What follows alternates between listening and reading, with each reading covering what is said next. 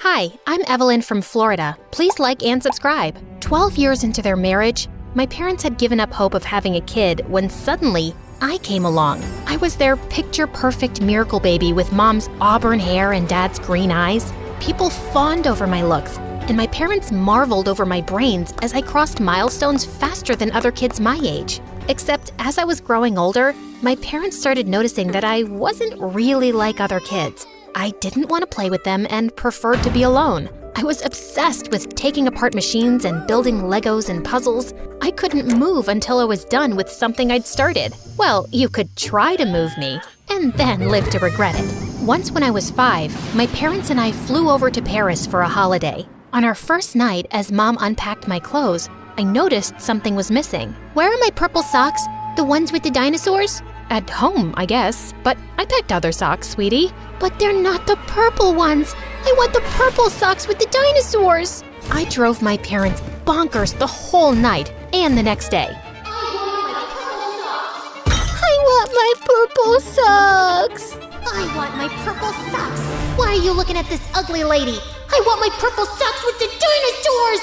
I threw myself on the floor and screamed as everyone in the museum stared at us, and my parents carried me out. And that evening, we took a flight back to Florida, and I slept like a baby with my purple socks on. My parents thought I'd get better in school, but things just got worse.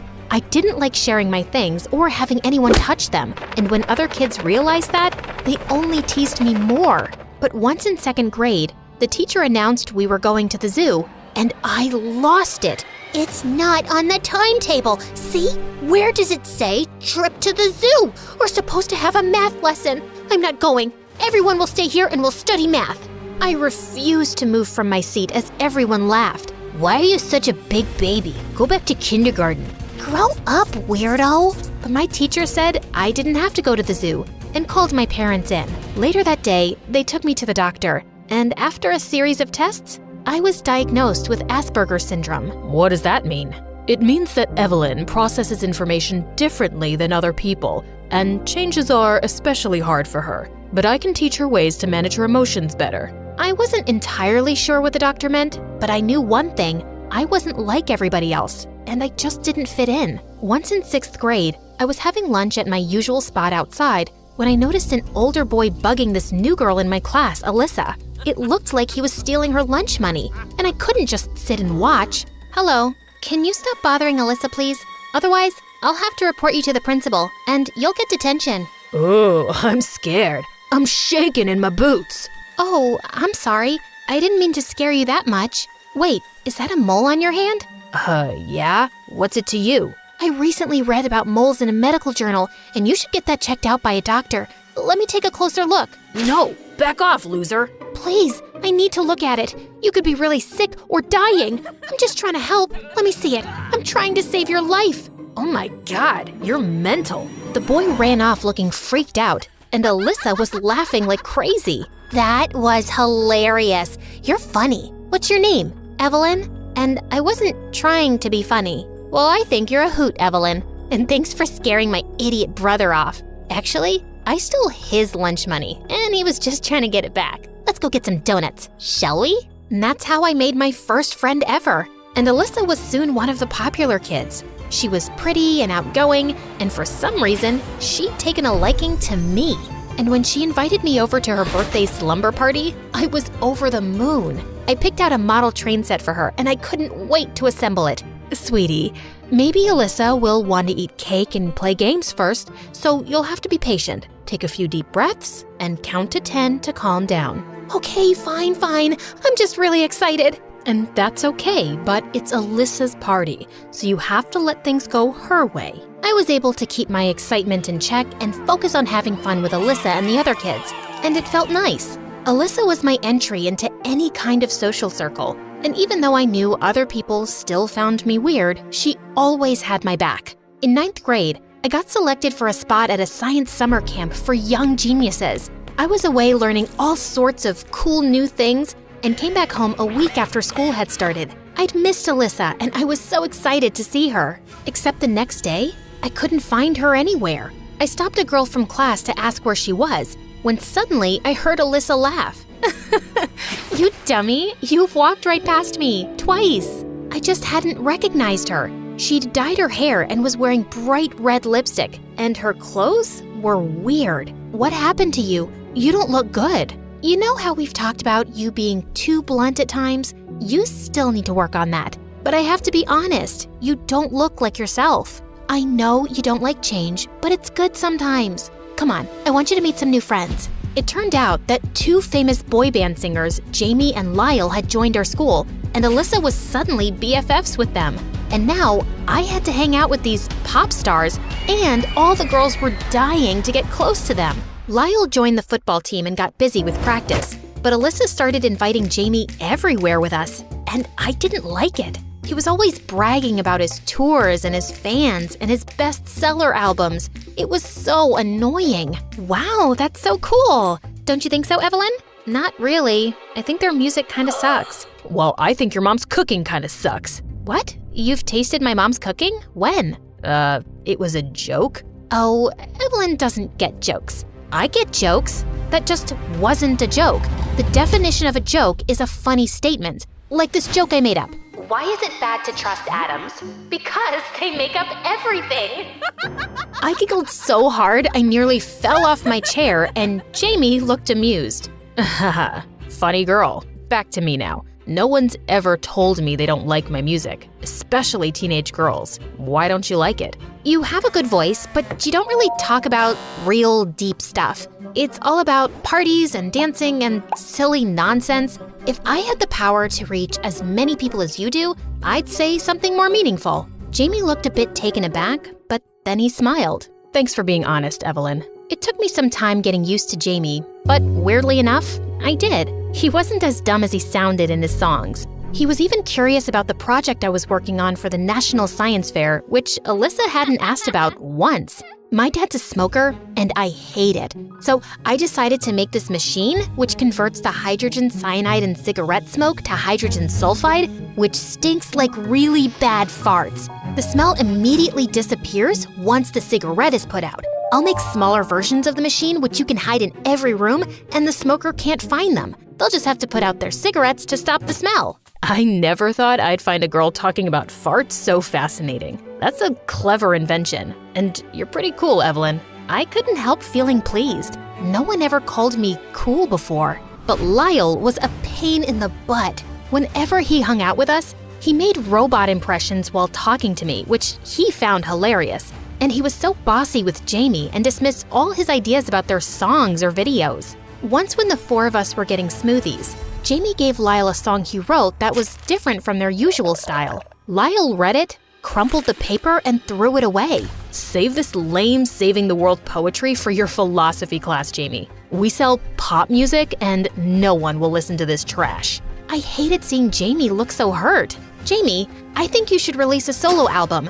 You're a much more talented songwriter than Lyle, and even your voice is 100 times better. He's just holding you back. Excuse me? You have no idea what you're talking about, so butt out. Evelyn, I'm sure Jamie doesn't need career advice from you, and you were super rude to Lyle. Jamie wouldn't look up from the ground, and I felt angry. Alyssa grabbed my hand and we left. When we were far enough, she turned to me. You don't always have to say exactly what you're thinking. What are you trying to do, break up their band? Jamie and Lyle are famous. Their music is popular, and being friends with them makes us popular. Also, I'm kinda dating Lyle, so can't you just be normal for once? You always made me feel like I was normal, but you've changed now, Alyssa. Well, I've always been different, and that's okay with me, especially if it means I don't have to like stupid pop music just because everyone else does. I was so angry I wanted to scream, but I took deep breaths and counted to 10. By the time I got home, I felt a bit better, but when Mom asked me how my day was, I told her everything.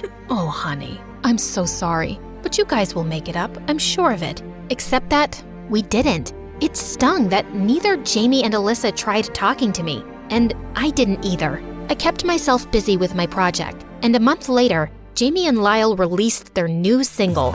It hurt my ears listening to it, but all the girls at school went crazy for them, and they'd even perform the song in the cafeteria at lunch. One afternoon, I was putting the finishing touches to my machine in the science lab when I felt tired and took a short nap. Suddenly, I heard something next to my ear and woke up startled, knocking my head straight into someone's face. Ow! Gosh, I'm so sorry.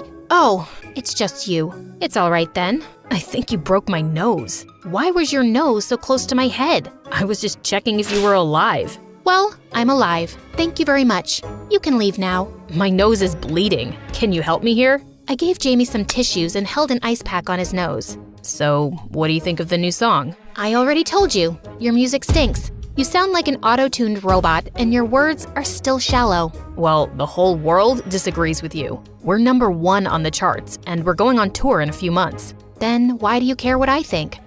I don't know. I just care. Look, I'm really sorry that I've been ignoring you because of Lyle, but the truth is, I've missed you, and the things you say matter to me, and your eyes are really green up close. I had no idea why, but my stomach was doing something really weird. Then why don't you just take my advice and become a solo artist? It's not that easy. I know I'm more talented, but recording songs takes money, which Lyle has. That's why he makes all the decisions. But I have been thinking about quitting the band. Just then Lyle barged in with Alyssa behind him. I knew I'd find you here. And I am so sick of you putting stupid ideas in his head, Evelyn. You don't know anything about the music industry or the real world. And suddenly, he took a swipe at my model and sent it crashing to the floor. No! What the heck, man? Are you crazy? Why don't you just worry about fixing your dumb machine and leave the music to us, Wally? I felt rage bubbling inside, and I just leapt forward and punched Lyle's face. Then I ran off as fast as I could. I cried for hours over my project. The science fair was next week. My parents were fuming at Lyle and trying to console me when the doorbell rang. It was Alyssa and Jamie with my broken machine. Evelyn, I am so sorry. I knew Lyle wasn't nice to you, and I should have stood up for you earlier. I got so caught up with being popular, and I've been a horrible friend. Please, forgive me. I was just so glad to have her back that I hugged her tight. She and Jamie promised to work day and night by my side to help me fix my machine, and I felt together we could really do it. The next morning, my parents and I were called into the principal's office. Lyle's parents kicked up a huge fuss and wanted me to apologize, which made my parents even madder. He broke our daughter's project. Do you have any idea how important that is? She broke our son's face. That's the source of his livelihood. We want this girl expelled. You know who we are, right? Why don't both parties apologize and we end this? I can't apologize to Lyle because I'm not sorry at all. My entire life, people have mocked me one way or the other. They think I don't understand their jokes or the looks and whispers they exchange, and I always act like I don't. But punching Lyle was the first time I really stood up for myself, and I'm never gonna take that back. The principal checked the CCTV footage in the science lab, and it was clear that Lyle had wrecked my project first for no reason, and he was expelled. And a week later, Jamie and Alyssa were cheering for me the loudest when I won first prize at the science fair. I'm so proud of you, Evelyn. And you were not kidding about how bad that fart smell is. It definitely got my dad to quit smoking. That's amazing. Also, I quit the band, obviously. I can't work with that jerk anymore. Time to go solo. But you'll help me with my songs, right? Of course. What are you gonna write about first? A girl who's gonna save the world. One crazy idea at a time. You're talking about me, right?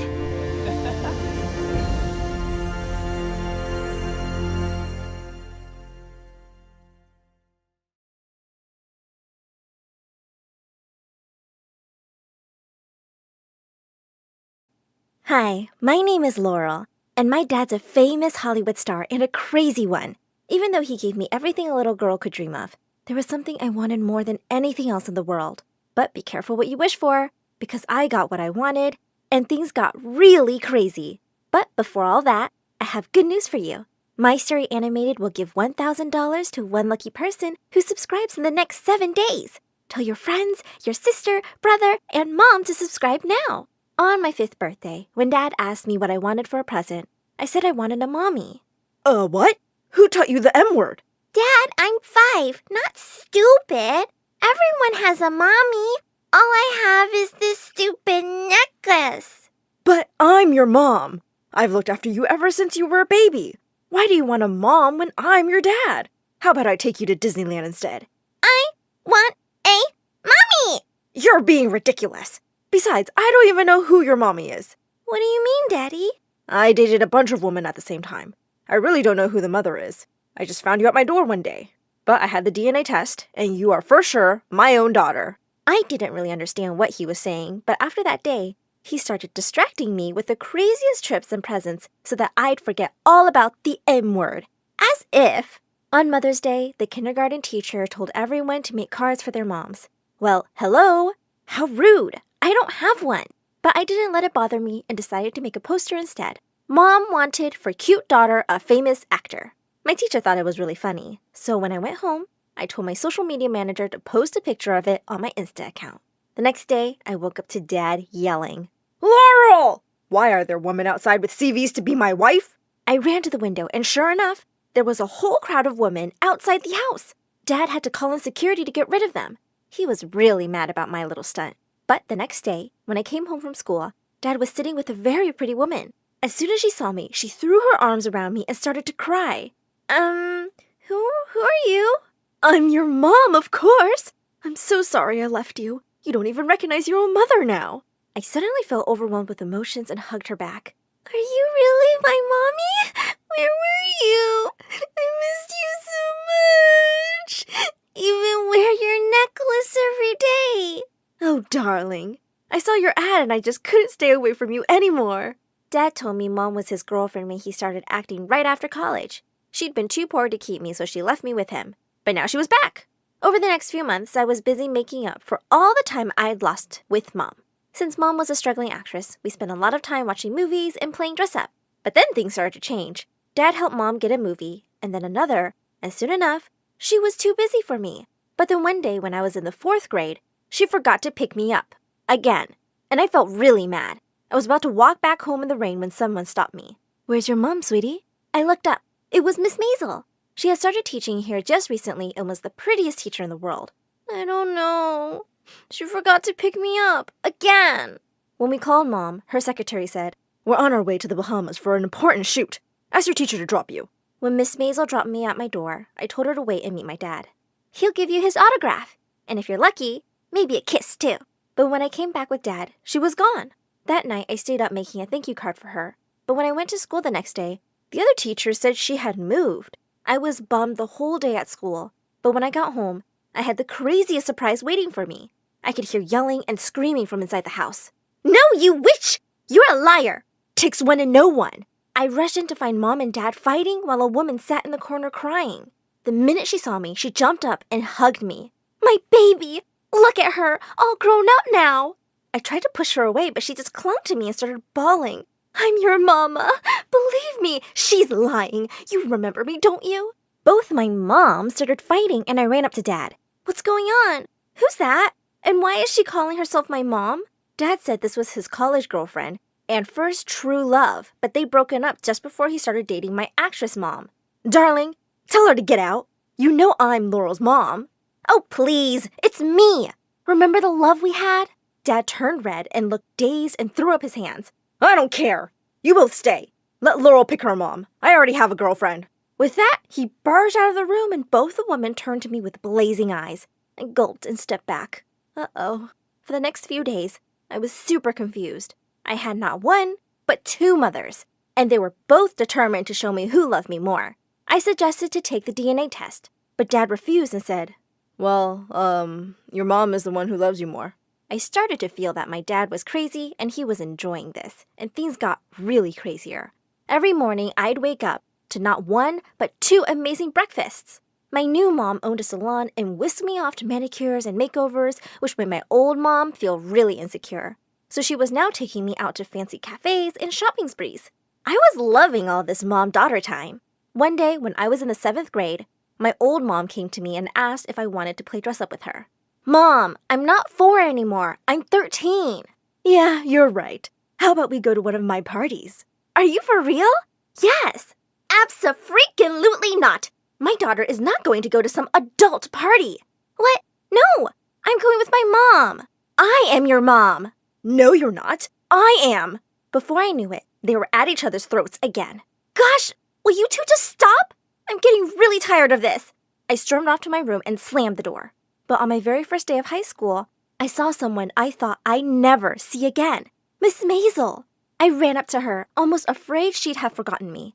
But the minute she saw me, she hugged me tight. You just left. I thought I'd never see you again. Well, I'm back. And now you'll see me every day because I'm your principal. I don't know who says high school sucks, but mine had just started out pretty great. I was friends with the principal already. Everybody in class seemed to be really friendly too, especially the boys. By the end of the day, I'd been asked out by the captain of the swim team, Brad, and I wasn't complaining. I started spending a lot of my free time with Miss Maisel in her office, and she would sometimes help me with schoolwork. She was rather appalled when she saw just how bad my grades were. Don't your mom and dad say anything? No, my mom's and dad says I don't need to study a word. We'll see about that, Missy. You need to work harder and spend less time with that Brad. What was she, my mom? On the day of the prom, Dad asked me why I looked so excited. I'm going to prom with the captain of the swim team, Dad. What? No, you can't date any boy. No daughter of mine is dating a jock and coming home pregnant. But Dad, it's just a dance. I said no. I'll be watching you. And he wasn't kidding. He practically set up camp at the front door. As I was thinking about how to escape that evening, suddenly both my moms came into my room. Your dad's being stupid. Every girl deserves to go to her prom. We're going to help you, sweetie. Mom 2 gave me the cutest dress and great makeover. And then Mom 1 put her acting skills to good use. She went to the kitchen, let out a shrill scream, and pretended to faint. While Dad went running to her, I slipped out the door and ran off grinning. My moms were the best. When I walked into the hall, I instantly had boys swarming over and asking me to dance. Thanks, but I'm here with Brad, guys. You're sure? I think he's here with someone else. Just then, I caught sight of Brad with his arms around the cheerleading captain, and he was kissing her. I pulled them apart and demanded to know what was going on. What do you mean? You're my boyfriend. Why is your face stuck to her face? I don't know. I don't like you. I'm sorry, what? Yeah, you're cute and rich and an actor's daughter, but I don't know. I like her better. I was furious. Before I knew what I was doing, I grabbed a glass of punch and dumped the whole thing over his head. You horrible, horrible jerk! As I was busy pulling his hair, I heard Miss Maisel say, What is the meaning of this, Laurel? Immediately, I let him go and turned to her, angry tears streaming down my face. What's wrong? Just back off! What are you, huh? My mom? I rushed past her to the bathroom. I felt like such a fool. A minute later, Miss Maisel joined me. I looked at her and burst into tears as I told her everything. She told me I could do so much better than a dumb jock like Brad. Pretty boys can be a pain, really. Look for people who are kind. After a while, I stopped crying. She had a point. Suddenly, she reached into her bag and offered me a chocolate. That's my favorite. Thanks, Mom. I gasped. Had I just called the principal Mom? Could I be any lamer? But to my surprise, Miss Maisel suddenly hugged me. Think of me like your mom, always. Miss M, I have 2 Mom. Oops! As I pulled away, my necklace got caught in hers, and then everything came crashing down. The necklace she was wearing was the other half of mine. What the? Why do you have that? Oh, Laurel. Wait, let me explain. Oh no, don't freaking touch me! You! It's you! You're my mom, aren't you? You lying, horrible woman! I hate you! And with that, I ran home in complete shock. I'd seen her, my mother, and the 2 women who fought over me every single day had both been lying? As soon as I got home, I barged into Dad's room. They are lying! They're both liars and gold diggers, Dad! I saw her, my mother! She has the other half of my necklace! I told him everything, and both moms looked like they'd passed out. Dad looked furious. I knew one of you was lying. That's why I let you stay in my house. But you were both lying? They both burst into tears, telling me they loved me. I told them to save it and turned to Dad. It doesn't matter anymore. You were right all those years ago. Mothers freaking suck. You're my only family, Dad. Just then, the maid announced Miss Maisel was here to see Dad. As she came in, I looked at Dad to see his reaction, and to my shock, he jumped up and hugged her. What? He said she was the sister of his dead college best friend. Dad, it's her. She has the necklace. She's my mom. Impossible. We never dated. Of course we never dated, but you were with my sister for a while, and then you decided you guys were better off as friends, remember? Then she had Laurel, and after she passed away, our mom left Laurel at your door. Miss Maisel said after a while she'd come looking for me because she promised my real mom she'd look after me. but I thought telling Laurel would upset her, so I just kept a look from afar. That necklace was something I gifted your mom. That's why I had the second half. For a minute, Dad and I were stunned, unable to believe what we were hearing. My real mom was gone! I burst into tears. Suddenly, Dad, my two moms, and Miss Maisel hugged me, promising to be there for me forever. What was her name? Your mom's name was Sandra. I asked for her picture. When I saw her face, I could see how much we looked alike, and it made me miss her even more. Years passed. I moved forward from the loss of never knowing my birth mother, and forgave all the people who had lied to me. And today is my wedding. And even though my own mom won't be here to give me away, I have one crazy dad and 3 wonderful women who love me very much to do just that.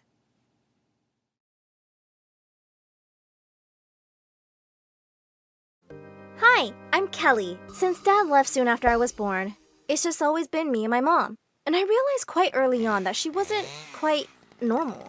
On my 3rd birthday, Mom suddenly started running around like crazy and pulling the curtains shut. Then she blew out the candles on my cake and pulled me under the table. They're coming, Kelly. Who's coming, Mommy? Aliens, of course. We giggled quietly as we ate cake in our hiding spot. I thought she was pretty cool to make up funny games for me. Once when I was 5, we were at the park when suddenly she pointed excitedly at a man on a bench. Oh my God! See that guy, Kelly? He's your dad! Go hug him! I was so happy that I ran and threw myself at him, but he freaked out when I called him Daddy and quickly left. Just then, Mom came running after me, screaming, How many times have I told you not to talk to strangers? And you're hugging one? Are you stupid? But, Mom, you just told me to. She dragged me home and I was so confused. What kind of a game was this? Well, things just got worse. Mom was getting crazier. When I was 14, I had a high fever once and she took me to the hospital. The doctor was about to give me an injection when suddenly, Mom went bonkers. Oh my God, are you trying to drug my daughter? I'm calling the cops right now, you kidnapper! And then she attacked him. He had to call for help and it took 3 people to calm her down. The doctor told me Mom might have a condition called schizophrenia, and I'd have to keep an eye on her as much as possible. I knew I couldn't look after her while I was at school. Since Mom had a teaching degree, I asked her to apply as a teacher at my school, and thankfully she was hired. But to be honest, I didn't want anyone to find out we were related. The next day at school, I was running off for a big baseball match when I bumped into Mom. You're gonna be great, honey. I love you. Thanks, Mom. And I ran off before anyone saw us.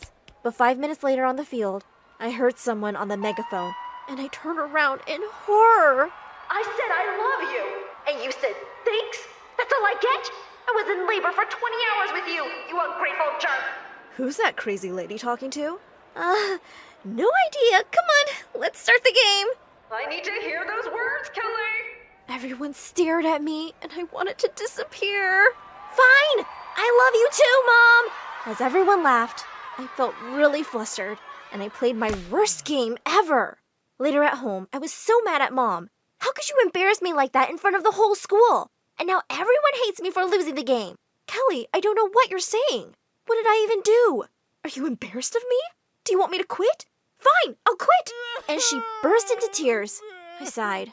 No, Mom, I don't want you to quit. I'm sorry, okay?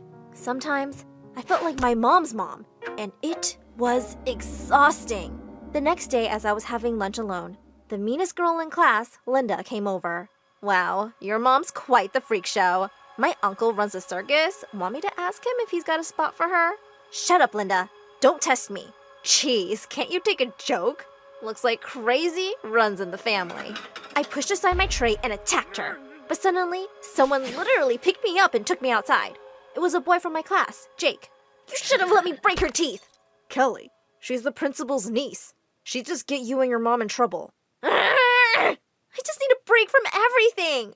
Well, how about we get out of here and do something fun? I looked at his kind eyes and my heart raced a little. How had I not noticed he was so cute before? After that, we were hanging out together all the time, and soon enough, we started dating. One day, Jake and I were making out in the science lab when suddenly, Mom walked in on us. I was so sure she'd kill me, but instead, she smiled broadly. Oh, my baby girl has found such a cutie. I'm so happy for you. But anyone can walk in here, guys. The janitor's closet is a much better place. Wow, your mom's so cool. Let's go to the closet then. We'd only been there 5 minutes when Mom barged in with the principal. See? I told you they were up to something. Didn't your parents teach you any morals? Mom, what are you doing? Thanks to her, Jake and I were scolded by the principal in front of everyone and given a week-long suspension. But Jake had a party planned at his place the next night, and nothing was stopping me from going there. I sneaked out, and my jaw dropped at the size of his mansion. It also looked like he'd invited the whole school.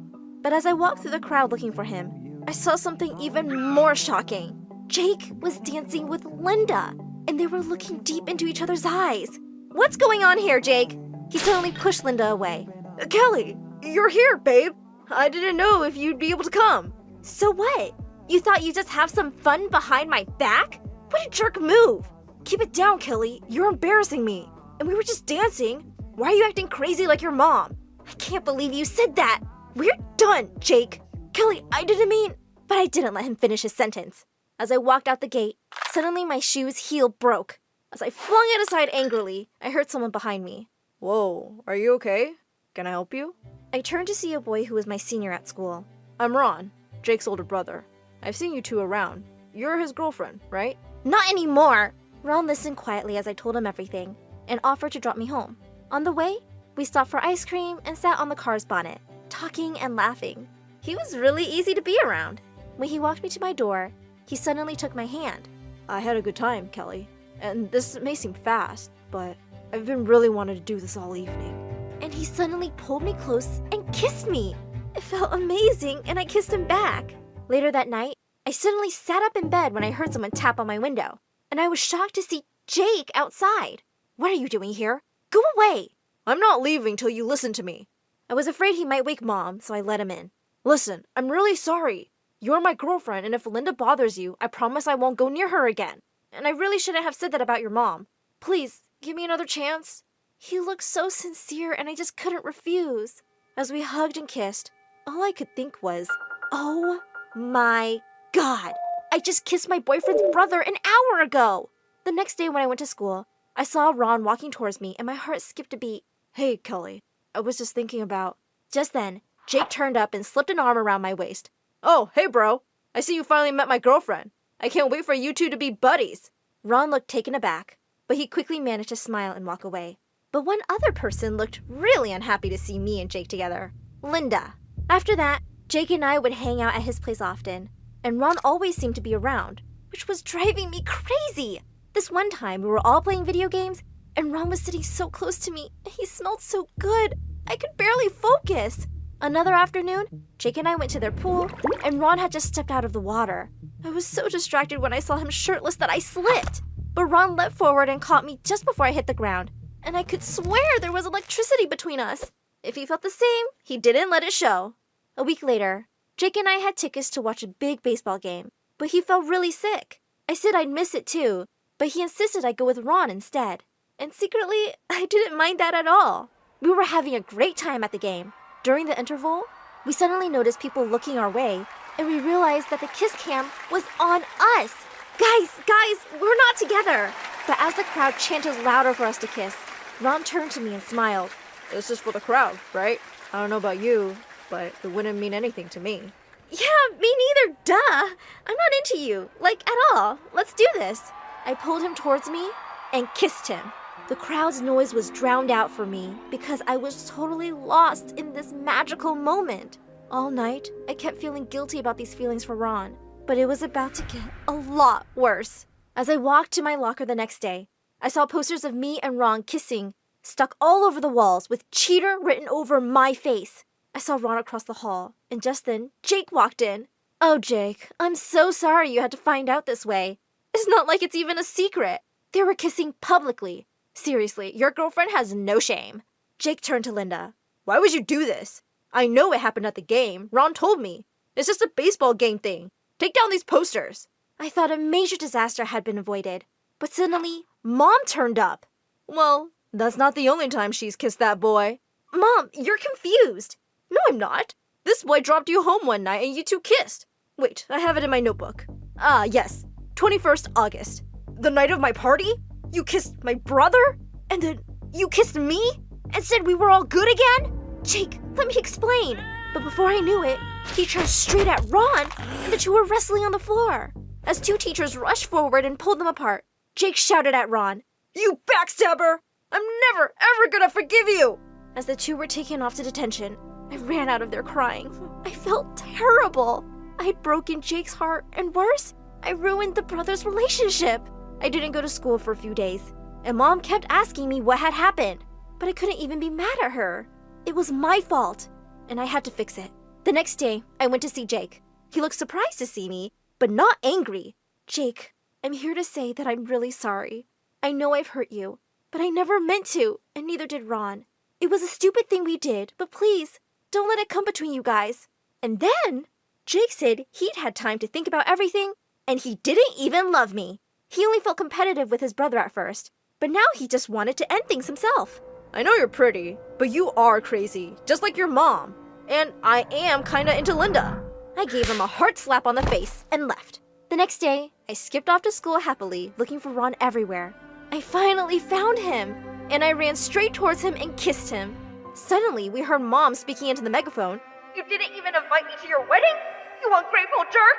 Well, Ron and I are dating now, and it's the happiest I've ever been. We also took Mom to the doctor together and got her onto meds. And she's doing a little better. I was falling. A scream escaped my throat. My life flashed before my eyes. You must be wondering how I got here. Trust me, I'm asking myself the same. My name is Ivy. I'm from Maine. Like and subscribe for good luck. I was born to parents who owned a circus, and we loved everything about it. Daddy, I want to be in the circus too. Please, please, please.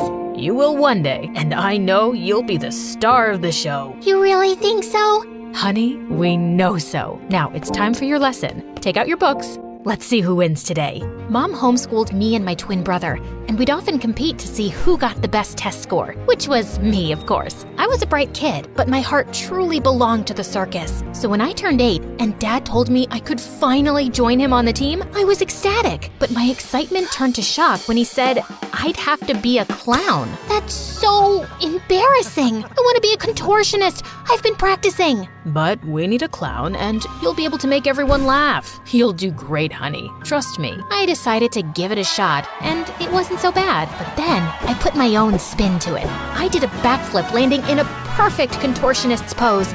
After that day, being a contortionist clown became my thing, and I became the circus's star performer. Life was perfect, but then I turned 15 and everything changed. I was performing on stage one day when the whole area burst into flames. People running, things falling.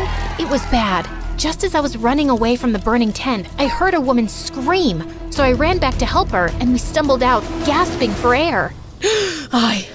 I so wanna...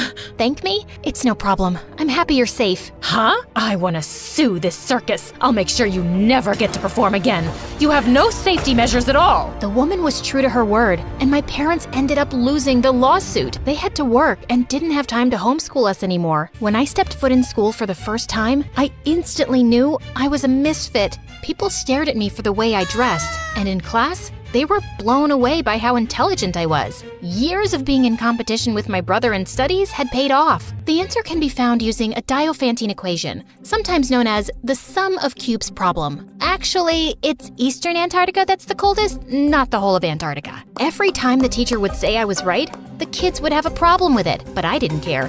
I was having too much fun studying. I became the top student in no time. Life was fine, except Mom and Dad were always short on cash. So during the 11th grade summer break, my brother and I picked up part-time jobs at the hotel. With our first salaries, we took Mom and Dad to a carnival, and I could see how much they missed their old life. I wish I could find a way to bring my parents' circus back. I was in luck because the very next day, I saw a poster in the hotel lobby asking for auditions for a talent competition. But seeing me in my barista uniform at the auditions, I could tell that the judges weren't impressed. These auditions are for the greatest talent, not someone who can make coffee the fastest. Please, don't waste a... Before he could finish, I did a killer backflip and a split that made them stand up in their seats. And just like that, I was in. I ran outside excitedly to tell my brother. when I saw a guy holding him by the collar. Who's gonna pay for this scratch?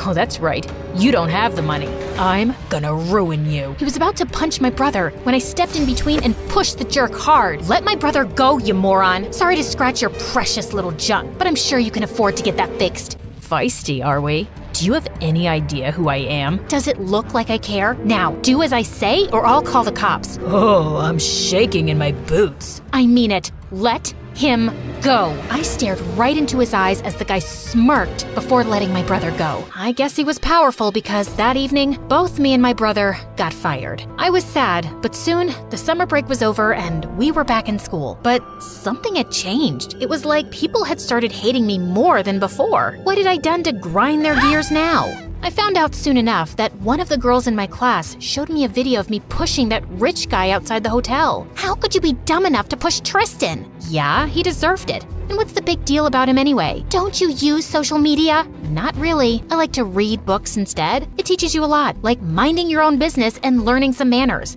Now, if you can step aside, I have a class to get to. The rest of the day, I ignored all the angry stares. Later, I found out that he was some kind of social media influencer with over 10 million followers. Good for him. I thought this whole video thing would die down in a few days, but to my horror, it was worse than I could imagine. I was a public figure now, with all eyes on me, especially because Tristan followed me everywhere. I picked up a new job at a cafe nearby, and Tristan would drop in every day. I'd had it with his stupid face, so I decided to teach him a lesson and poured a bottle full of salt in his food. His face went red as he took one bite. Do you like it, sir? Anything to go with it, like water or maybe some more salt? This is perfect. Can you tell me who the chef is? I'd love to kiss their hands. She's busy. Anyway, if you're done for the day, kindly leave. You're catching too much attention and it's a little annoying. I'm guessing you're talking about all those ladies by the window. I can tell them to leave, if you agree to go out on a date with me. Are you bored or simply crazy? What makes you think I'll ever go on a date with a moron like you? Ouch, that hurt. But I deserve it. I was a jerk. It's just that I had a big argument with my mom and I took all the anger out on you, which was totally not cool. Yeah, it wasn't. And you're really not helping your case by stalking me. I know, but I can't get you off my mind after I saw how you stood up for your brother. That takes courage. All I'm asking for is one chance. If you feel like you don't want to see me after that, I won't bother you again. Tristan, I don't care. Just leave. But the guy just didn't back down. He'd show up every day at my workplace to ask me out, and every day, I refused. And one evening after my shift ended, I found him outside my workplace with my brother. Later, he told me how Tristan was there to apologize and even offered to get him his job back. That was kind of nice of him. I guess he wasn't all that bad. So when he asked me out again, I decided to give it a shot. I was expecting him to show off and take me to some fancy restaurant in the city, but instead, he took me to my favorite taco place. Wow, you're cheap for someone so rich. And you're too pretty for someone that tough. Anyway, what were you doing at the hotel that day? You know, when you hit my brother? You won't let that go, will you? I was there for an audition. Wait, for the competition? I'm in it too. I didn't know making good coffee was also counted as a talent. Ha ha, very funny. Just then, I showed Tristan a few basic contortion moves and he was blown. Then he showed me his awesome tricks with cards, and I was really impressed. Wow, how did you do that? That's amazing. I wish my family would feel the same. They think I'll end up making a fool of myself on the show. When we do things that give us joy, it doesn't really matter what people think. Tristan and I went on multiple dates after that, and soon he asked me out officially. My brother was happy, but the girls at school just weren't digging it. I didn't care. With Tristan by my side, I felt like a whole new person. He was so much gentler and calmer than when I first met him, and it made me super happy. And then one day on his birthday, he invited me to his home for a party. I'd just stepped one foot inside when suddenly my whole world came crashing down. Ivy, that's my mom. And Mom, that's the clown? What is this circus freak doing here? You said you were bringing your girlfriend home. If you think I'm a freak, you should see yourself in the mirror. Guys, what's going on? You know each other? Your mom is the reason my family is struggling. She sued my parents and bled us dry. I hate her. And I would do it all over again in the blink of an eye if I saw you around my son. You think I'm the same stupid girl who saved you that day? If you come close to my family, I'll be your worst nightmare. I wanted to say more, but I was too shocked and upset, so I just turned around and left. Tristan tried his best to reach out to me, but I just didn't want to talk to him. If he was her son, then there was no chance of us ever being together. Soon, it was time for the competition, so I forgot about my issues and started practicing. The competition lasted for days, and I was able to reach the finals. People rooted for me, and I was confident I'd win it too. But on the last day, I twisted my ankle and lost to a really amazing musician. I was devastated and locked myself up at home. I just didn't have the strength to talk to anyone. Then one day, Mom and Dad sat down next to me. A dumb competition can't dampen your spirits, Ivy. You're too good for that. But I wanted the money. I needed it to get the circus back. I know you guys miss it. I just wanted to make you happy. That's not your job. And we're happy as long as you are. Now come on, we need you to get out of the house. How about some ice cream? Or a trip to the petting zoo? Anything you say. After talking to Mom and Dad, I felt a lot better. But there was something that still troubled me a lot. Tristan and his mom. I had been ignoring them for the past few weeks, but he was back to being his stalker self, and it was super annoying. Then one day at home, I was busy watching an MSA video when my dad told me I had a friend waiting for me downstairs. And of course, it was Tristan. What do you want? I know you don't want to see me, but Ivy, you have to know this. My stepmom... Hold on, stepmom? Yeah. Mom left us when I was a baby, and Dad married her so I would never miss Mom. So did that help? What? No. You're missing the point. After you left, I did a little digging and realized that your parents aren't the only one Mom has wrongfully sued. She does it often to scam people for money. Tristan went on to explain how his stepmom was a lawyer and sued people for damages they couldn't afford. Once you get stuck in the whole thing, she makes sure that she gets the most money out of you by creating fake issues, like the fire at your circus. She started that. How do you know she started a fire, and why are you telling me this? I heard her talking to her assistant yesterday. I guess when she saw you, she felt threatened and started planning another lawsuit so you wouldn't get in her way. I don't know what to say. Even if what you're saying is true, how will anyone believe us without proper evidence? I'm her son, so if I give a statement, maybe the police can start an investigation. It'll be worth a shot. Tristan was right. I had to try something to make his stepmom pay, so I went with him and filed an official complaint. It took some weeks, but finally, the police were able to gather all the evidence against Tristan's stepmom. They froze her account, but before they could arrest her, she simply vanished. My parents won huge compensation from the court and used that to build the circus. I was so happy, and I only had Tristan to thank for everything. I always liked him, but this only made me fall for him more. We were walking over the bridge one day when suddenly Tristan turned to face me. Ivy, I love you. I'm sorry, I tried to let you go, but I can't. I wanted to tell you, but before I could complete my sentence, someone pulled me hard. Tristan's stepmom. You witch! You ruined everything I had built! You'll pay for this! Saying that, the woman pushed me. As I backed up, I tripped and ended up falling. Okay, so here we are, right where we started. I thought I was done for, but Tristan grabbed my arm and pulled me right back up. Are you crazy? She could have gotten hurt. Oh, yeah, whatever. She's fine, right?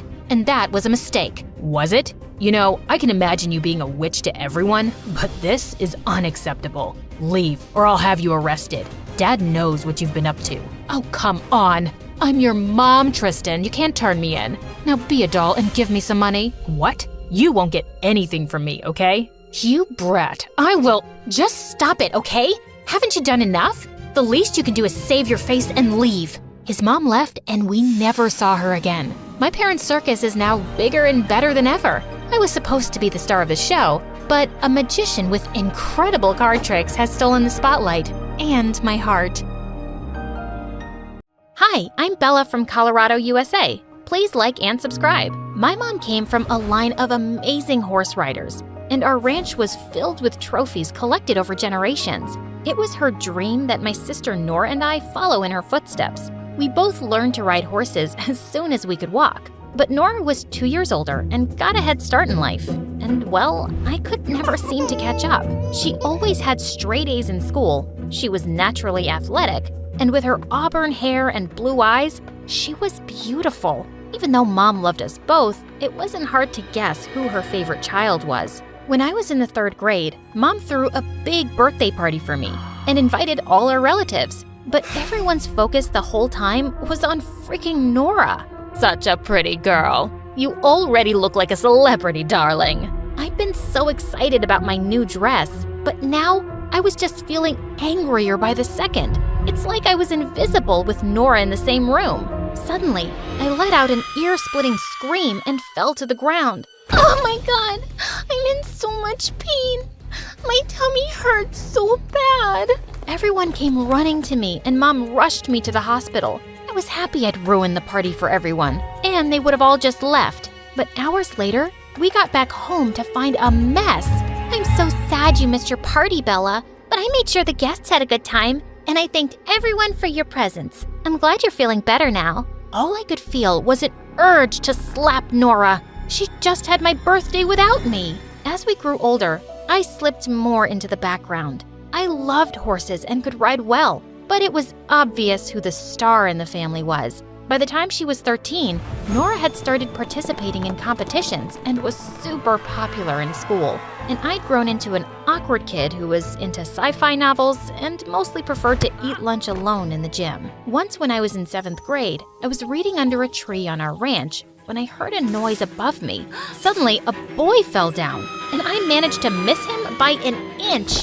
Gosh, you nearly killed me. Who are you and where'd you come from? Fell down straight from heaven. I'm gonna punch you in your face if you don't tell me. Okay. I'm Jeremy and I just moved in next door. I did something to my stepfather and he's really mad, so I'm hiding from him. What did you do? I may have given some important papers to our dog and he may have ripped them up. But trust me, my stepdad deserves it. He's not a nice guy. Come on, I'll show you a better hiding place. You can hide anytime you want. I helped him up to his feet, but he yelled out in pain. It seemed like he twisted his ankle. Just then, Nora came galloping on her horse, and Jeremy looked awestruck. Whoa, who is that goddess? Ow! You trying to break my other ankle too? Oops, sorry. It was an accident. Nora stopped by to ask who he was, and I explained. You obviously can't walk. Hop on, I'll give you a ride. The two of them rode away, and he looked like a princess who had been rescued by a knight. Why did Nora have to be such a freaking hero? And Jeremy and Nora became best friends after that day. He was also in her class at school, and soon the two were inseparable, which meant that he was always at our place. And over time, I couldn't help having a crush on him. He was smart and funny, and we had so much in common. And he loved science fiction too, and we could talk about it for hours, if Nora would let us. One day, Nora showed me an expensive bracelet. Isn't it beautiful? Jeremy gave it to me yesterday. You mean on Valentine's Day? Yeah, but just as a friend, of course. Nora, are you dumb? It's so obvious Jeremy's in love with you. What? No, he's not. You wouldn't know because you don't have any guy friends. Or any friends, actually. And you are so self-absorbed. You're completely blind to everyone's feelings. You're giving him the wrong idea by accepting that present. You don't know what you're talking about, geek, so stay out of it. I knew I was right, but there wasn't much I could do. Soon after in 8th grade, I was so excited when I found out about a huge sci-fi convention happening in town. But as I was telling Jeremy about it, Nora spoke up and said they'd already bought the tickets. Oh, that's amazing. I can't wait.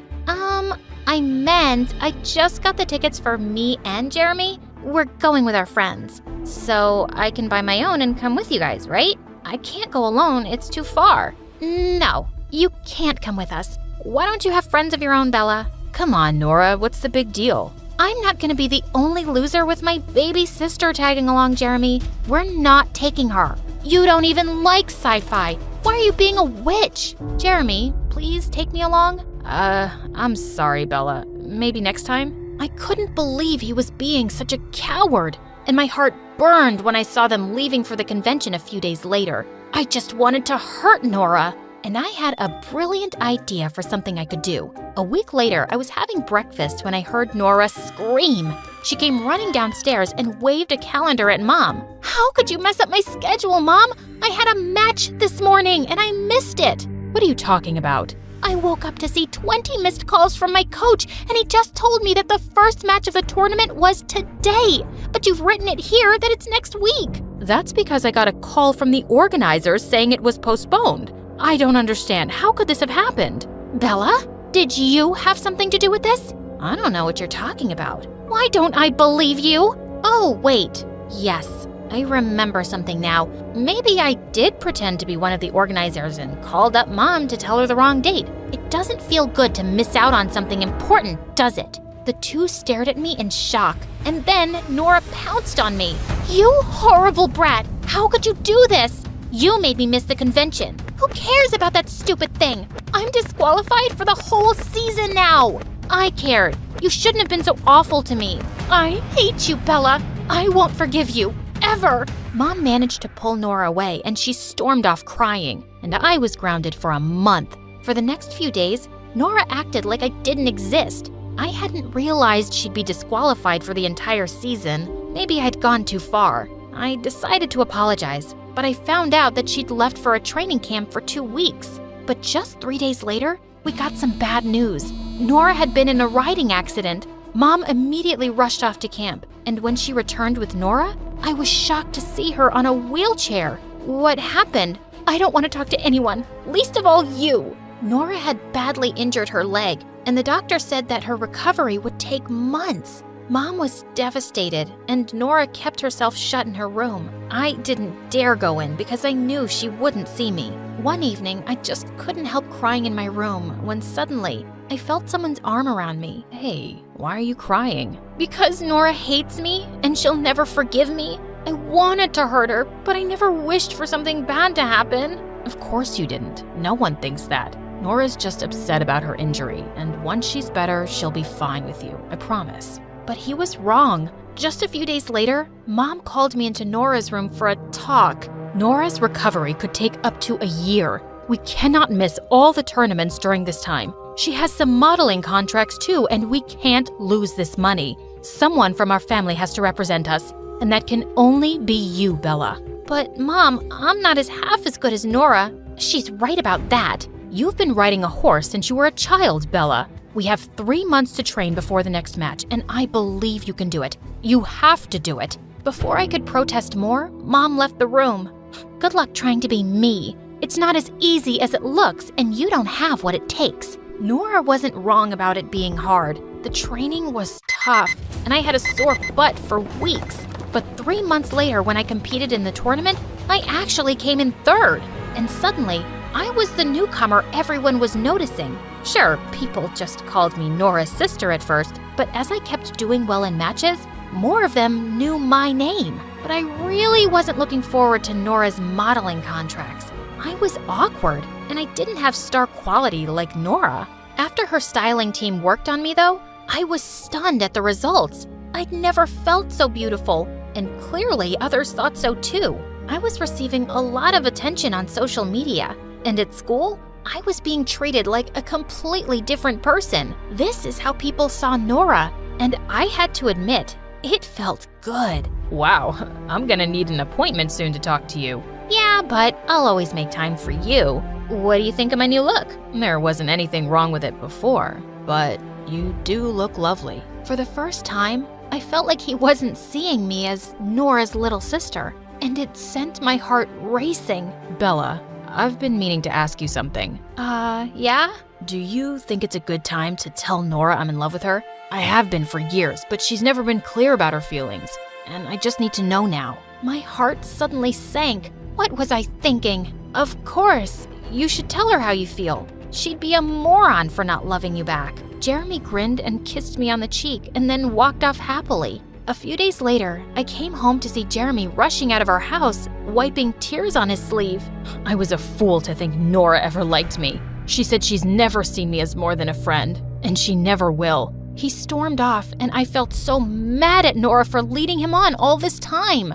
I didn't see her till later at dinner, and it looked like she'd been crying, but Mom looked really excited. Bella, I have such amazing news. You've been selected as one of the best newcomers to participate in a tournament in London. This will open international doors for you, darling. I knew it had always been Nora's dream to compete in Europe. As Mom went on and on, Nora suddenly swiped half the dishes off the table. It should have been me, but you've stolen everything from me. Nora, I only started competing because of you and Mom. Oh, shut up. You've always wanted everything I've had. Congratulations. Now you have it. That's not true. Oh, you wanted Jeremy too?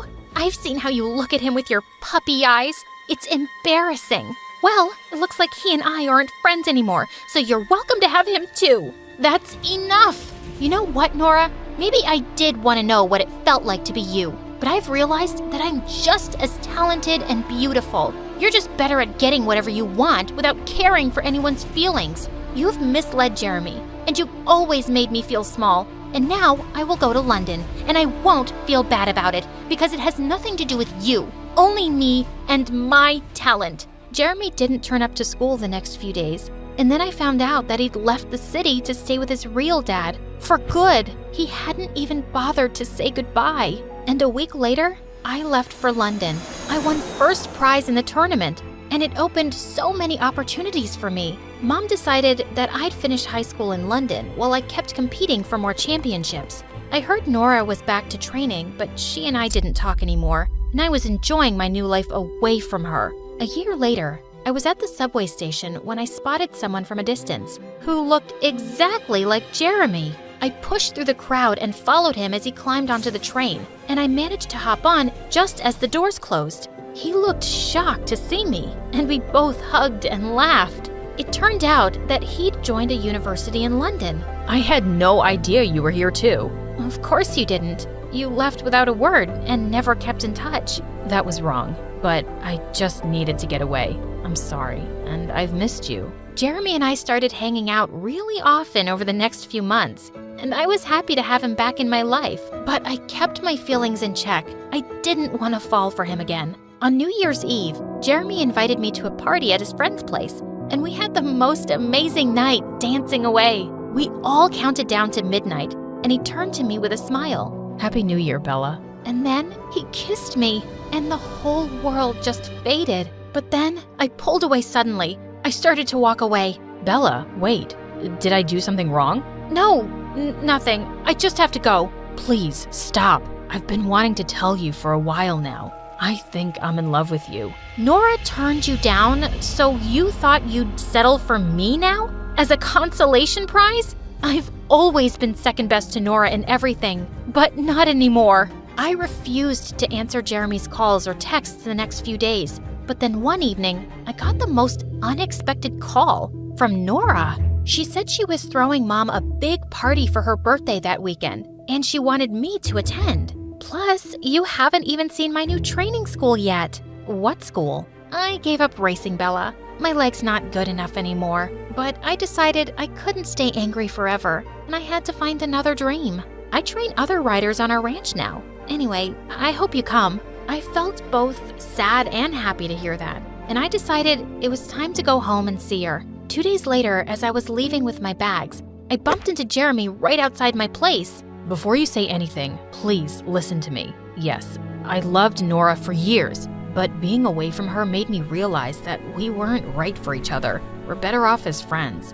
And you're not second best to anyone, Bella. If you don't love me, I can accept that. But I just had to tell you how I feel. I love you. Jeremy, I love you too, you idiot. As he pulled me close, he suddenly noticed my luggage. Wait, where are you going? To see Nora. I need to fix things with her. I'm coming with you.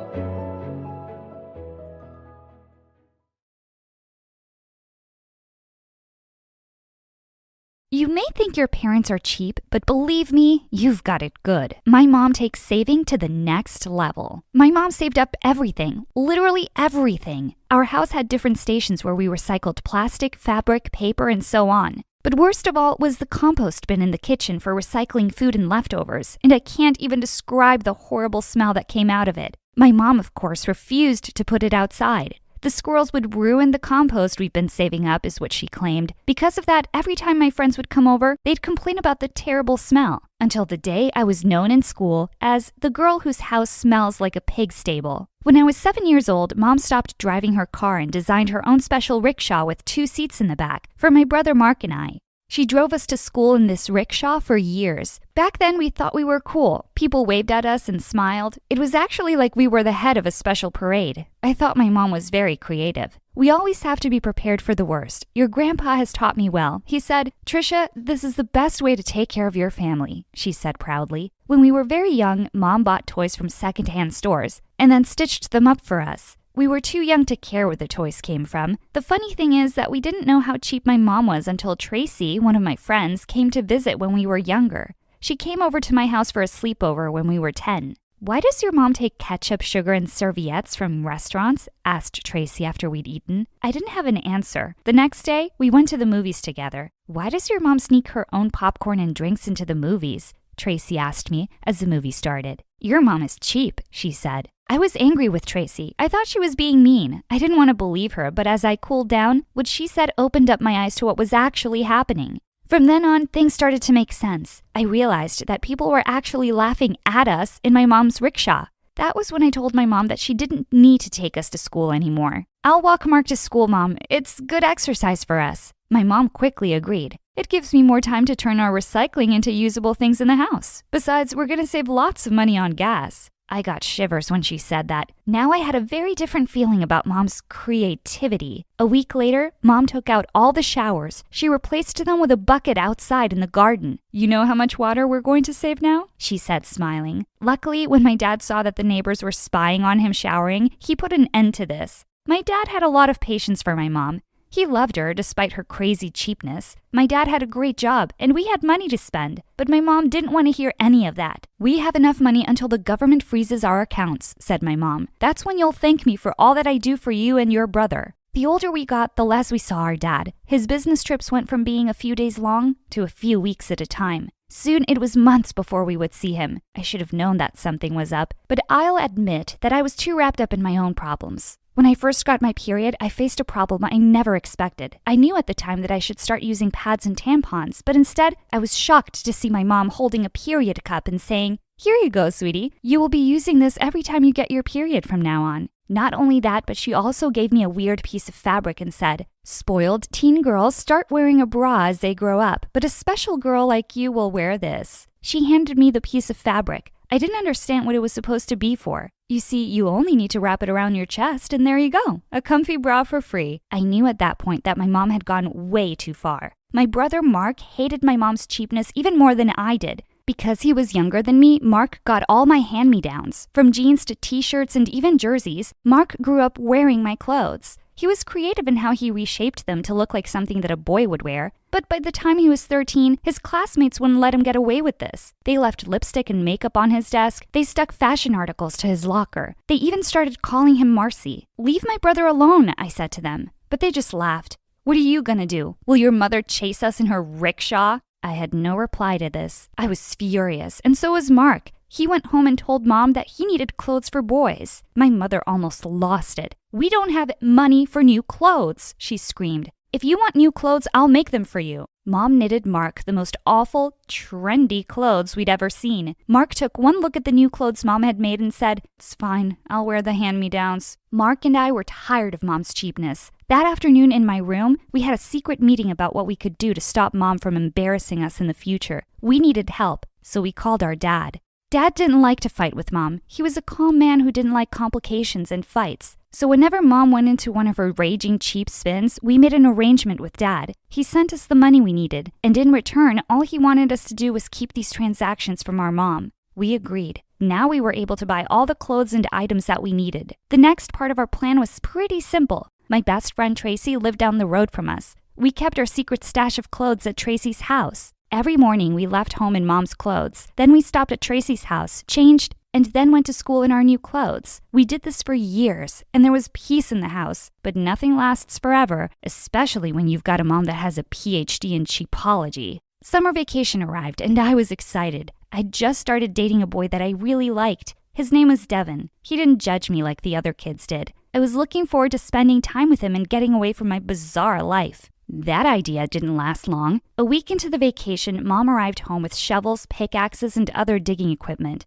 "Mom, what's going on?" I asked. Mom smiled. "We're going to build a bunker. I've borrowed all this equipment from our neighbors so that we can get it done quickly." "We're going to build a bunker?" As in, Not just you? Correct. My hands make light work, and we'd better get this done before your grandpa comes to visit. He's always said that every house must have a bunker. I was surprised to hear about this visit. Grandpa hadn't left his home in 20 years. My grandfather was in the Second World War. It left him paranoid about the future. He turned his home into a doomsday bunker and taught his family to save everything they could. Nothing useful was ever thrown away, and it had to be used at least 3 or 4 times before it was thrown out. Grandpa was the reason Mom was the way she was. Mark and I didn't have a choice in the matter. We were going to build a bunker. I had to cancel plans with Devin. I made as many excuses as I could, but he wouldn't believe any of them. "I'm coming over to see you," he said. Before I could stop him, he hung up. A few minutes later, he arrived at my house. Up until then, I'd managed to keep him outside. I greeted him at the front door, covered in dirt. "What's going on?" he asked. I knew that no excuses were going to make any sense now, so I told him the truth. To my surprise, he didn't run away or even laugh. "Cool, I've never seen a bunker before. Can I check it out?"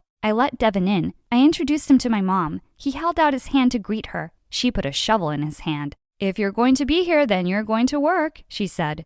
At that moment, I could have died, but Devin just smiled and said, "Thank you." We spent the rest of the day digging. How romantic, right? We dug for hours and hours, only resting to have breakfast, lunch, and dinner. Dad was away on yet another business trip and was basically unreachable. We worked like this for a week, with Devin coming over every day. We dug until our hands ached. When our neighbors started seeing what Mom was doing, they became suspicious. They called the police on us. A squad car came around and asked Mom what she was doing. She told them about the bunker. They nodded while she spoke, but we could tell that they wanted to laugh at her. The police left soon enough, asking Mom to make sure that the structure was safe. Mom told them that it would be, but knowing Mom, she'd never hire an architect to design this bunker. "It's a waste of money," she said. Anyway, my father taught me how to make a bunker when I was 9 years old. 9?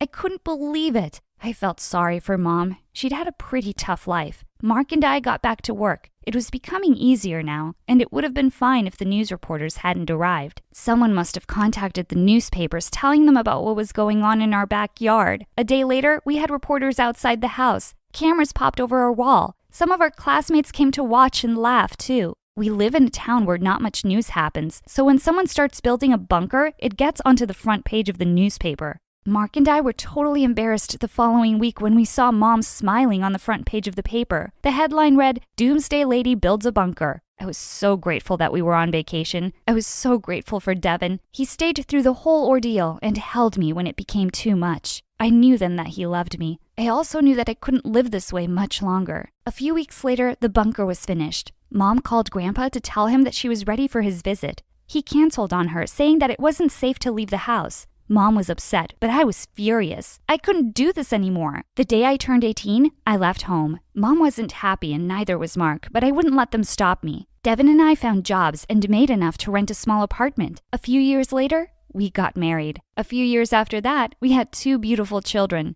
Being a mother was tough, but I promised myself I'd be nothing like my mom. I kept in touch with Mom, but only through calls and messages. I kept my distance from her. Mark came to visit often. Dad, well, he was so busy with work that we barely heard from him. When my kids were about 5, Mom called me with news. "Your grandpa is coming to visit," she said excitedly, "and I'd like you to come and see him." I didn't want to go, but Devin talked me into it. "Family is important," he said. So we went. The next day, we went to my mom's house. "He'll probably come on the bus," said Mom. Back in the old days, he would have walked, but his hip is acting up now. Mark and I looked at each other. What kind of family had we grown up in? "Go to the bus to pick up your grandfather," said Mom. Mark and I walked down the road to the bus stop. The first bus arrived, but Grandpa wasn't on it. He wasn't on the second or the third bus. An hour later, we walked back home. As we arrived back at the house, a brand new car pulled up to the house. Mark and I couldn't believe it. It was Grandpa. He looked nothing like we remembered him. The Grandpa we remembered wore old clothes, cut his own hair, and had a beard longer than Santa's. This Grandpa stepped out of the car looking different. He was dressed in sick clothes and looked like $1,000,000. "Kiddos, so good to see you both. Come give Grandpa a hug." We hugged him and smelled his cologne. It was definitely something expensive. Then we helped him with his bags. If we were shocked by what we saw, Mom's reaction was even worse. She just about fell over when she saw Grandpa. He was different, calmer, friendlier, laid back, and full of jokes. Mom showed him around the house. She went through each room and explained how she had used everything that he had taught her when she was a girl. Grandpa smiled politely, but we could see that he was surprised and a little shocked by Mom's efforts. Finally, Mom showed Grandpa the bunker. We could tell how proud she was of her design. And we put it together in just over a month, she said, filled with everything we'll need for 10 years. Grandpa's face went white. That's great news. Why don't we get some fresh air? And I could use a glass of water. Mom said she'd get it for him. While Mom was away, Grandpa pulled us aside. What's happened to her? He asked. What do you mean? I said. She's always been like this? Always? Asked Grandpa. He paused a moment and then dropped his head. It's my fault. I raised her believing that the end of the world was always just around the corner, although I was rich. But after my wife was gone, I realized I was a lonely man and that I missed out on a lot in my life.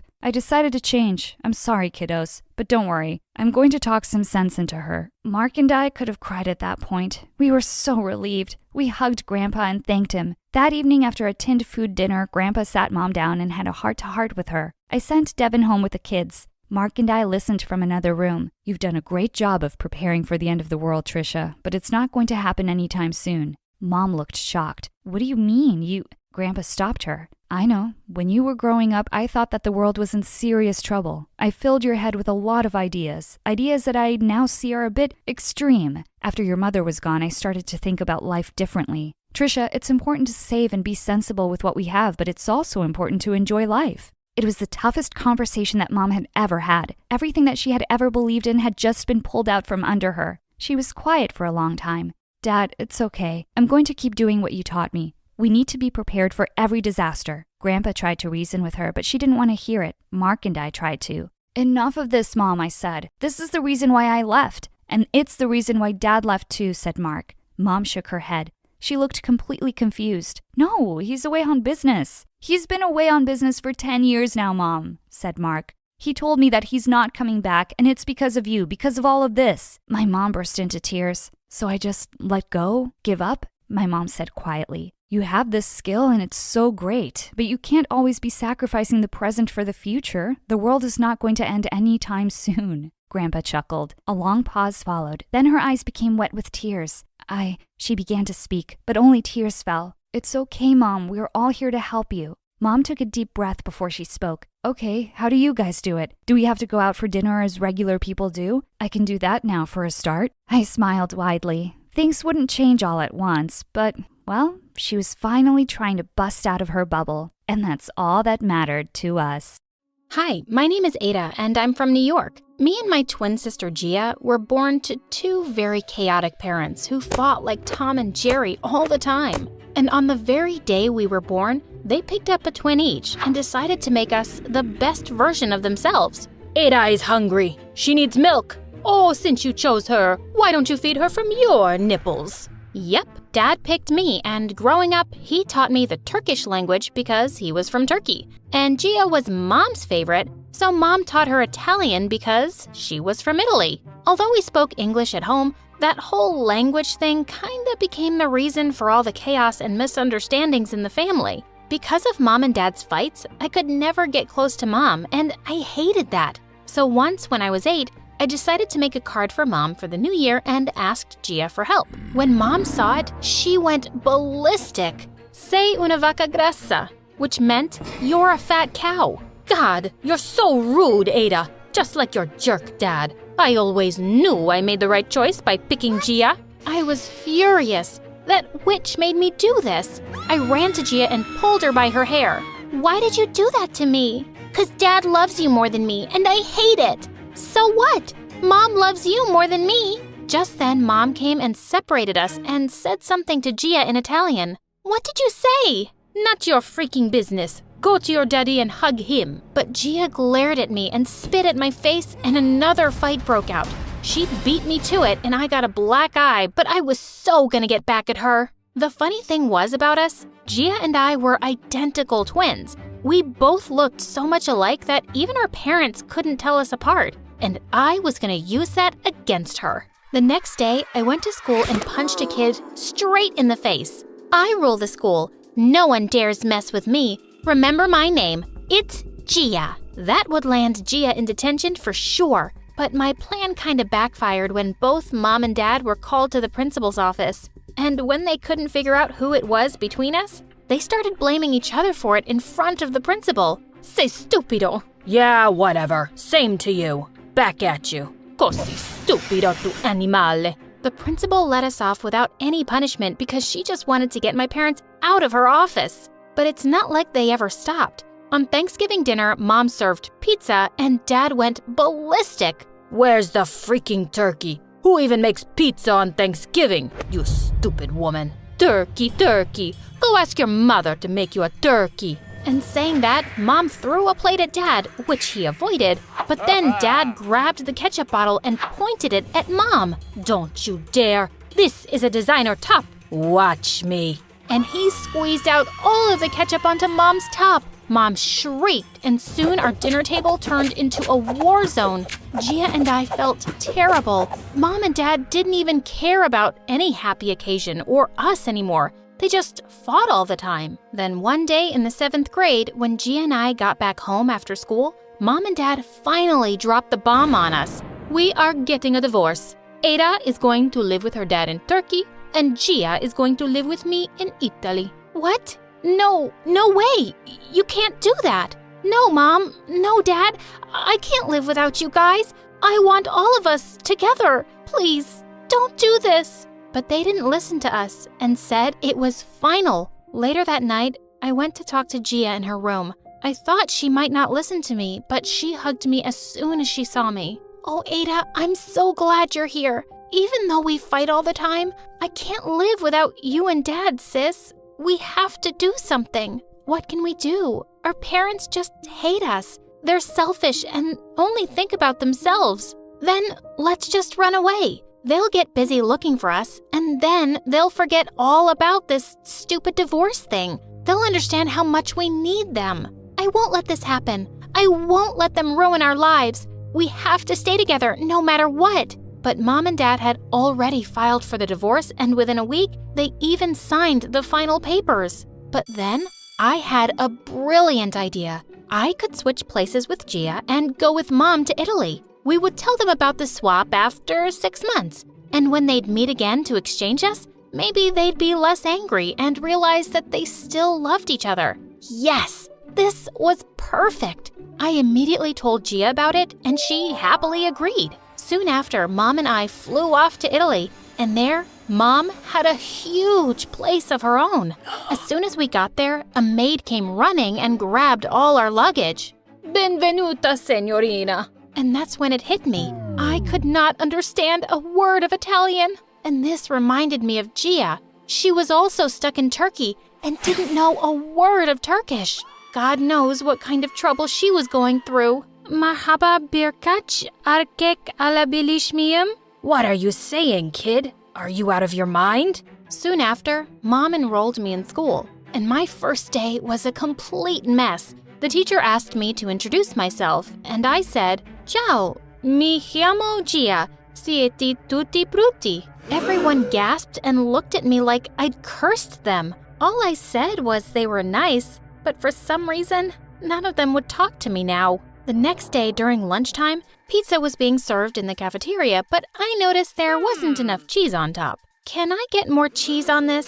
The server stared at me like I had asked for her kidney. And dude, this was a clear mistake. Asking for more cheese in Italy is considered super rude, but I didn't know that. Cheese? Vacca grassa? The lady glared at me and jumped over the food counter to attack me. She chased me for a mile around the school until the principal caught us both. She sternly told me off for being rude and said she was going to call my mom later. And I felt like a terrible kid. Mom was already dealing with the divorce, and now I was adding more to her troubles. I thought I'd apologize to her as soon as I got home, but what I saw next shocked me. Mom was having a pool party with her friends, and they were all having the time of their lives. What the crap? Mom, what's going on here? Oh, honey, I'm having so much fun. You should join us. If I knew life without your father would be so amazing, I'd have divorced him before the wedding. I feel like I'm 20 again.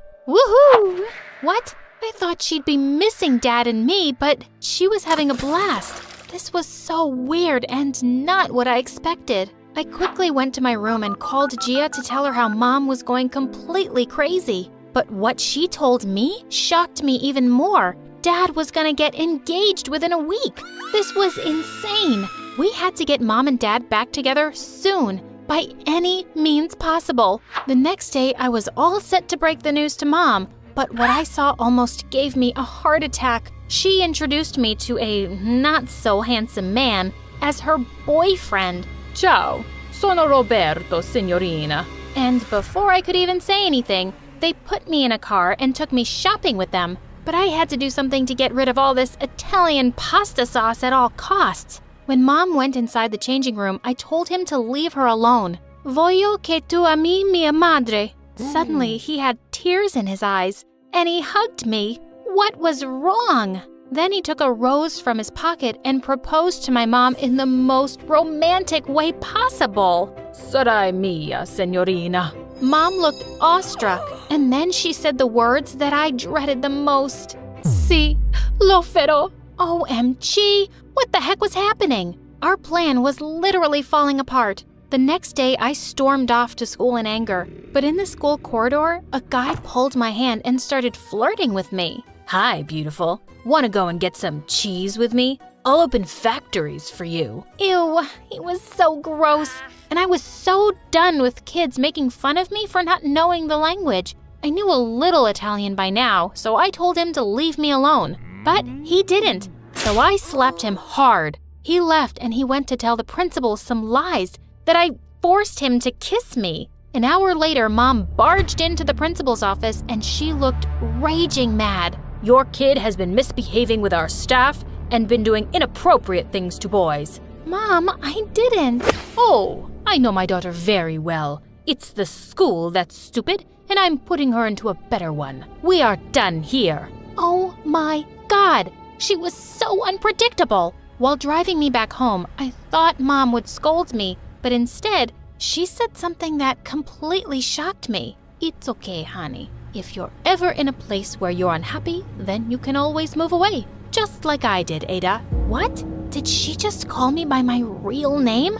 Mom, you know? Of course I know. You're my child. Really? Well, no. This morning after you left for school, I went to your room and I saw your pink-colored undies, which Gia hates. But why did you do this, honey? Imagine everything Gia has been going through there. She doesn't even know the language. We want you guys to get back together. But Mom didn't say a word to that. And as soon as we reached home, she called Dad and told him everything. But Dad, like always, wouldn't believe her. I'm not going to fall for your pranks, woman. Do you think I'm a fool? Of course I know it's my daughter. It's Ada. But minutes later, he called her back saying he knew from the beginning it wasn't me. Mom immediately got on a plane with me. When we landed at the airport, I saw Gia and Dad waiting for us outside. I ran towards her and she hugged me as soon as she saw me. I missed you so much, sister.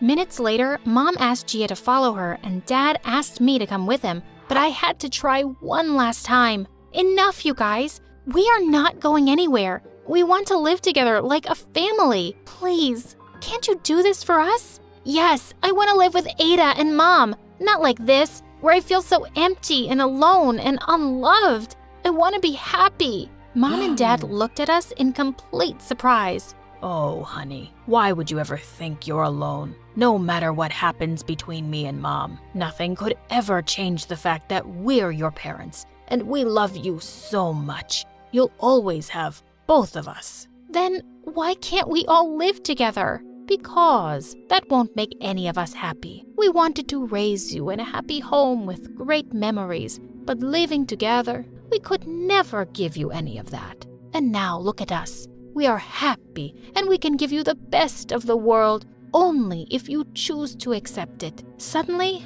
I had tears in my eyes. Maybe Mom was right. She looked a lot happier and healthier than she ever used to be with Dad. And Dad, he looked like he was gonna explode with joy. And now, the only people fighting against this happiness was me and Gia. This had to stop. I looked at her, and she looked at me, and we knew what the right thing to do was. We agreed to Mom and Dad's plan, but we decided we weren't going to sacrifice our happiness either. So Gia and I decided to live with Mom, and both of us moved back to Italy with her. But we often visited Dad and his new family, and we were the happiest. Hi, I'm Mindy from the United States. Before we begin my tale, please like and subscribe. I always liked history and the secrets of the past. Even when I was a child, the stories of the Roman Empire and dinosaurs fascinated me. Needless to say, history was my favorite subject. But there was one thing that made history class a chore. My rival and headache, Timmy. Don't let his name fool you. He was a nightmare. You see, like me, he was obsessed with history and the stories of the past. So what was the problem? He was a total jerk, that's what. He always scored higher than me in history class, and he always had the most smug grin about it. Considering our similar interests, it didn't take long for us to form a lasting rivalry. It even extended to our time in high school. Oh, so close, Min. Did that question about the French Revolution stump you? I would have had time to think it over if you didn't make those stupid faces when the teacher wasn't looking. Not my fault that it makes you giggle. I did not giggle. Sure. Not like you could have beaten my score anyway. And there it is, a perfect score. How the... Better luck next time, Mindy. God, I hate that smug grin. One of these days, I'm gonna wipe it off his face. Yeah, getting 2 straight 100s would restore my honor. But that never happened. Due to some family emergency, Timmy had to move abroad. I decided not to say goodbye. I turned away and let him leave me behind. At first, I celebrated. No more teasing, no more childish competition, and no more of his smug grin. But as the school year passed by, I had to admit it. I missed him a bit. There was no real challenge anymore. Eventually, I did start getting back-to-back perfect scores, but it wasn't the same. My parents were so proud of me. I was happy, don't get me wrong, but it was just so easy. It didn't feel like an accomplishment anymore. So, the years went by like a blur. I went to university and worked to get my archaeology degree. All the while, I volunteered as a museum tour guide. It was fun getting to teach people about my favorite subject, but something was always missing. But all that changed when I met Antonio one day after work, a tall, dark, and handsome older student working on his business administration degree. At first, I wasn't that interested, but he quickly impressed me with his knowledge of history. You also study archaeology? No, but I do dabble. I'm more on the business side of archaeology. I like helping those more talented than me reach their full potential. And you're saying I'm... Yes, I'm saying you're talented and I want to work with you. What do you say? We can discuss details over coffee. Well, all right. After my volunteering work, though. Of course. The day was set, and it was wonderful. After so many years, I finally found someone else who shares my passion for history. We spent hours talking, mostly about my job in the museum, something I was happy to talk about.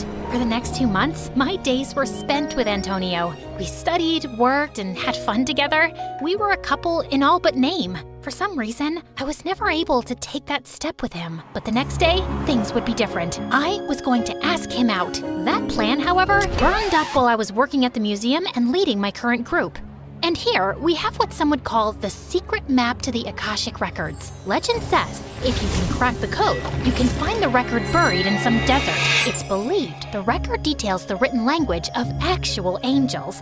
But that's just a myth and doesn't... Actually, it's believed the record is the written account of all events throughout time. You're thinking of something else, Mindy. You never were one for the stranger side of history. That voice, it can't be. Tim? Oh, you must have missed me if you're using my nickname. No, I didn't. Shut up. I tried to deny it, but I had missed him. Even his familiar smug grin didn't cause me to groan.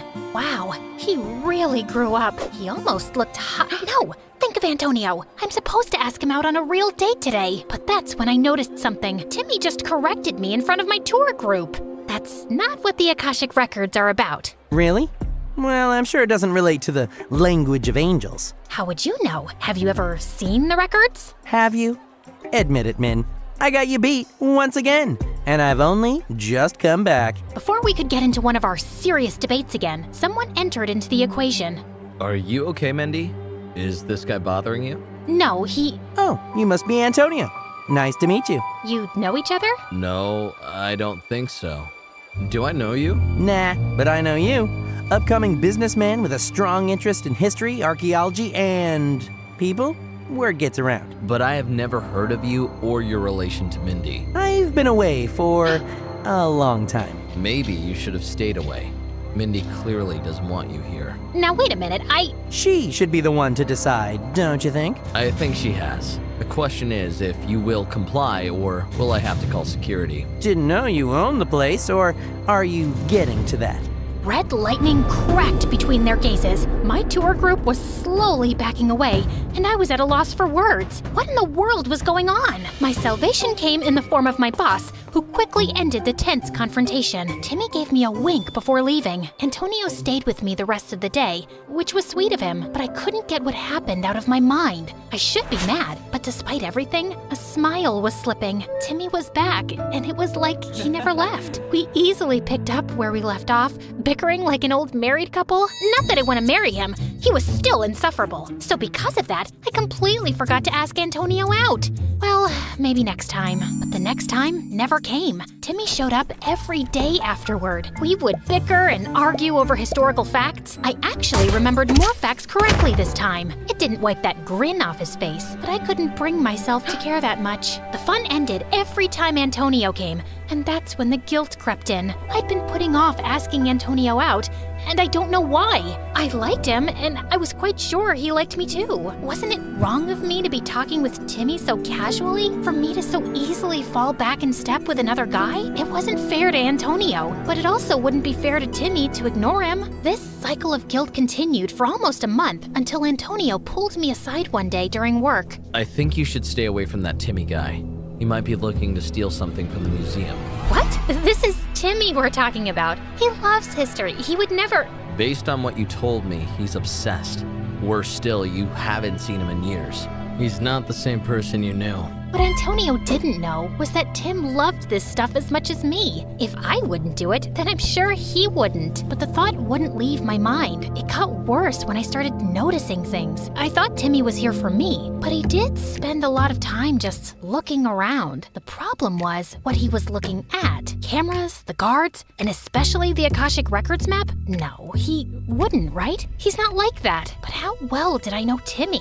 He'd been gone for years. Who knew what could have happened during that time? These thoughts haunted my nights, and they wouldn't go away. So I made a decision. If I couldn't sleep, I may as well stake out the place, like in the movies. If Timmy was innocent, I wouldn't see him there, and all I'd lose is sleep. But if I did find him, I had no idea what I'd do. So for the next few days, I kept watch of the museum at night, hoping and praying not to see Timmy. But my prayers weren't answered. A week in, I saw him, Timmy, picking the lock and entering the museum. My heart shattered. Timmy betrayed me? Me? Of all people, his rival? I couldn't let this stand. Thoughts of sleep faded away to thoughts of doing what I've always wanted to do, but never found a reason for. Punching Timmy in his stupid face. I carefully followed Timmy's trail through the dark museum. When the coast seemed to be clear, I picked up the pace and ran towards the room where the map was. And to my horror, it was gone. And standing not too far away was Timmy. I was too mad to think. I stormed over and punched him in the face, hard enough to knock him down. Min? Don't you ever call me that again! How could you? Stealing a historical artifact? Breaking and entering? Using me to get close to it? I didn't steal it. Mindy, listen, No, you listen! I was wrong to trust you. I don't know why I ever did. It's not like we were ever really friends. But I thought you at least understood me, that you loved history as much as me and would never do something like this. I couldn't stop my tears from falling from my face. Mindy, I didn't steal it. Look at me. If I did, then where is it? You must have hidden it when you heard my footsteps. That big thing? Really, Min, you're smarter than that. Min, please trust me. You're the last person I would want to hurt. So believe me when I say I would never do something if it meant it would upset you. For the first time, Timmy actually looked dead serious. For a second, I believed him, but if he didn't steal it, then... I guess I have to deal with you both. Timmy got in front of me to protect me from whoever spoke, but I instantly knew that voice. Antonio? I'm sorry it had to come to this, Mindy. I really did enjoy your company. I knew you were after the map. Didn't think you could bribe the guards to leave, though. I was surprised by how empty the place was. Why, Antonio? All this time, it was Antonio who was using me. I was too focused on Timmy to realize. Why? Because regardless of which one of you is right about the map, I'll be rich after I sell the records. Money? Really? Typical. That map and the record, if it exists, belong in a museum, not in the hands of some rich collector. It's not up to you, I'm afraid. Before he could reach into his pocket, Timmy tackled him with surprising speed. The two started to grapple, tear, and pummel one another as I stood frozen in my spot. Run, men! Call the police while I hold this guy off! I listened, not because I wanted to, but because my instincts kicked in. I didn't want to die. I didn't want to be dragged into this big conspiracy. I just wanted to get my degree, find a job, find a husband, and live a normal life. Husband. My steps slowed to a crawl as I looked back at my time with Tim. Despite the frustrations, I also loved my time with him. And when he left, a hole was born. A hole I thought Antonio could fill. But instead, he was just an imposter. The person I wanted to ask out, the person who makes me smile, it's clear who it is. He's someone I couldn't bear to lose permanently. So I ran. This time, to find something to save him with. Quickly, I found the first thing that looked like it could hurt Antonio. A spear believed to have been used by our ancient ancestors. I ran back to the two men and found Antonio standing over Tim, ready to end him. Your father would be so disappointed in you. With all my strength, I swung the blunt end of the weapon across his head. Thankfully, it knocked him out, but it also broke the spear. Whoa, did you, little Miss Historian, just break a historical artifact? I'd do it again for you. I actually made Tim blush. I helped him up, but I didn't let go of his hand. Min, You don't have to say anything, okay? So what now? We clean this place up, call the police, and find the map. I'm sure he didn't move away from the museum just yet. So that's what we did. The map, thankfully, was recovered from a closet. Tim was right. Antonio didn't have time to properly move it. After that, we were congratulated by the city and the museum for our brave actions. We were even given $10,000 for our heroics. Antonio was sent to prison, and Tim joined me at the museum. But something tells me our adventures are far from done, if Tim's knowing smirk is anything to go by.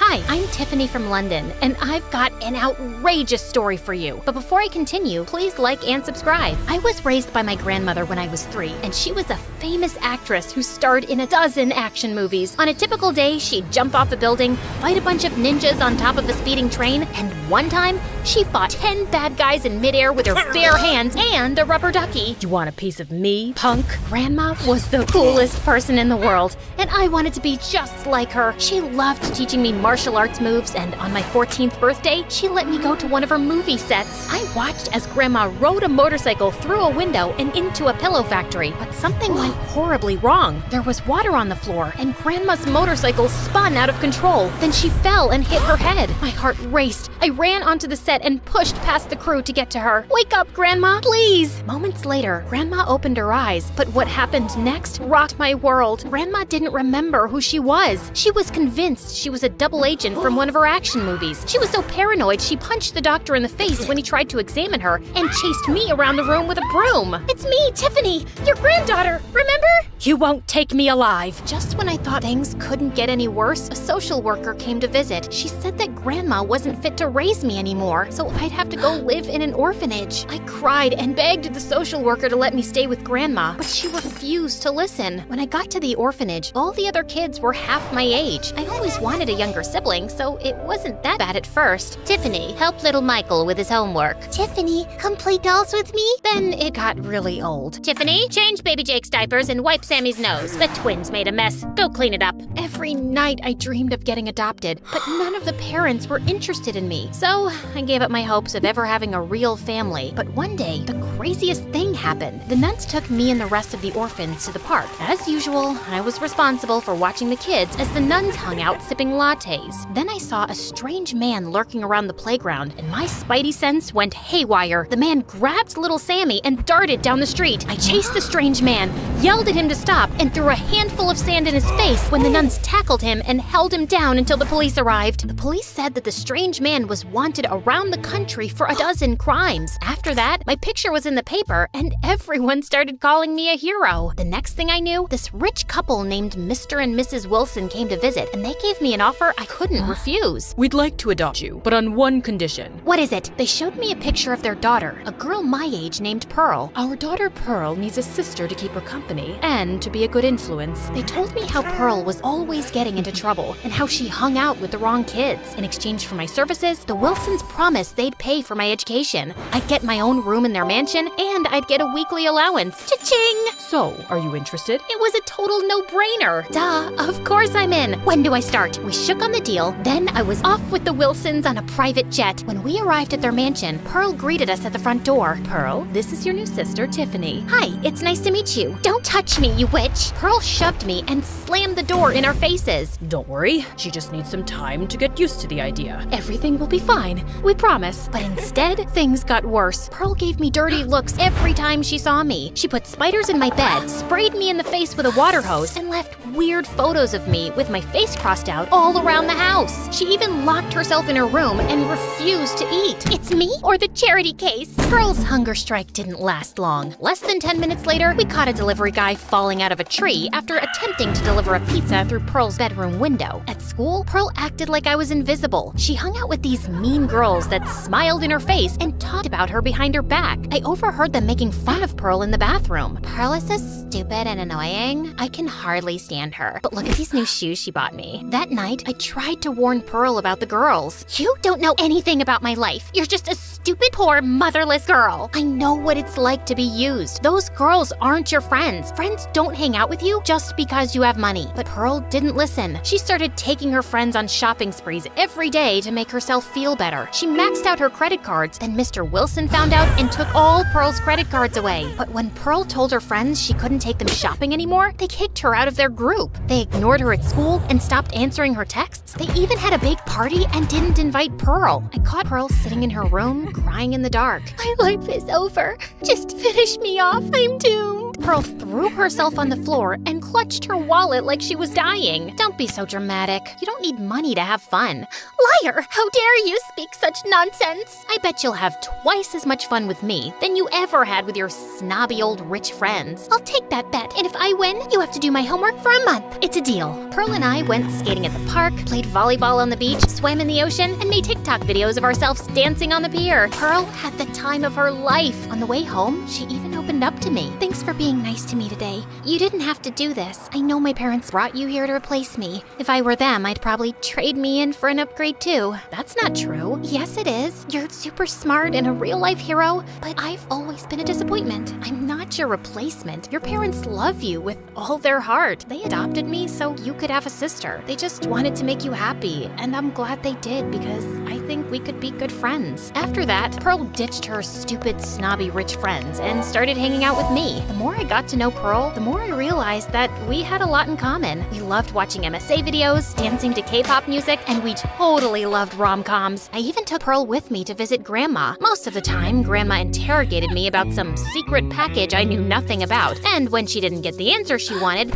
she put me in a headlock and yelled at the doctor to take me back to my cell, but I could tell by the look in Grandma's eyes that she still loved me. Soon, Pearl and I were best friends. We were in all the same classes and joined the same clubs. We were together all the time, until Dean came along. Dean was a bad boy. He wore sunglasses indoors, had a dozen tattoos, and was always in detention. I'm not exaggerating. He was there like every day. Pearl fell head over heels for Dean. Every time she saw him, she'd try to get his attention. She sat next to him in class, left love notes in his locker, and she even gave him a sculpture of the two of them kissing. But Dean just ignored her. Pearl got so desperate to spend time with Dean that she yelled at a teacher and threw an egg on the principal's car just so she could get 2 weeks of detention. Surprisingly, Pearl's plan worked. A couple of days later, Pearl swore they were in love. One time, Pearl and I were in the library working on a research paper when Dean walked up, sat next to Pearl, and they started making out right in front of me. Jeez, can you two get a room? They ignored me and kept kissing. I was so annoyed that I grabbed my stuff and stormed off. I quickly turned a corner and ran smack into a boy named Jack. We both lost our balance and fell to the floor. Oops, I am so sorry. I'm such a klutz. No, it was my fault. I wasn't watching where I was going. Jack took my hand. I looked into his eyes, and then the sparks flew. He smelled like heaven, and when he smiled, my heart melted. Jack wasn't the most popular kid around. Actually, he was a bit of a nerd. One time, he laughed and milk flew out of his nose, but I didn't care.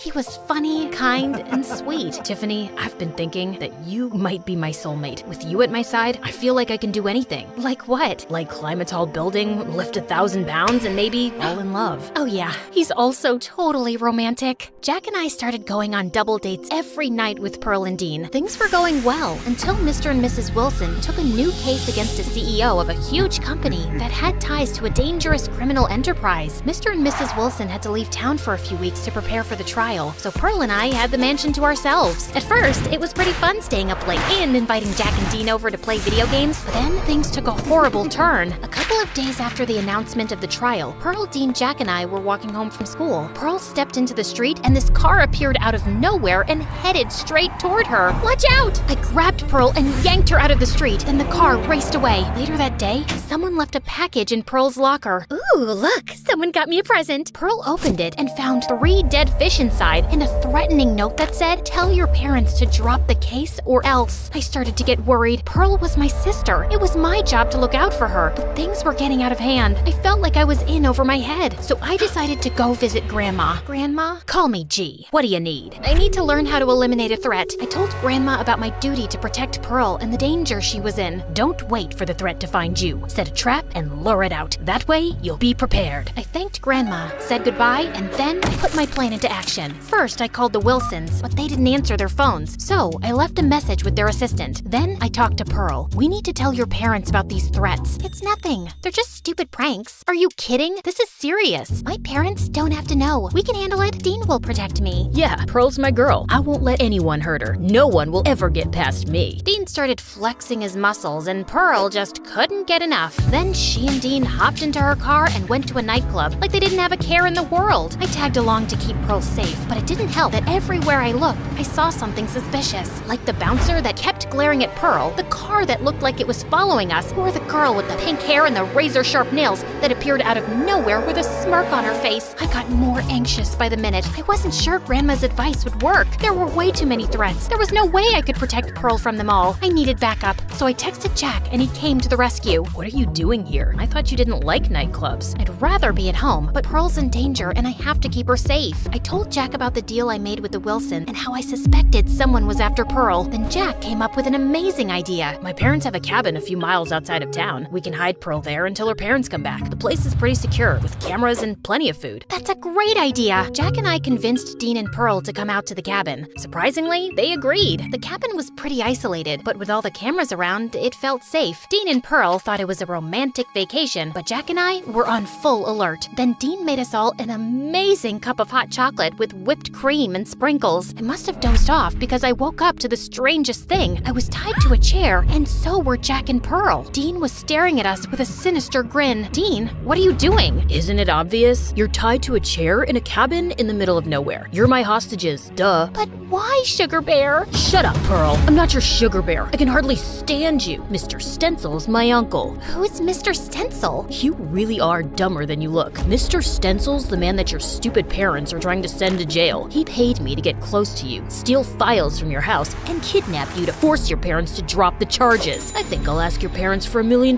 too. Pretending to be your boyfriend was torture. Pearl started to cry, and I got really mad. "Don't you talk to my sister like that!" And what are you gonna do about it, loser? "Oh, I've already done it. You might as well give up because you've lost." What are you talking about? "Come closer and I'll show you." Dean stepped closer. Then I headbutted him in the face. My nose! I used the Swiss Army knife I'd hidden in my back pocket to slice through the ropes, then I raced to my cell phone and called the police. You can't stop me, orphan girl. Then Dean lunged at me. He wrestled me to the ground. I thought I was a goner. He was 10 times stronger than me. But then I remembered Grandma and everything she taught me. For Grandma! I kneed Dean in the stomach, poked him in the eye, and kicked him in the nose. He staggered back, grabbed grabbed a coffee mug and hurled it at me. I caught it in the air and smashed it across his head. Then Dean fell down in a daze. Mr. and Mrs. Wilson and a dozen police officers showed up and hauled Dean off to jail. Pearl cried for days from a broken heart. Jack and I stayed by Pearl's side to help her recover. After eating several tubs of ice cream and watching a ton of MSA videos, she vowed to stop chasing bad boys. After all of the excitement, Jack started acting really weird. He kept staring at me like I had 3 heads. Why are you looking at me like that? Do I have something in my teeth? No, it's just that I think you're amazing. How did you learn those moves? You looked like an action star. Well,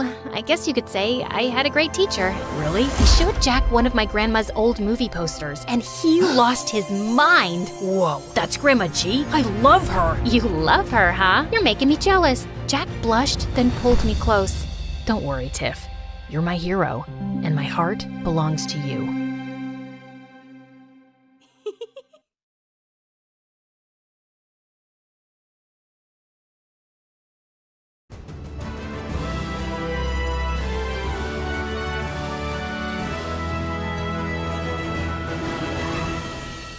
I kicked Dad's car again and again.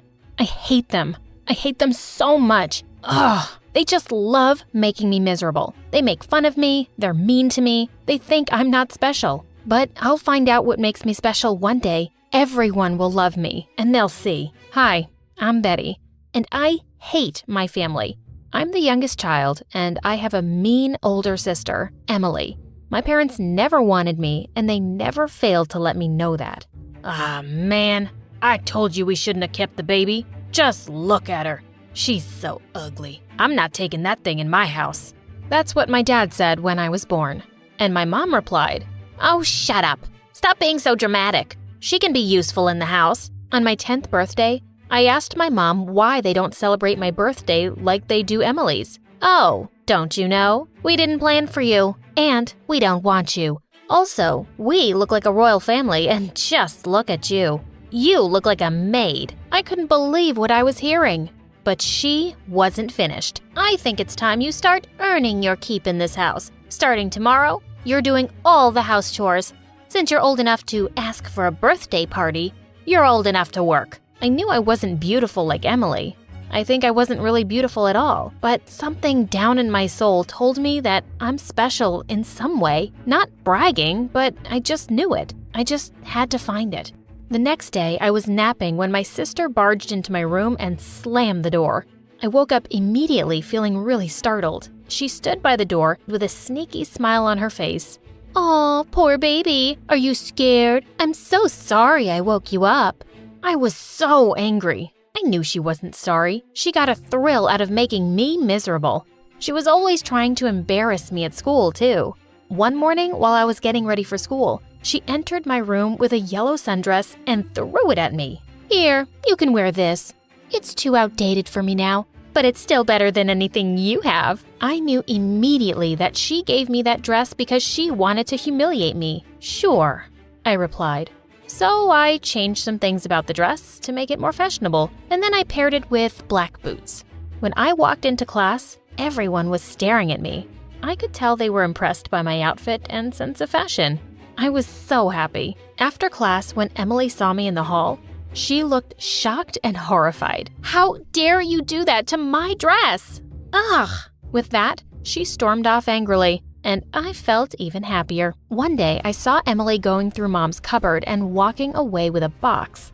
Of course, they wouldn't mind her taking anything she wanted, but a couple of days later, Mom barged into my room with Dad and Emily right behind her, accusing me of stealing her jewelry. I told her I didn't do it.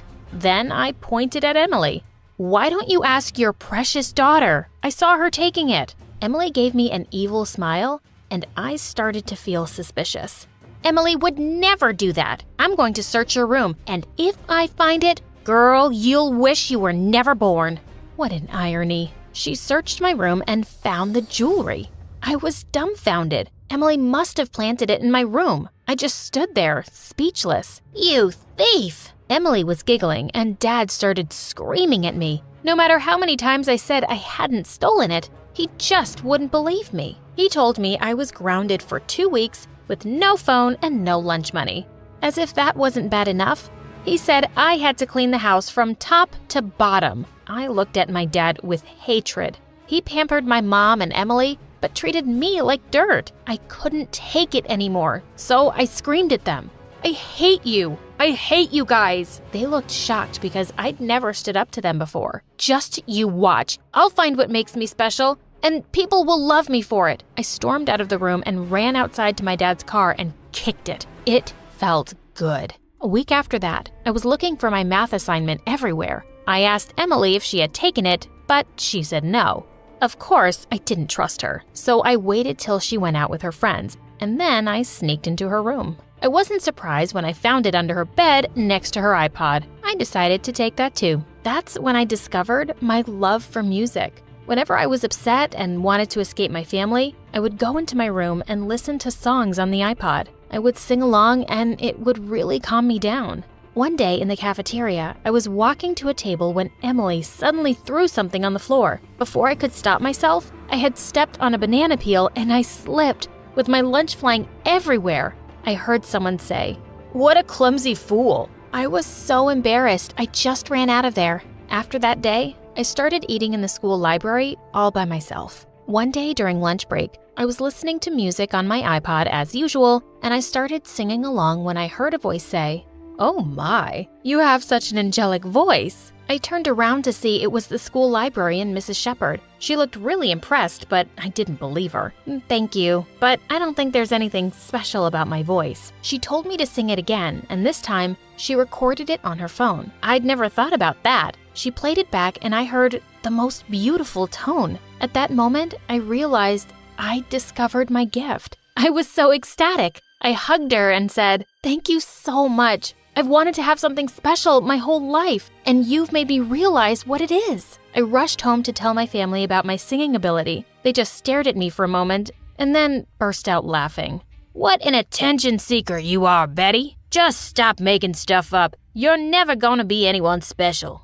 After the jewelry incident, I hadn't been able to forgive Dad for not believing me and treating me badly, and he was just doing it again. I wanted to hurt him as much as he had hurt me. So I decided to call his company and accuse him of theft. Dad worked as an account manager for a business firm, and I wasn't exactly sure if he had stole from the company, but someone as horrible as him must be shady, and I wanted him investigated. At the end of my junior year, I was singing in my room when my sister screamed from her room, "Stop squawking like a bird!" I rolled my eyes and yelled, "You would know since you screech like one!" Just then, there was a knock at our main door. I ran to open it and found 2 male cops standing there. One of them asked, "Is this the Blackwell residence?" Everyone was in the hall by now, and the cops walked straight over to Dad and said he was under arrest for embezzlement. The company he worked for had discovered that he had been moving their money to an offshore account. Before the cops left, they asked me how I knew my dad was stealing money. I told them I had my suspicions. My family couldn't believe what they were hearing. Dad started screaming at me. "You ungrateful girl! You called the cops on me! I hate you!" "I can't believe you! I should have listened to your father when he said we shouldn't keep you." My sister could only scream and cry. I couldn't care less. After Dad was sentenced to jail, we became the talk of the town and everyone looked at us with contempt. Mom decided to move us to a small town where we could start afresh. I was so excited because I didn't really have friends in school because my sister had made everyone think I was a loser. The day we moved to our new house, my mom said, "Don't get yourself too excited, young lady. You'll have to fend for yourself now. Now that you've sent your dad away, I'm no longer responsible for you. You should be grateful I haven't disowned you." I rolled my eyes. I don't expect anything less. The next day, I started looking for a job, and I eventually found one in a small antique store as a salesperson. When I was walking back home, I heard someone singing, and I traced the voice to a guy in the park. He sounded beautiful. I sat next to him on the bench and started singing along. He seemed startled but didn't stop, and before I knew it, we'd gathered a crowd. Surprisingly, that became the beginning of my music career. After the performance, the guy introduced himself. "My name is Zach. You have a really nice voice. I've never drawn as big a crowd as you did today." I was so flattered I could only smile. That night, I went home with a skip in my step. Mom noticed my smiley face and asked if I'd gotten a job. I couldn't help spilling out the reason for my excitement, but Mom just rolled her eyes and Emily nastily said, "The townspeople must be deaf, and I'm sure this Zach guy is better than you." You're just jealous because I have talent, and you can't sing a note to save your life." She looked like she wanted to strike me dead, and that made my day. The next day, as I was working at the antique store, I started singing when I thought I was all alone. Just then, the owner came out of the back room. "You have a great singing voice. You should meet my son. He loves to sing too." I was surprised to hear that, but I said I would love to meet him. He called his son, and I couldn't believe my eyes when I saw Zach. We both laughed, then told his dad how we had already met once before. And every evening since that day, we would go to the park and sing. We started making good money, and the townspeople were so friendly and kind to me. Zach welcomed me into their home, and his family became my family. During my senior year at school, I decided to participate in the annual talent show. I was dressing up at home for my performance when my sister locked me in the room. I screamed and banged on the door. "Open this door right now!" She didn't reply. I kept banging on the door. "I will be late for the show, you moron! Give me money and I'll open the door." She was unbelievable. "You dumb fool! It's not my fault you're so spoiled you can't work to earn your own money." I became frustrated and threw my chair at the door. She wanted the money I'd been saving to go to college. I vowed I wouldn't ever share anything with her, even if we were the last two humans on Earth. I finally escaped through the window without injuries, and I made it to school just in time. I performed really well, and at the end of the show, an elegant, well-dressed woman walked up to me and said, "You have a great gift. The world needs to know about it." She gave me a card and told me she would love to offer me a music scholarship. Turned out, she was one of the directors at Juilliard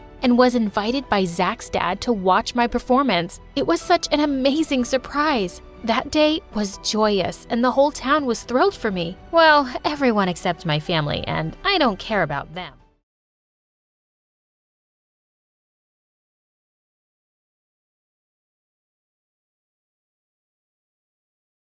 One day, someone knocked on our door and Mom opened it. "Ma'am, please hurry up. Your daughter got into a fight with 3 girls and they're hurt very badly." Mom ran really fast to the store where she saw everything was a mess, like a tornado had swept through. Maggie, where are you?" Just then, she saw 3 huge men holding a teenage girl kicking and screaming. They were trying to calm her down, but it wasn't working. But when the girl saw her mom, she ran to hug her. "Ma'am, she attacked 3 girls. I think they're her classmates. The girls were taken to the hospital. One of them is in serious condition." "Mom, don't listen to him. I'm your good girl." And the girl they were talking about is me. I hugged Mom again and held on to her as I pulled a switchblade out of my pocket, aimed it at a rice bag, and hit it at the perfect angle to tip it over. The bag fell on the man's head, and he collapsed. Mom turned around as he fell to the ground. "Oh dear, that poor man." "Don't worry, Mom. He just got tired from standing up all day." Then Mom gave me the strangest look. "Who are you, young lady?" "I'm your only child, your husband went missing, and you have no one. It's only me. Don't worry if you're not understanding what's going on. I'll explain it to you later. Let's pray those girls are dead by now." No. The girls are dead? No, not dead. I meant bed. I hope they're in bed by now, resting. They're fine, I swear. Then Mom burst into tears.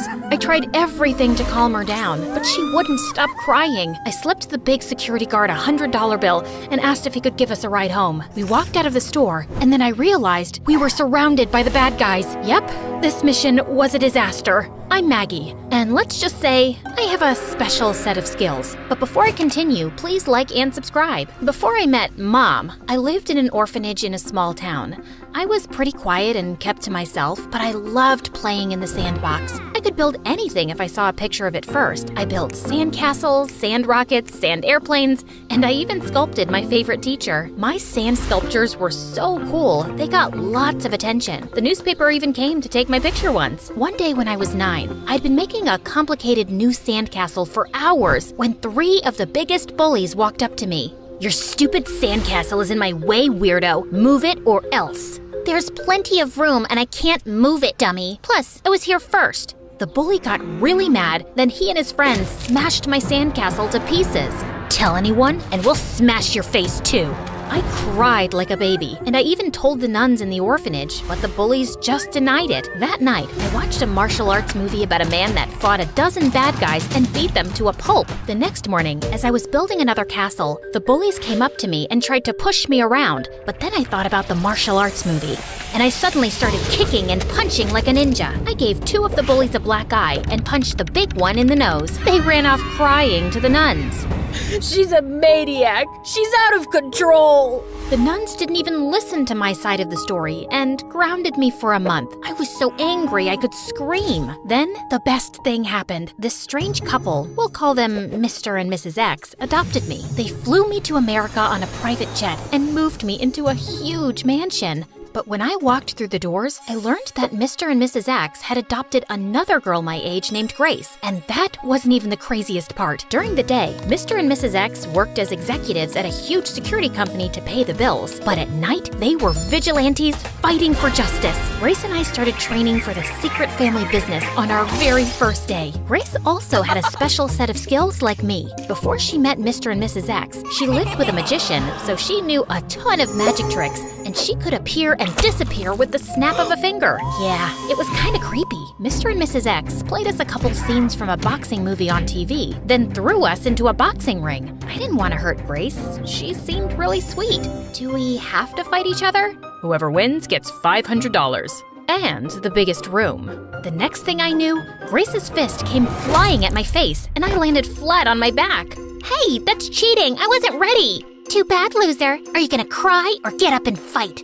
Then Grace kicked me. I jumped to my feet and we fought like a couple of wild dogs. I used my ninja skills to pin her to the ground. After that, Grace and I spent our days learning new skills, like picking locks, driving getaway cars, and swinging from tall buildings. By the time we were 15, every night, Mr. and Mrs. X took us out on missions where we beat up criminals, tied them up, and dropped them off in front of the police station. Mr. X was really nice, and even when we weren't fighting crime, he loved spending time with me. But I always felt like I wasn't Mrs. X's favorite. Whenever I tried to talk to Mrs. X, she'd get bored and start asking about Grace. Mrs. X and Grace even left the house late at night to go on special training missions and refused to let me join them. Sorry, Maggie. There's only room for 2.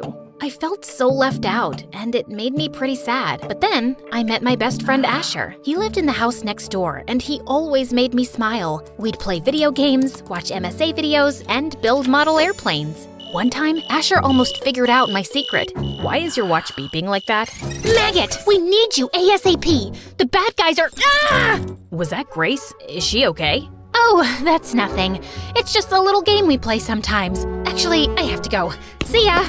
I really liked Asher. He was a great friend, but I felt so guilty lying to him all the time. Grace knew I had a crush on Asher, so she loved torturing him. Once he came over to visit me, and she pretended to be sick. Oh no, I don't feel so good.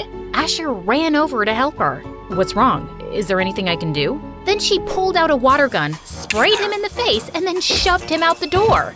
Sucker!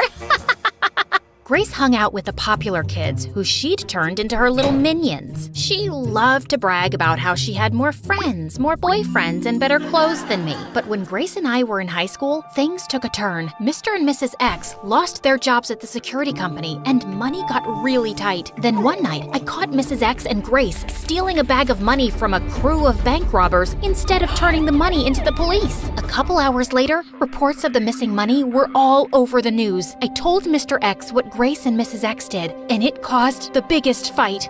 We're the good guys. You have to give that money back. They'll never know it was us. Plus, I need new shoes. My disguise is too small, and our gadgets are way too old. But stealing is wrong. So is your stupid face. If you don't give it back, then I will. Mrs. X promised to give back the money, but the next morning, I woke up to a crashing sound. Then the police stormed through the doors. Mrs. X was gone, and she'd taken all the criminals' money and cleaned out all our bank accounts. The police told us that Mrs. X had been stealing from criminals and banks across the city for years and had framed Mr. X for the crimes. Mr. X and I were shocked and heartbroken, but I could tell Grace already knew. Of course she did. Later, I tried to talk to Grace. I know you were in on it. You and Mrs. X were so close, and you lied about your secret missions. Why did you two do this? Because we wanted a great life for ourselves away from you two. We had bigger ambitions, and now it's all ruined and I'm stuck with you. But I know she'll come back for me because she loves me. She never cared much for you. But so much time passed, and Mrs. X never came back or responded to any of our attempts to reach her, and Grace grew bitter and angrier by the day. Asher and I tried to cheer her up. One morning, we made her favorite chocolate waffles. Look, Grace, we made your favorite breakfast. Are you and your idiot friend trying to poison me, you backstabbing jerk? Grace threw a waffle at me and dumped orange juice on Asher's head. My eyes! Then Grace tried to drown me with syrup. Dad rushed in to break it up. Luckily, Asher wasn't hurt too bad, and Grace was grounded for a month. When Grace and I turned 17, Mr. X fell in love with a rich woman named Miss Cherry. Now, when I say rich, I mean really rich. Like she owned 3 mansions, donated millions of dollars to charities, and even had a hospital named after her. And Grace hated Miss Cherry. She slammed doors in her face, gave her dirty looks, and refused to talk to her. I thought Miss Cherry was really nice though. Even though she was so wealthy, she was sweet and down to earth. We spent hours talking, and she loved helping me with my homework, and she even taught me how to play the piano. For the first time, I felt like I really had a mom. Soon, Miss Cherry and Mr. X got married. Mr. X was called away for a job interview out of the city, and while he was gone for a few days, Grace started acting really weird. She'd sneak out of the house late at night, and when I asked her where she was going, she'd snap at me. Mind your own business, loser. One night, Miss Cherry was cooking and she accidentally spilled a cup of water. Then she slipped on the water and hit her head hard on the floor. I ran over to help her up, and thankfully she was conscious soon. But then she started to panic because she didn't even know where she was or who I was. Heck, she didn't even remember her own name. I told her I was Maggie and I was her daughter. I told her to rest while I got her medicine for her throbbing head from the store. As I entered the store, I got an alert on my phone. It was a message from Mr. X. Maggie, listen, I don't have much time. Miss Cherry is in danger. Mrs. X and Grace are going to try to steal all her money. You have to protect her. The video cut off, and just then, I turned to see Grace and her minions behind me. It's over, Maggie. You're outnumbered. Fighting is futile. Mrs. X and I will get Miss Cherry and all her money. You'll have to get through me first. Grace and her minions charged at me, holding breadsticks like swords. We fought in all the aisles, knocking over a dozen displays, and food flew everywhere. By the time we were finished, the grocery store was destroyed. 2 burly security guards grabbed me and pulled me off Grace and her friends. Then out of nowhere, Miss Cherry appeared. Maggie! Maggie, where are you? So, this brings us back to the beginning. Miss Cherry took one look at me and the mess and got really confused and then upset, and I was trying to take her home, but now we were surrounded by the bad guys, Grace and her evil minions. Yeah, she'd called in backup, and there were more of them now. Grace had a big bruise on her forehead, her hair was all messed up, and she looked like a crazy lunatic. Miss Cherry, took one look at the girls and started yelling at me. Maggie, you terrible girl! Look at what you've done! Apologize at once! Then the big security guard pulled off his mask, and it was Mrs. X in disguise. Give us Miss Cherry. We just need to take her for a few hours, have her sign over her wealth to us, and then we'll return her to you to live together happily ever after. There was no way I was going to hand poor Miss Cherry to Mrs. X and Grace, so there was only one thing I could do. Run! I jumped in the air, flipped over their heads, and grabbed a bunch of apple pies off a food cart. One by one at supersonic speed, I hit Grace, Mrs. X, and the minions in the face. They fell down in a daze, and I grabbed Miss Cherry, pulled her into a random car, and drove her straight home. We were almost home when I saw Mrs. X and Grace on my tail in a huge moving van. We had a high-speed chase through the streets. I turned a corner and swerved toward my house and almost hit Asher. Mrs. X and Grace came barreling down the road. I grabbed Asher and Miss Cherry, ran inside the house, and barricaded the doors. Miss Cherry sat down on the couch and took a nap. What's going on? When did you learn to drive? Before I could explain, Mrs. X and Grace jumped through the window. Surrender, you big loser! We won! Asher got so scared he dropped his milkshake on the floor. Grace lunged at me, slipped on Asher's milkshake, and lost her balance. I grabbed her, shoved her into a closet, and locked the door. Then Mrs. X grabbed Asher. Give me the old lady, or your little friend here is toast. Asher screamed like a banshee and fainted in Mrs. X's arms. Then Miss Cherry appeared out of nowhere. She hit Mrs. X in the head with a vase and knocked her out. Look, I stopped the bad woman. I'm hungry. Who wants ice cream? Mr. X and the police arrived later and took Grace and Mrs. X off to jail. Mr. X had been captured by one of Mrs. X's associates and tied to a tree on the side of the road, but he cut his way out and ran all the way home. Asher didn't speak to me for weeks after the incident, but I convinced him to meet me on the roof at school. I can't believe you lied to me all these years. I wanted to protect you. I'd never be able to forgive myself if I ever put you in danger. You're my best friend, and so much more. What do you mean, more? A lot more. I like you, dummy. Asher leaned in for a kiss. I couldn't help but giggle. I was so nervous. What's so funny? I've never kissed a boy before. I've never met a real-life vigilante. Then this should be fun. Put on this mask and hold on tight. I'm taking you for a ride.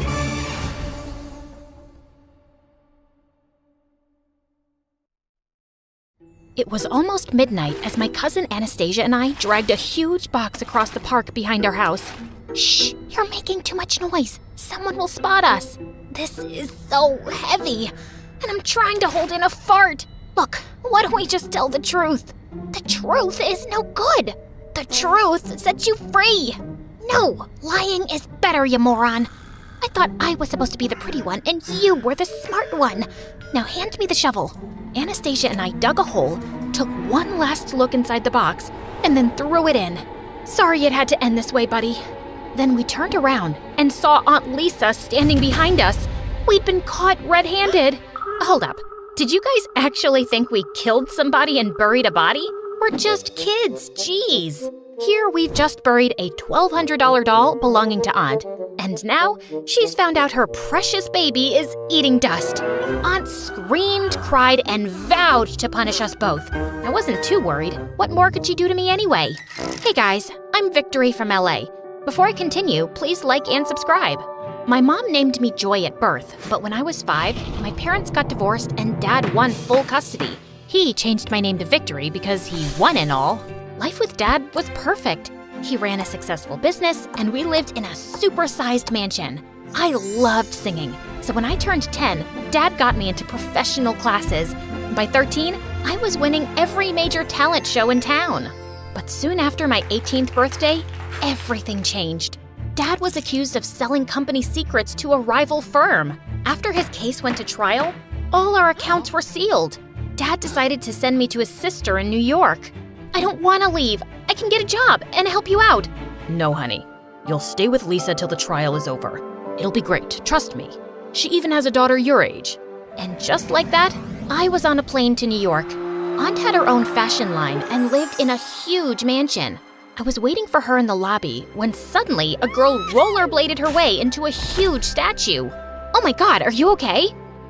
Yeah, this isn't my first time. You're my cousin, right? I didn't know you had an identical twin. Why, hello, my cousin's sister. Who are you talking to? Are you sure you're okay? Just then, a glamorous-looking woman I knew as Aunt Lisa from photos walked in.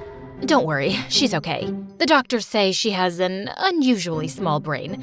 You'll get used to it. You must be Victory. Welcome to our humble abode. I welcome you to our abode, which is the humblest. You must be tired. Why don't we eat something? Tired you must be.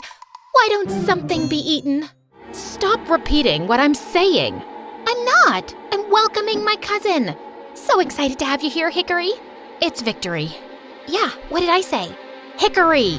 Yeah, I get it. Your name's Hickory? It sounds the same in a normal tone, too. I'm not deaf. The rest of dinner was just as crazy. Anastasia kept dropping her food everywhere, drank soup straight from the bowl, then chased the waiter with a fork because her souffle was deflated. After we were done, Aunt showed me to my room, which was smaller than the closet I had back in LA. I know it's not what you're used to, honey, but all the other rooms are pest-infested. Yeah, it's bad. You can share my room, but I have this really weird butt allergy, so I might ask you to scratch me at night. I could do it myself too, but there's something amazing when someone scratches it for you. You know what I mean? This room is just fine. And thank you for being so accommodating. Don't thank me just yet. You'll have to earn your stay here. Good night. I wasn't sure what she meant by that, but the next day, it became clear. Aunt said she was really short-staffed, so I had to help with chores. I was stuck making tea, cooking breakfast, doing the laundry, and cleaning her weird collectible dolls. She had a whole room for them, far bigger than the rat hole I was staying in. Not a speck of dust on my babies. These are very expensive. She won't hurt you, my darling. Oh, no, she won't.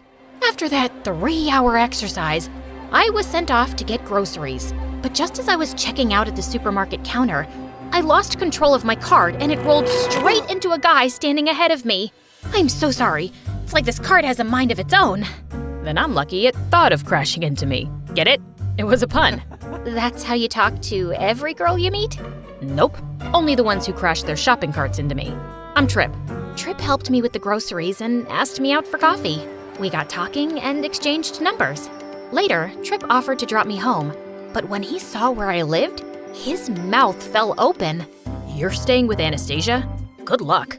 I was their neighbor and she had the biggest crush on me. She walked up to my doorstep one day in a wedding gown, saying I had to marry her. We were 10. She kept stalking me till we finally moved a few years back. She'll drive you crazy.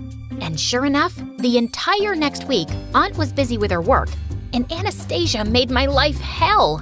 She'd recently started a vlog on YouTube and kept asking me to try the weirdest things. Jump off this wall and tell me how high it is. Try these snail skin cookies. The last ones I ate tasted like feet. One night when my aunt was away, Anastasia dragged me into Aunt's doll room, saying she was sure they came alive at night, and we had to film it. Okay, I'm leaving, 'cause you're insane. If I had a penny for every time I heard someone say that, I'd be a penillionaire. Don't be a scaredy cat, I'll protect you. Just then, a spider landed on Anastasia's head, and she screamed, tripped, and hit a shelf, knocking over a doll. Yeah, that same one we were burying in the start. Anyway, right after we were caught, Anastasia tripped again and hurt her ankle.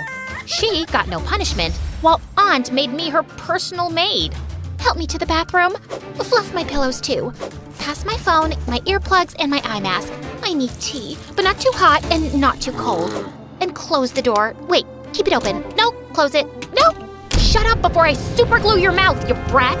Trip was right about you. You're crazy. Trip? Where did you meet him? Whatever you do, do not talk to Trip. He's awful. Oh, and you aren't? You don't even say please before throwing orders in my face. Please help me up. Please fluff my pillow. Please close the door. It's a simple word. Fine. Please stay away from Trip. No. I slammed the door and walked away. I really needed to get out of this house, so I called up Trip. We hung out at this cute hot dog place, and I found myself opening up to him about my dad and why I'd landed in New York with my awful aunt and cousin. That sounds tough. My parents can be strict too, but they're nothing like your aunt. If you ever need someone to talk to, I'm here. Trip smiled at me before gently squeezing my hand, and my heart leapt right out of my chest. After that day, Trip became my confidant. He was nice, cute, a great listener, and when he asked me out, I said yes. Soon I started school, and on my first day, I got invited to this really cool party, and I asked Trip to go with me. We were sitting outside in the garden when Trip left to get us some drinks. Just then, I heard someone from the bushes. Psst, psst, Victory! Anastasia? What are you doing here? I thought I asked you to stay away from Trip. And I thought I asked you to butt out. You're just jealous, aren't you? Anastasia jumped out of the bushes and was about to say something when Trip returned. Oh, hey, Trip! Long time no see! And I'd like to keep it that way. Now, if you'll excuse me, you're interrupting my date. Trip pulled me in and kissed me. Anastasia got mad, snatched the drink from my hand, and dumped it on Trip's head before walking away. This girl was such a nuisance. When I got home, I went straight to Anastasia's room to tell her off, but I stopped when I heard her and Aunt talking. Why did I get a call from Trip's dad saying you threw soda at him? Don't you know his dad is investing in my business? Trip's dating Victory, Mom. I don't care. He wants to date my niece? Great. That means our business relations will be even better. Everything will be fine as long as you stay away from that boy. You've messed up enough for one lifetime. It was an accident. Why do you keep bringing it up? And I'd rather eat my own limb than let them date. And with that, Anastasia started biting her own arm. She really was crazy. And what accident was she talking about? Just then, I got a phone call from Dad and left. He told me that we were running out of money, and he might not have enough to continue paying the lawyer. He'd lose the case and go to jail for a long time. I forgot about everything and focused on finding a part-time job. Finally, I applied for a singer's position at a local cafe. They called me in for an audition and hired me on the spot. I was really excited and called Tripp for my first show, but he wasn't impressed. I don't understand why you can't take money from me. You're my girlfriend now. That's really sweet of you, but I like singing and I really want you to be supportive. Of course, babe. It's just weird to see so many people in the crowd staring at you. Only I should stare at your pretty face. That was an odd statement. But just then, my manager called me and I forgot about it. But over the next few days, I noticed that Tripp was being really possessive. He would call me all the time. If I didn't answer, he would just drop in unannounced at the cafe and demand me to take a break. One day after my performance, this random guy from the crowd was talking to me when suddenly, Tripp grabbed him by the collar and punched his face. He punched Tripp back, and they got into a fight, breaking a bunch of things, and I got fired. I was furious at Tripp as I walked out of the cafe. Victory, please wait. What is the matter with you? I'm your boyfriend. Am I supposed to enjoy guys flirting with you and giving you compliments? He was asking me where the bathroom was. And so what if someone gives me a compliment? Why are you being so weird? Because I know the guys only come to see your pretty face. That's why the cafe hired you. It's not because you're talented or something. You sound like Britney Spears with a really bad cold. You're not working anywhere anymore. Not until I say so. Too bad I don't give a rat's butt about what you say anymore, because we are done. Don't be ridiculous. Okay, you go home and sleep. I know you'll feel differently in the morning, babe. Hear me loud and clear, you psycho. We are never, ever, ever getting back together. Like ever. And with that, I pushed him aside and stormed off. I had to start looking for another job. But I soon discovered that any place I applied to had already been told not to hire me by Tripp. I was furious and called him up. Stop telling people that I have a contagious disease that makes me fart and poop nonstop. You messed with the wrong guy. My family is really powerful, and I will make sure no one hires you ever again. And if word gets around, no one's gonna date you either. Ha!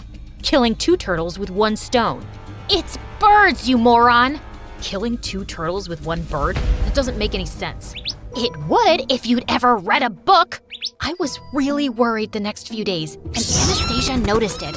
When she asked me about it, I couldn't help bursting into tears and telling her everything about my money problems and issues with Tripp. I told you he's trouble, but I'm glad you broke up with him. Of course you are.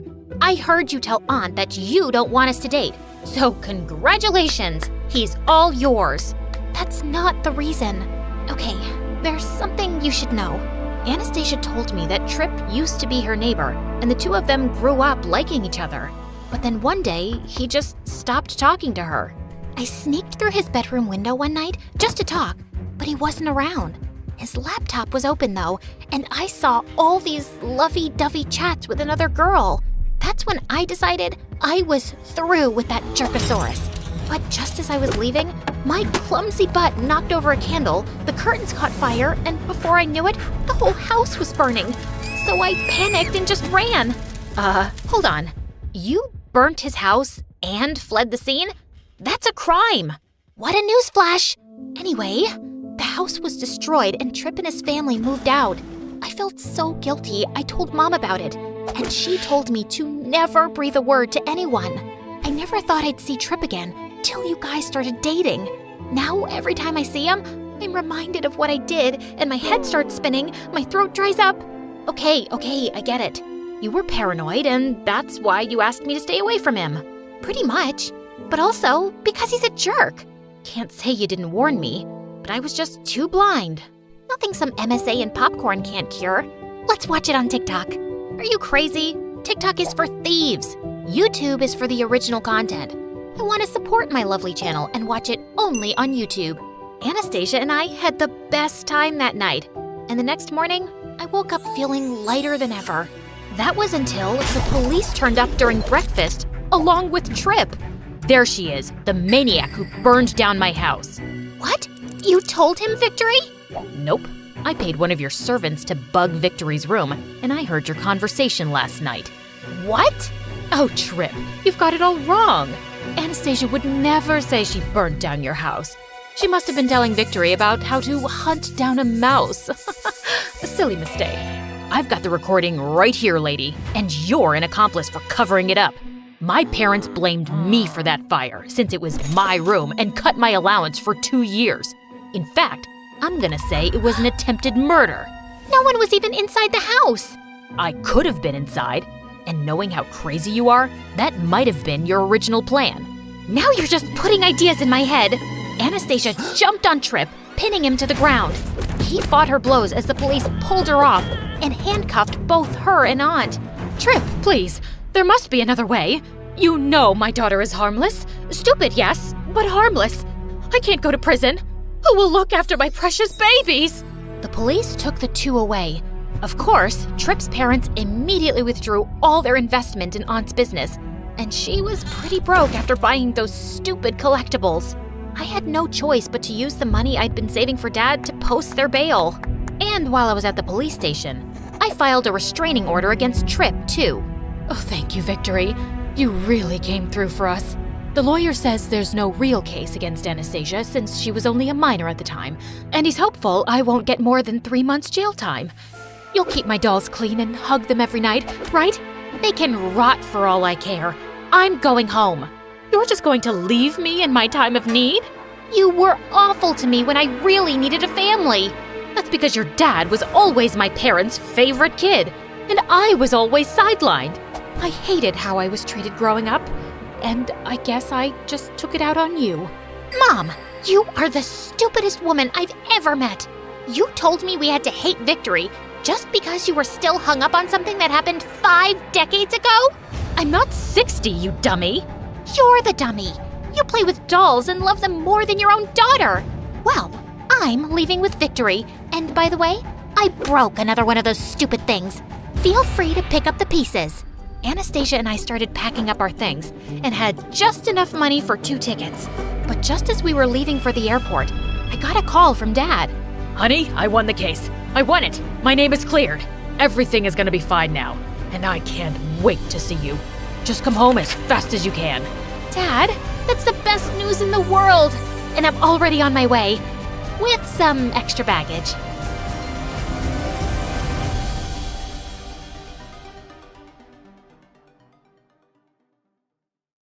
Hi, I'm Aphrodite, and my face almost ruined my life. But before I tell you my story, please like and subscribe. My parents named me after the Greek goddess of beauty because my emerald eyes and wavy golden hair got so much attention. Wow, that baby's gorgeous. When I was 7, me and my parents were out for a walk when this movie producer stopped his car in the middle of the street, jumped out, and ran up to us.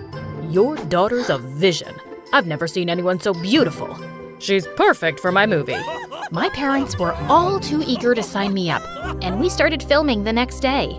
But I'd always been shy and quiet, and before shooting started, I hid in my trailer. I'm scared, Mommy. You can do this, honey. We believe in you. The movie ended up being a hit. After that, I landed a dozen more movie roles and a modeling contract. The money was rolling in. We moved into a huge mansion near the beach. My parents quit their jobs to manage me full-time, and they hired a tutor so I could be homeschooled. Life was a beautiful dream come true. That is, until the day after my 10th birthday, when Mom caught Dad kissing our maid. Mom threw Dad out of the house, burned all his clothes, and used a picture of his face as a dartboard. They went through an ugly divorce, and the ultimate prize was me. Mom fought Dad for custody and won. Then Dad moved away. It broke my heart to see him go. Life wasn't easy with Mom. She grew obsessed with money. She booked me for every job just to get a paycheck, and it got really exhausting. Get up, honey. No time for sleep. You're filming a movie in Timbuktu. Plus, you're the face of this new clothing line, this orange lipstick, and these magic beans. When I was 15, Mom set up a huge deal for me to star in a movie about a high school girl. But when I had a meeting with the director, he tossed me a script, asked me to read a few lines, then he told me that I was absolutely terrible. He ripped up the deal and threw us out. Mom was livid, and I was sad I'd let her down. I'm sorry, Mom. I tried my best. Mom refused to take no for an answer and convinced the director to give me another chance. The deal is still on the table. I convinced the director to let you audition again in 3 months. I've enrolled you in a local high school so you can get some practice being a high school girl. But I am a high school girl. You know what I mean. It's research for the part. You start tomorrow. Mom skipped out of the room and shut the door. My mind raced. I'd been homeschooled for most of my life.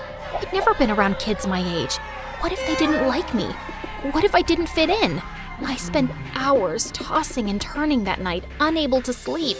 The next morning, as we drove to school, I begged Mom to reconsider. But of course, she didn't. Instead, she shoved me out of the car, waved goodbye, and sped away. The moment I stepped on campus, I noticed kids whispering and pointing at me. It didn't help that there was a huge billboard with my face on a stupid can of magic beans across the street. I tried to talk to a few kids, but the girls gave me dirty looks, and the boys were weird. Half of them stared at me and drooled, while the other half, well, You're hot. Wanna be my girl? I lost my phone number. Can I have yours? Then this crazy girl ran up to me. It's you! I can't believe it! I'm Leah, your biggest fan. You're even prettier in person. Can we be friends? Please, please, please? I didn't know what to say. Leah kept staring at me as she waited for an answer. I guess. Leah gave me a tour of the school. She spilled all the tea about my teachers and my classmates. She protected me from the mean girls and the creepy boys. Out of the way! Precious cargo coming through! What are you staring at, jerk? Soon, Leah and I were the best of friends. One time, Leah took me to this cool cafe across town, and this gorgeous boy named Tyler stepped on stage with a guitar. He started singing, and the crowd went silent. He had the most beautiful voice I'd ever heard. As he was singing, I swear he was looking right at me. My heart melted. I'd never felt this way about a boy. He stepped off stage and walked right up to me and handed me his number. We talked for hours. He took me to the beach the next day. Tyler and I had so much in common. He'd spent his childhood traveling from city to city trying to make it as a singer, and his mom was as pushy as mine. Sometimes, all this pressure is so overwhelming. I just want to crawl into a hole. I totally get it. Geez, I feel silly complaining so much. I'm sure you've got it 10 times worse. I'm not half as talented as you. Then Tyler looked up at not just any kiss, an earth-shattering, mind-blowing, once-in-a-lifetime, straight out of a romantic movie kiss. And at that moment, I fell in love. Soon, Tyler and I were a couple, and we spent all of our time together. Tyler swore I was his muse. He wrote a bunch of songs about me, posted them online, and they went viral. Overnight, Tyler became a huge sensation. A few weeks later, the director of my movie called me back in to redo my audition. Tyler came to support me. The director took one look at Tyler and invited him to audition too. Then something unexpected happened. The director was so impressed with both of our auditions that he cast us for 2 lead roles. Leah was so excited, she threw me and Tyler a party at her house to celebrate, and she invited a bunch of nerdy kids from school. Since I'm your #1 fan, I've assembled your ultimate fan club. You smell like sunshine. Then Tyler walked in, looking as gorgeous as ever. Wow, Tyler, you're hot, and your skin is as smooth as a red-eyed tree frog. Want to take a selfie? Leah pulled out her cell phone and ran up to Tyler, but Tyler sidestepped her and she fell on her face. Hard pass. Tyler pulled me to the side. Let's get out of here. These nerds give me the creeps. And can you believe that freak Leah? Leah's not a freak. She's my friend. Whatever. I can't take a picture with her. It would ruin my image. I'm out. I'm going home to take a shower. Then Tyler left. I was so upset. I couldn't believe he was being so rude. That night, he apologized for being mean to Leah and promised he'd never do it again. But a couple of weeks later, everything changed. Tyler grew distant. He spent all his time posting videos for his fans online, and he stopped answering my calls and texts. I knew he was busy managing his newfound fame, but I still wanted to be supportive. One night, I invited him to my house to rehearse our lines for the movie, and I even made his favorite lemon meringue pie, but he didn't show up. I went online and saw that he'd just posted a video of himself practicing his guitar in his room. I went to his house. His front door was open, so I walked upstairs, but when I stepped into his room, what I saw turned my world upside down. Tyler was kissing some random girl. "Babe, what's your ex doing here?" Tyler turned to me with this dumb look on his face. Oh man, you didn't get my text? "What text?" Fine, I guess we'll have to do this the hard way. It's not me, it's you. No, it's not you, it's me. Whatever. I don't want to be your boyfriend anymore. I went bonkers. I smashed the pie in Tyler's stupid face and punched him in the nose. Tyler's girlfriend started screaming like a banshee. Tyler's parents rushed in and broke up the fight.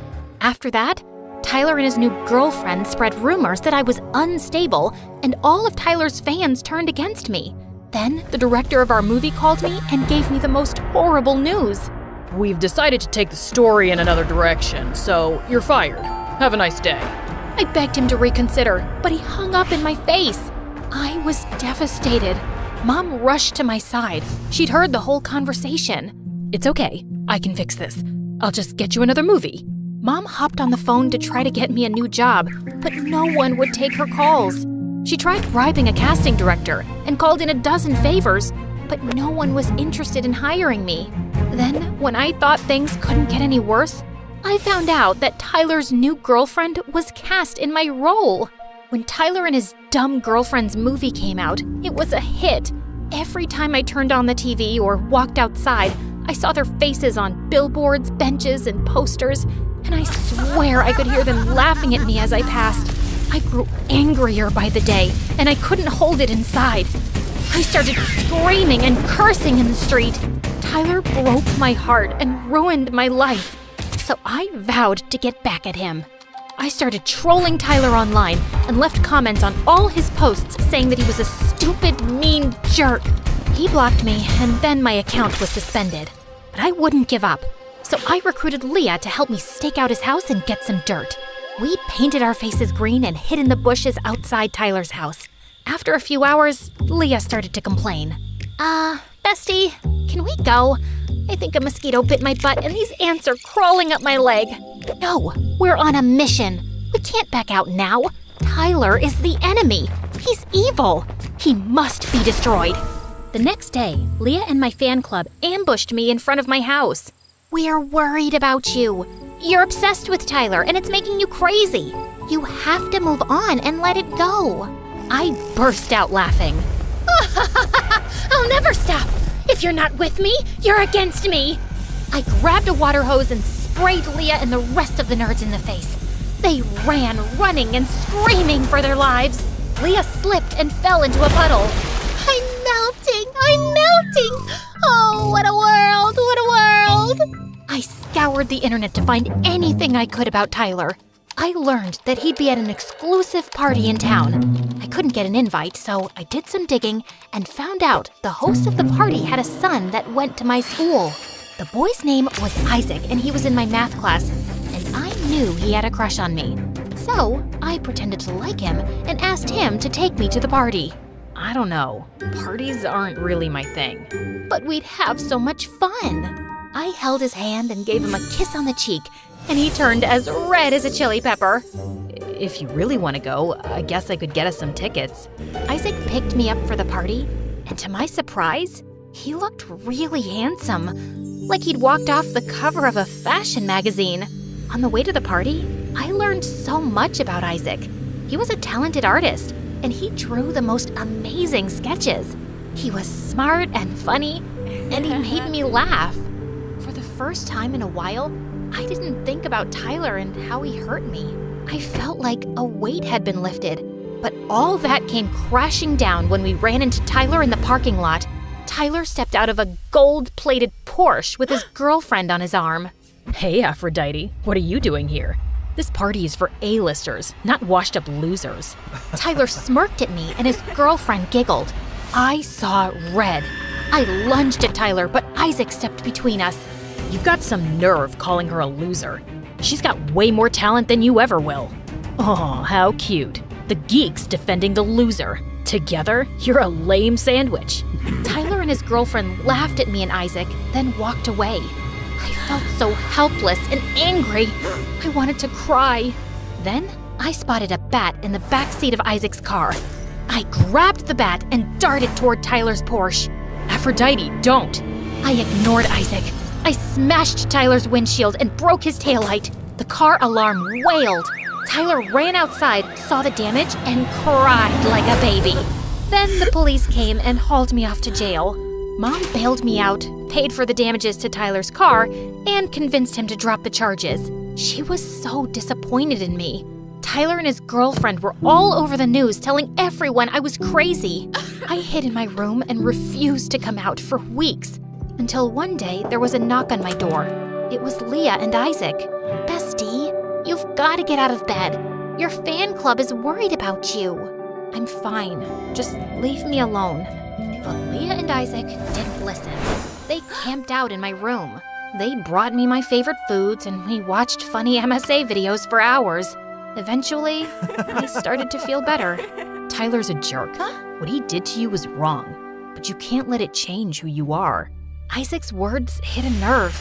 He was right. I'd worked for years to develop my career. I couldn't let it all go down the drain. But there's nothing I can do. Everyone hates me. You've still got us, and your talent. Isaac handed me a flyer for a summer Shakespeare festival. The winner gets an audition with a huge Hollywood producer. "This is your chance to get back on top." I was reluctant at first, but with Isaac and Leah's encouragement, I entered the contest. Though my mom wasn't too happy about it. You're wasting your time. There's no money in plays. That's your problem. It's always about money for you. You pressured me to take stupid jobs and bribed people to give me dumb roles. You took all my joy out of acting. And now, I'm getting it back. Mom gave me the strangest look. Then, she wiped a tear from her eyes. Bravo! I've never seen you have so much passion. You could be a star on the stage or on the screen. I'm sorry, honey. I didn't know I was hurting you. That ends today. Mom promised to have my back, and I felt more confident than ever. On the night of the festival, I poured all the pain and hurt that Tyler caused into my performance. When I was finished, the crowd cheered and gave me a standing ovation. Of all my years as an actor, I'd never felt such a rush. When they announced the winners, I got second place. I was bummed at first, but it didn't matter.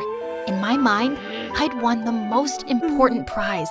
I'd proven to myself that my career wasn't over. You were awesome! No, you were perfect. Isaac gave me a huge bouquet of flowers and then he hugged me tight. A year later, Tyler and his girlfriend got cast in another movie and it was a total flop. It lost the production company millions. By then, they were total divas, so they fired their agents and managers, and no one wanted to work with them again. I continued doing plays for the rest of high school and through college, and eventually became a leading lady on Broadway. I hired Leah as my publicist. Duh, I'm her #1 fan. And Isaac stole my heart.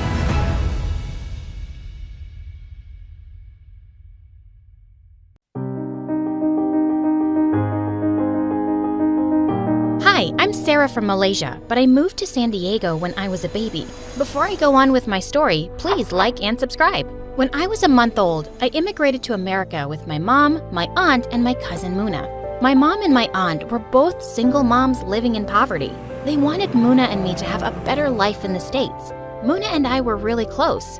We're gonna build the biggest castle in the world, and no dragons will get in. But when I was 6 years old, my aunt married a billionaire. She and Muna moved away, and we never heard from them again. I missed Muna so much, and Mom and I were still barely getting by. But Mom was the most optimistic lady ever, for one reason. When I was in kindergarten, the school psychologist told her I was born with a gifted brain. According to Mom, that meant I was the door to a brighter future for us. Oh, Sarah, you'll be the first daughter in our family to go to college. I'm going to buy you a kit with medical toys. But can you play pirates with me first? Yes, I'll play pirates with you. But first, I'm buying you a medical kit. From that day on, Mom was determined to help me develop my gifts. She signed me up for book clubs, advanced tutoring, foreign language classes. I never got to do anything fun. Your 20 minutes of TV time is up. Time for spelling flashcards. By the time I was in high school, I was exhausted. I didn't have the guts to tell Mom that. But then I discovered a new interest. Mom, can I take piano lessons? No, Sarah. Musicians end up homeless. When I was your age, I'd already dropped out of school and had to work as a cleaning girl. You have an opportunity to live a better life than I did. This is why you must study hard and use your gifts well. I saw so much fire in Mom's eyes. I just couldn't let her down because making her happy meant everything to me. One day I was at school when the teacher announced we had a new student. Class, this is Muna from Carmel Mountain. I almost fell back in my seat. It was Muna. I thought I'd never see her again. And she looked so different, wearing heavy makeup and dressed head to toe in designer clothes. By the end of class, everyone was already fawning all over Muna. Where did she get that handbag? That girl should be on a throne. I pushed past the kids gathered around her. I was just so excited she was here. Muna, it's me, Sarah. I go to school here too. Oh, Sarah. I see you're still wearing those turtlenecks your mom makes you. She knows how nerdy they make you look, right? Muna walked away before I could reply and ignored me for the rest of the day. I felt hurt. Wasn't Muna happy to see me? I told Mom about it when I got home, but she didn't seem surprised. Goodness knows how my sister is raising that girl. My sister is the worst. She married a billionaire and never gave me a penny.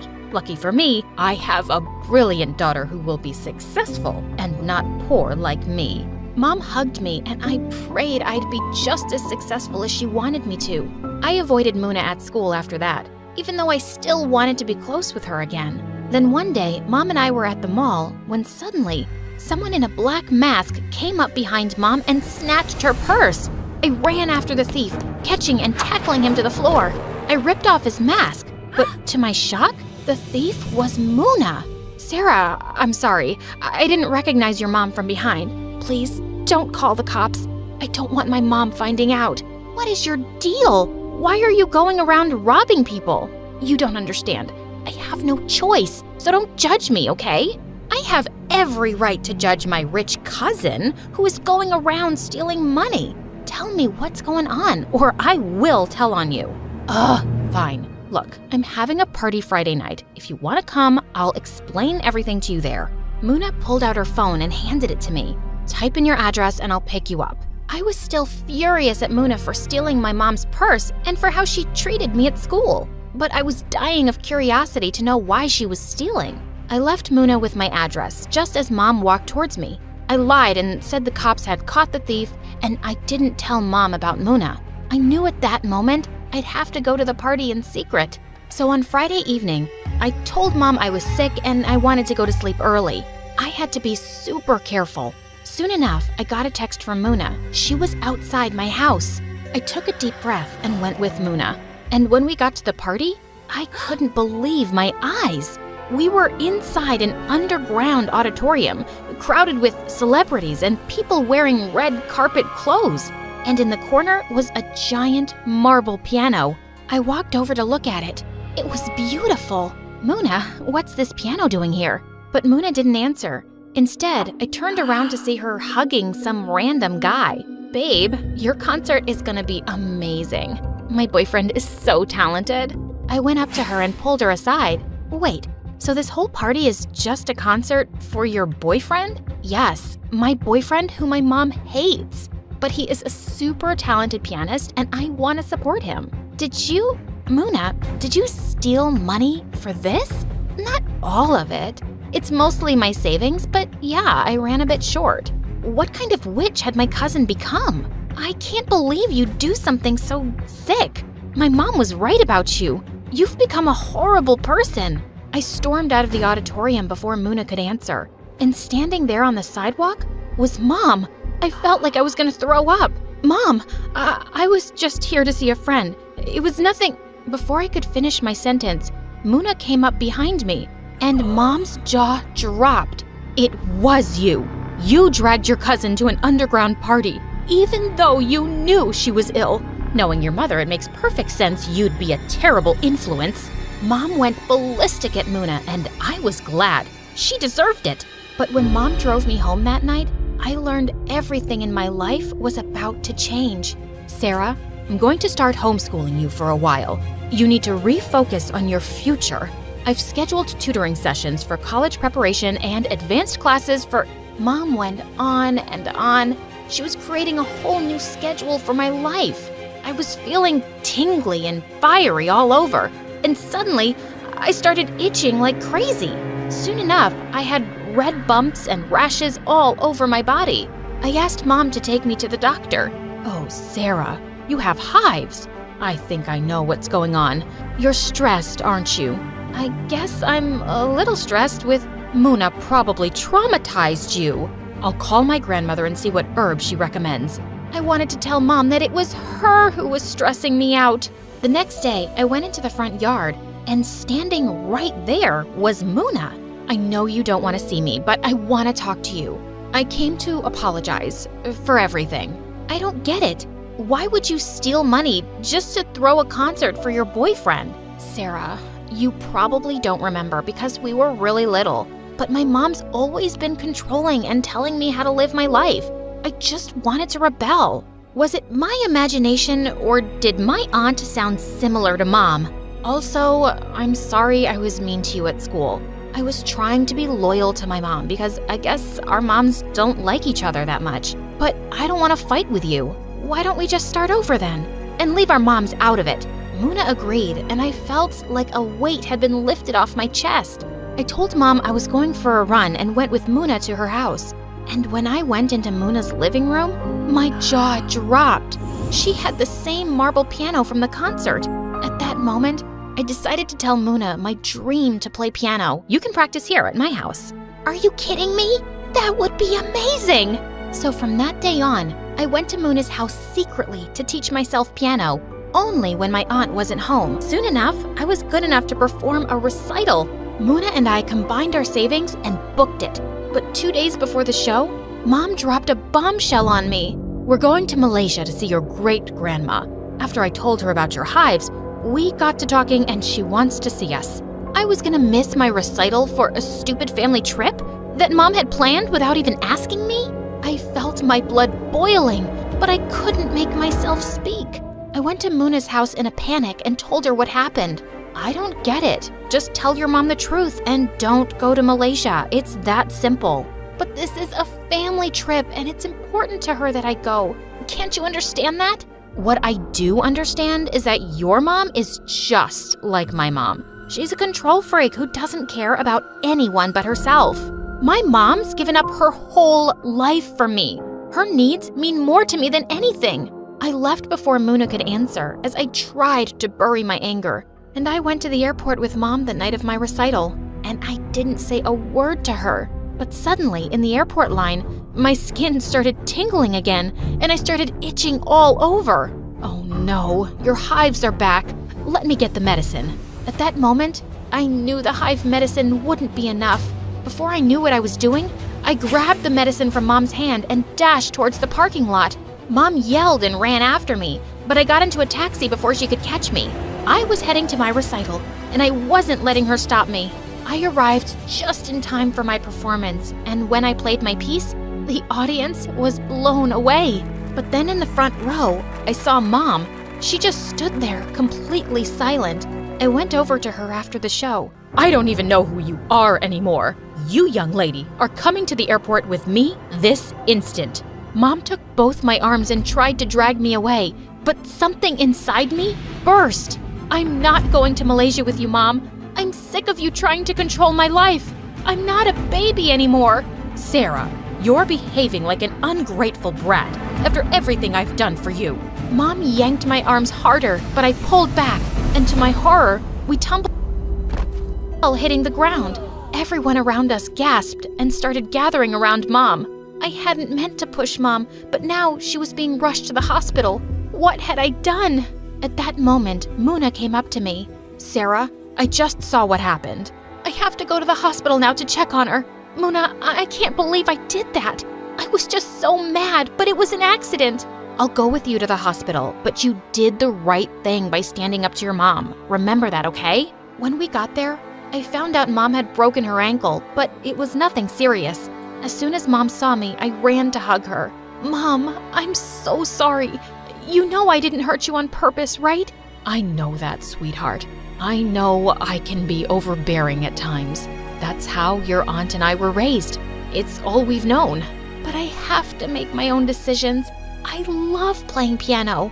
Also, I know you and Aunt have your differences, but I like Muna, and I'm gonna keep hanging out with her. Sweetie, I'm not going to lie and say I agree with all of your choices. But in the end, your happiness is the most important to me. Your performance was beautiful, darling. I love you, Sarah. I love you too.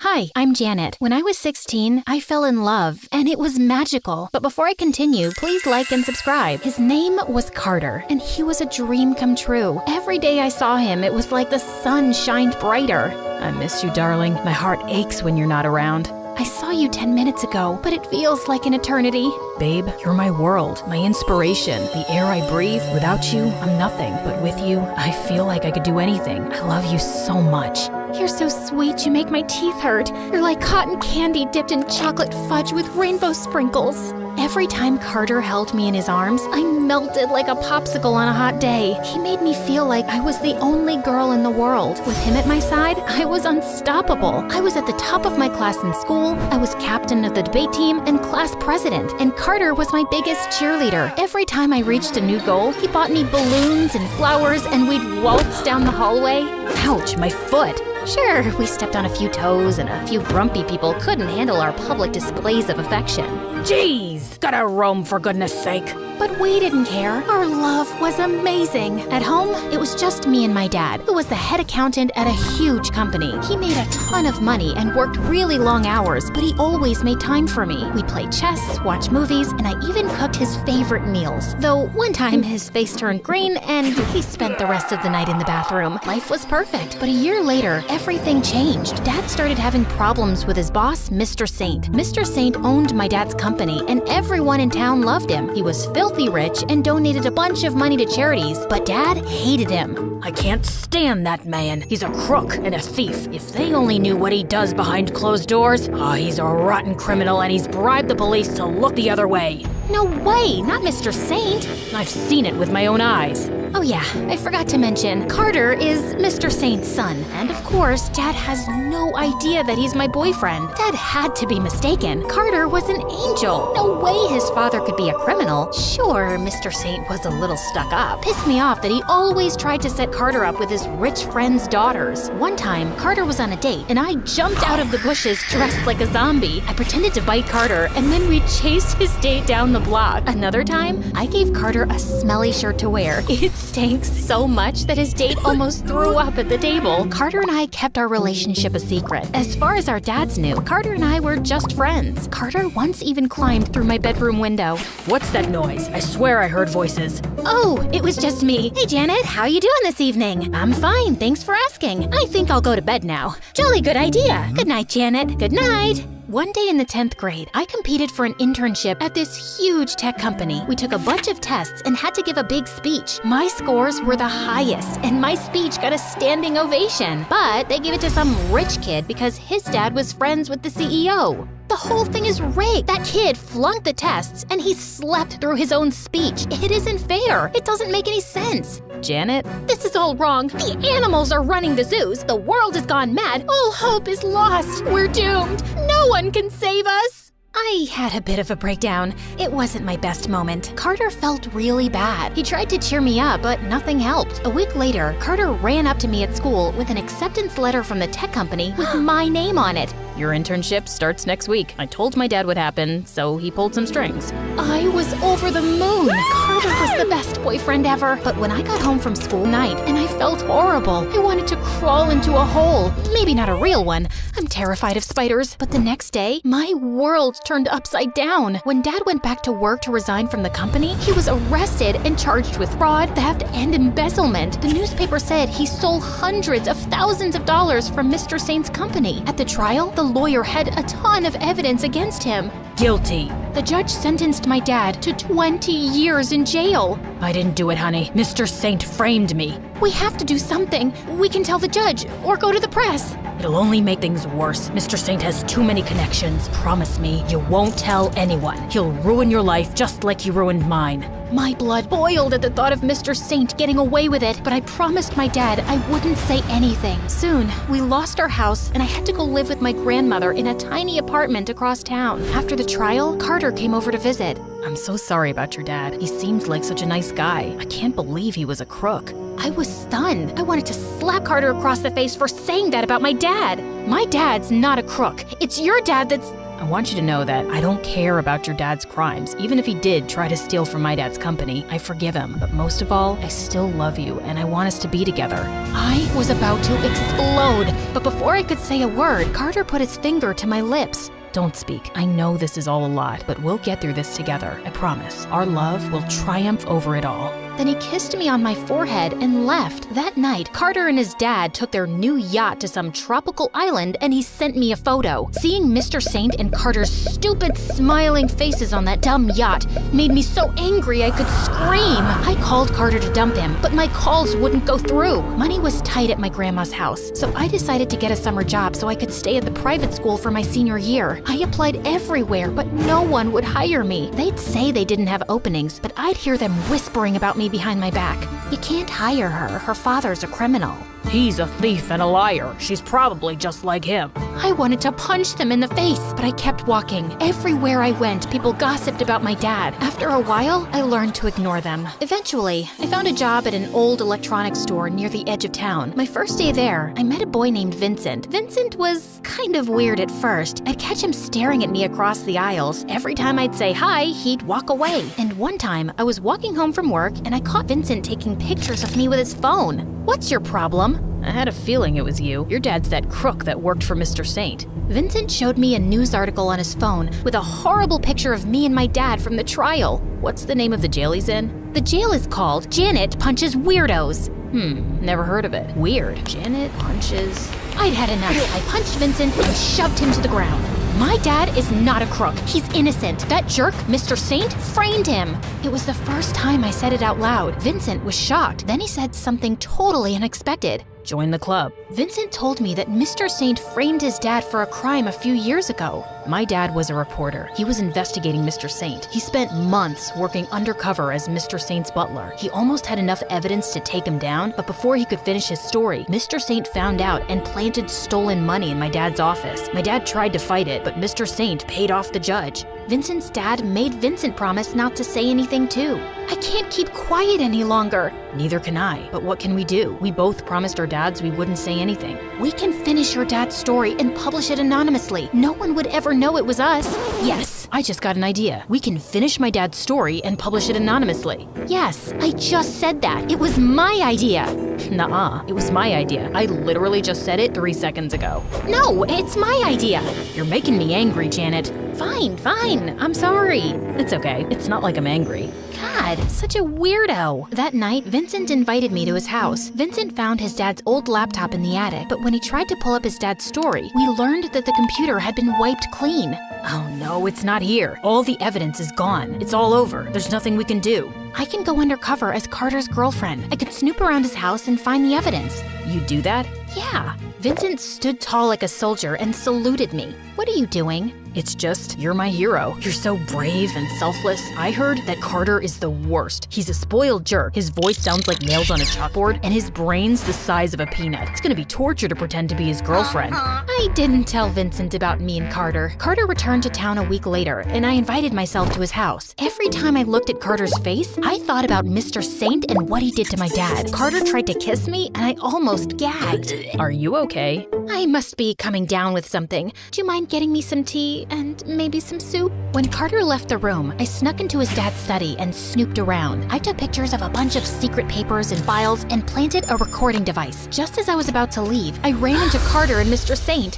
What is she doing here? Oh, Mr. Saint, I'm so glad I found you. You saved my life. You're such a good man for exposing my dad and all the horrible things he did. How can I ever repay you? I know, I'll clean your study. I snatched a napkin from Carter and started cleaning. I knocked over an expensive vase, spilled water on the floor, and tossed a bunch of important papers in the trash. She's so grateful, Dad. Isn't she the best? I spent weeks at Carter's house, sending him on crazy errands so I could snoop around. Then, I'd rush over to Vincent's to show him what I'd found. We spent hours combing through the evidence. It was strange spending so much time with Vincent. He and Carter were so different. Vincent wasn't rich, but he was really smart, and his determination was contagious. Vincent and I wrote a bunch of articles that we posted online under a fake name, and before we knew it, the stories went viral, and the police showed up at Mr. Saint's door. We did it! I can't believe it! He's finally going down! Vincent pulled me into his arms, and my heart skipped a beat. What are you doing? I'm not sure. Then Vincent kissed me, and it was magical, but I was so confused. Vincent wasn't even my type. Suddenly, my cell phone rang, and I pulled away. It was Carter, and he wanted to see me.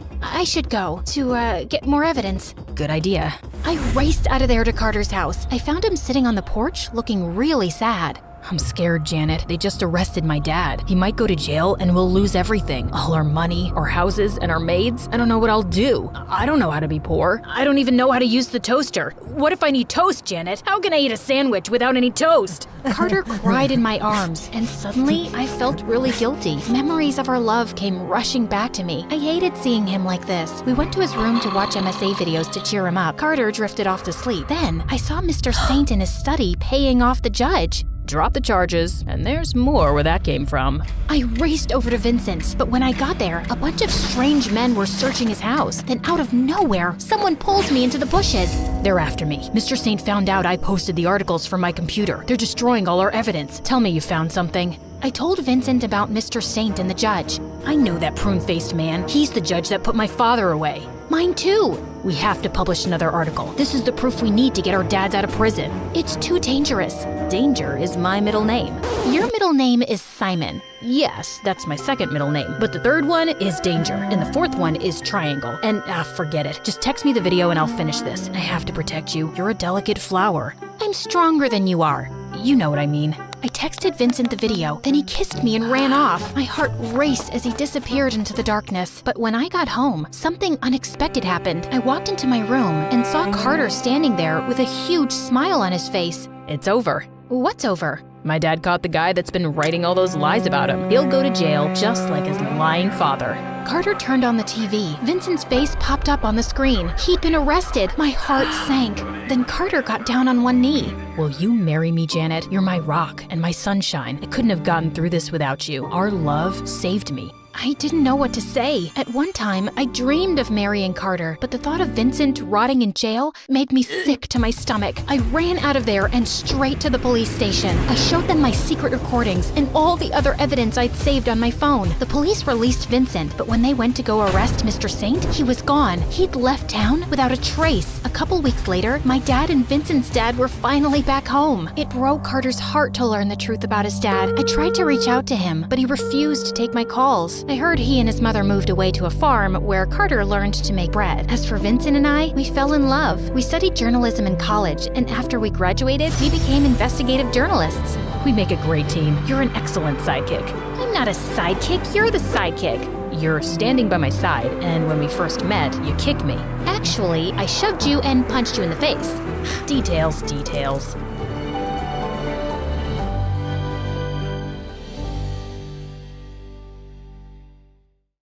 When my mom was a little girl, she heard this wild rumor that she comes from a family of witches. So naturally, like any sane person, she wanted to get to the bottom of this. She graduated college with honors and went all in on studying the supernatural in a more scientific way. And her big takeaway was that the supernatural is real. We just need the right means to connect with it. But even though Mom became super famous for her groundbreaking work, she still couldn't figure out if our family had any connection to witches. She was so obsessed with finding the answer that she neglected everything else, which didn't sit well with Dad. They fought all the time, and eventually, he had enough and left. Soon after, Mom realized she was pregnant with me. So she dropped her research, moved into her childhood home with Aunt Jessie, and became the most devoted mom ever. But the second I started high school, she drove right back into her witch hunt. She even had this creepy little office where she kept all the souvenirs from her years of research. And Aunt Jessie absolutely hated that place. Oh my God, Kara, who gave you that awful haircut? Mom did. What's wrong? Nothing, except you looked like a shaved squirrel. She looks fine, Jessie. And why are you in my office anyway? I thought you hated coming here. I do. It's just that I need some money. I'm traveling to Bora Bora tomorrow with Jack, and I don't want him to see me as some wannabe leeching off his money. Who's Jack? I thought you were dating Mark. Ugh, Mark was such a bore, so I broke up with him. Now I'm dating Jack. You know he's an entrepreneur and he owns a yacht? A yacht! Only 1,000% of the world population own a yacht, and Jack is one of them. Now, if you're done interrogating me, can I have some cash? Aunt Jessie was Mom's twin sister, but unlike Mom, Jessie was a total free spirit. She drifted from place to place, never held down a steady job, and dreamed of marrying rich so she'd never have to work. Mom thought Jessie was a total flake, and for Jessie, Mom was one science experiment away from turning into a mad scientist. So, obviously, they never got along, and life went on. Until one day, everything changed. Yeah, we say that a lot around here. Just like we keep asking you to like and subscribe. So please go ahead and do that. Anyway, Mom was in her creepy office doing her usual research when we heard a loud crash. Jessie and I rushed in to check on her, and there she was, passed out cold on the floor. Her research papers were scattered everywhere, and right in the middle was this weird necklace. I ran to Mom's side while Aunt Jessie called the ambulance, but when the paramedics arrived, they said she was in a coma. Mom was rushed to the hospital, but the necklace stayed behind. I couldn't bring myself to leave it there. It felt important, like it might hold the answers we needed. So I took it and always kept it close to me. Oh my God, just toss that ugly thing already. No way! This was the last thing Mom was researching before she collapsed. She might need it when she wakes up. For what? To wear to some ugly necklace convention? Kara, you're 18. Go live your life. You sulk way too much for a teenager. And you're way too wild for someone in their 40s. Don't you care about Mom at all? Aren't you even a little worried if she's ever gonna wake up? Look, your mom's nuts, okay? For all we know, this is because she spent too much time chasing ghosts and ancient nonsense. Now, do me a favor and stop playing detective. Aunt Jessie grabbed my arm and I wanted to pull away, but I was too stunned. Not because of what she did, but because of what I saw. I had this vision where I saw Jessie in Mom's office, pulling money out of her locker. You stole from Mom's locker? What locker? I didn't steal anything. But I just saw... I grabbed Jessie's arm again, and just like before, I saw her in Mom's office stealing money. I was trying to make sense of what was happening, when suddenly, my eyes fell on the necklace in my hand. I kept it down and touched Jessie again, and nothing. No visions this time. Could this necklace actually be showing me something? Oh no, you've got that look. The same one your mom got whenever she went on about ghosts or spirits or whatever nonsense she wasted her life chasing. Jessie kept groaning about something, but my brain was stuck on the fact that the necklace actually had powers. Every time I held it, these weird flashes would hit me. I didn't totally get what they were. Maybe they were some blurry sneak peeks into the future. Honestly, with Jessie's track record, seeing her steal from Mom felt pretty believable. But I needed proof that this thing was legit. So the next day, I wore the necklace to school, and like I suspected, every time I bumped into someone, I saw a glimpse of their future. Like, I accidentally brushed up against Madison, our cheer captain, and saw her flipping out in front of everyone. Sure enough, later that day, she dumped her boyfriend and destroyed his locker. I also saw Kyle, the class clown, going home alone to his cats, which was kinda sad. But then, I saw the rude school janitor having a terrible lunch that would keep him in the bathroom all afternoon. That instantly lifted my spirits. Oh wow, This is the best day ever.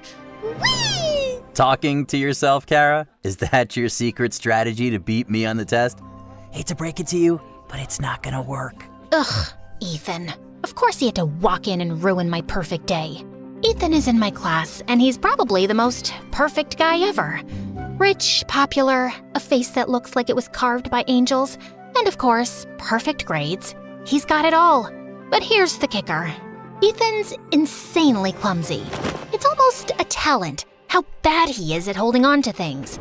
Lunch trays, expensive vases, kittens, you name it, he's probably dropped it. And yet, somehow, his clumsiness just makes him even more charming to everyone. Well, everyone but me. I just thought it was hilarious how someone so perfect can be such an uncoordinated mess. Oh my god.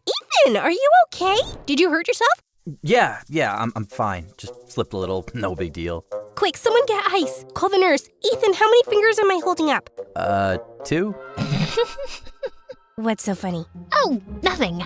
It's just, isn't this a little dramatic? He just tripped. He's not dying. Just for the record, I could have seriously hurt myself. What if I hit my head and broke my neck? Would that be serious enough for you? Oh my god, you're fine. You may have a concussion, but that's about it. And you literally fall every day, Ethan. Multiple times a day. And you're walking just fine, aren't you? Ethan gave me the stink eye, and since then, he's been in this weird, unspoken competition with me. He tries to beat me at everything. Grades, gym class, who gets to the front of the cafeteria line first. And even though I have no idea why he's doing that, one thing's for sure. There's no way I'm letting him win. I'm here. I'm not late. Ew, what's that smell? Did you run here? Just ask Kara and I'll lend you a couple bucks for the bus next time you're late. At least I can run without tripping over a rock and rolling down the street. I don't need to run. I have a car with a private driver. And thank God for that.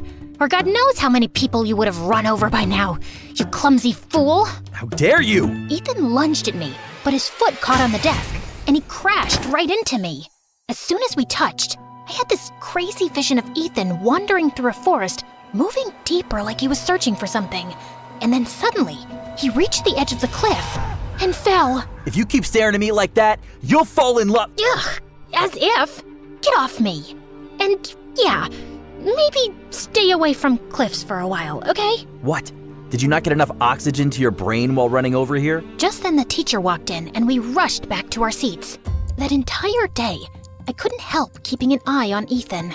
Even though he was a jerk, I didn't want him falling off a cliff because of some mysterious entity. That would break too many hearts at school. So later, when I saw him walking toward the woods behind the school, I decided to follow him, but he'd already walked in deeper. I kept walking straight, trying to stay optimistic, when I finally saw Ethan moving towards the cliff in a trance-like state. Ethan, stop! No response. I screamed for him again, but when he didn't stop, I ran towards him and pulled his arm, snapping him back to reality. Kara? What? Where am I? You walked into the jungle. You don't remember? No, I remember being at football practice, and now I'm just here? How did I even get here? And wait, how'd you know where to find me? Were you following me? You were, weren't you? Why? Did one of my dad's enemies send you to keep an eye on me? Tell me! For a second, I panicked. Ethan's dad was a senator, and me showing up out of nowhere was definitely weird, especially because we didn't get along. I could understand why he'd be paranoid, so I had no choice but to tell him the whole truth. So you're telling me this necklace gives you the power to look into the future? Yeah. And I know it sounds super made up, but I swear to God, it's true. And if you don't believe me... No, I actually believe you. With all the weird stuff going on in my life right now, a magic necklace honestly feels pretty normal. That's when Ethan told me that for the past few months, he was being haunted by a ghost. It showed up out of nowhere, and ever since then, his life had been a mess. I was always clumsy, but lately it's been getting worse. I wake up doing the weirdest stuff, like wrecking my mom's rose garden or doodling all over some portrait of my great-grandfather. And I don't even remember doing it. But how are you so sure a ghost has something to do with this? Because I've seen it. Sometimes late at night, I'll catch a shadowy figure in the mirror, or feel like someone's standing right behind me. Plus, we moved into this house only 6 months ago, and my parents were warned it might be haunted. But the house belonged to my great-grandfather, and Dad was obsessed with renovating it and moving in as soon as possible. And now I'm haunted by this stupid ghost who probably wants me dead. I stared at him, trying to process what he just said. A ghost was making Ethan clumsy and dangerous? It sounded ridiculous.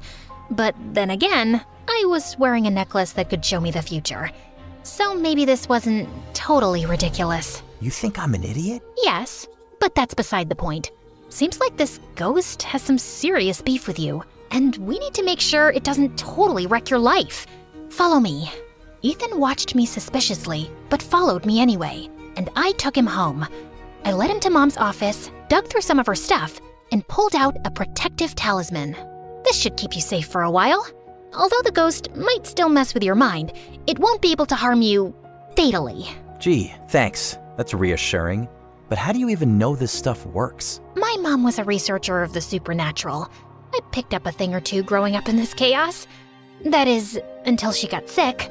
But I'm sure she'll be fine in no time. And this time when she's back, I'm not letting her out of my sight for even 1 second. At least you have that hope. I live in the same house as my parents, and I barely see them. Last month, when I kept waking up in random places around the house, my dad just hired a sleep specialist, then a psychiatrist, then a guard to lock my door at night. Not once did he ask me what was actually wrong. Just threw money at it until it looked fixed and I didn't cause any drama. That sounds rough, but I guess we all have our battles. I guess we do. Since then, Ethan and I were practically inseparable. Honestly, it wasn't by choice. Ethan was convinced he couldn't survive without me. And to be fair, he wasn't entirely wrong. At first, the things I saw ahead of time were small, like stopping him from burning his tongue on hot cocoa or mixing up sugar and salt. But as the week went on, things got way more intense. First, I saved him from falling into the fountain in the school courtyard. Then it was dodging a soccer ball that almost slammed into his face. But things got really serious during science class when he nearly mixed 2 dangerous chemicals together, and I had to jump out of my seat to stop him. It looks like every time I stop you from a disaster, the ghost just gets angrier and pushes you into an even bigger one. We need to stop this. Did you sprinkle salt along the floor right up against the walls of your room like I asked you to? That's the only way to keep the ghost out of your room. Of course I did, but the cleaning staff always sweeps it up and complains to my parents about the mess. They think I've lost my mind. Then ask one of your bodyguards to watch over you at night. You've got plenty of those, don't you? What am I, 5? My parents would think it's weird. You have to come up with a better solution. Like what? I can't watch you 24/7, Ethan. There's got to be another way. I have an idea. Ethan's brilliant idea was to sneak me into his massive walk-in closet overnight without anyone noticing. But why can't I just come in through the front door like a normal person? I mean, you're kind of popular. Don't you have friends coming over all the time? You mean those kids I hang with at school? They're only around because my dad's loaded. None of them are real friends. And even if they were, my dad's way too paranoid to let anyone in without running them through 100 security checks. Seriously, sneaking in is just easier. And way more claustrophobic. You'll survive. But it was tougher than it looked. Ethan's place was like a fortress. Big, sprawling gardens, guards crawling everywhere with dogs that would rip you apart. Even his closet was bigger than my room. So I slipped in and waited for Ethan while his guards patrolled the house. But with the blackout, the air felt heavy, and I started to feel dizzy. Before I knew it, everything went dark, and I passed out. When I opened my eyes, I wasn't in the closet anymore. Instead, I was standing in a dimly lit hallway with creaky wooden floors and walls lined with old paintings. Finally awake, Sleeping Beauty? I spun around to see a girl my age, dressed like she had just walked out of a 19th century drama. What is this? Where am I? Who are you? Slow down, woman. One question at a time. You're having a dream, and I'm the ghost of this gorgeous house. You're the one haunting Ethan? Haunting is such a dramatic word. Let's just say I'm invested in his miserable little life. Why? Because I enjoy tormenting pretty boys. In life, I scarcely had the time for such amusements, but now, as a ghost, I can slip in and out of their lives as I please. It's one of the few pleasures I have left. Now, if you're done pestering me with questions, there's something important I need to show you. She led me down a narrow staircase and finally stopped in a weird cave that looked like it was centuries old. The walls were all stone, and on them were strange looping symbols repeated over and over in neat rows. I was trying to make sense of what they meant when the ghost gestured towards the end of the cave to a red door. If you want answers, just walk through that door. What's behind it? The truth. You're really enjoying this, aren't you? Oh, immensely. Now do as I say. You don't have much time. I took a deep breath and walked over to the door. But just as I was about to turn the knob, I heard a scream coming from the end of the cave. I got so spooked, I immediately recoiled and fell. My head hit the ground, and I don't remember what happened next, except I woke up staring at the ceiling in Ethan's living room. I slowly got up, trying to make sense of what happened, when I saw Ethan holding a lighter standing inches away from the curtains. Without thinking, I lunged forward and snatched the lighter out of his hand, when suddenly Ethan's parents walked in. Who are you and what are you doing in my house? Dad, she's... I'm not asking you, Ethan. You go to your room. But Dad... I said leave!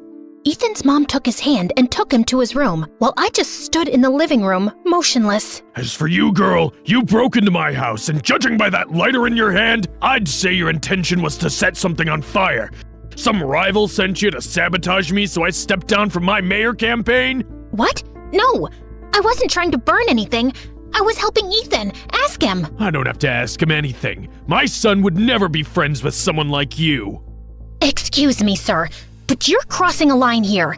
I agree this whole thing looks suspicious, but I'm telling you the truth. You can call my aunt. She can vouch for me. Oh, I'm sure you have some accomplice ready to cover for you. Enough of this nonsense. You're not fooling me. Before I could argue any further, his dad pulled out his phone and called the police. And an hour later, I was sitting in the police station, feeling like the unluckiest person in the world. I was just about to lose my mind when Jesse burst through the doors and dragged me home.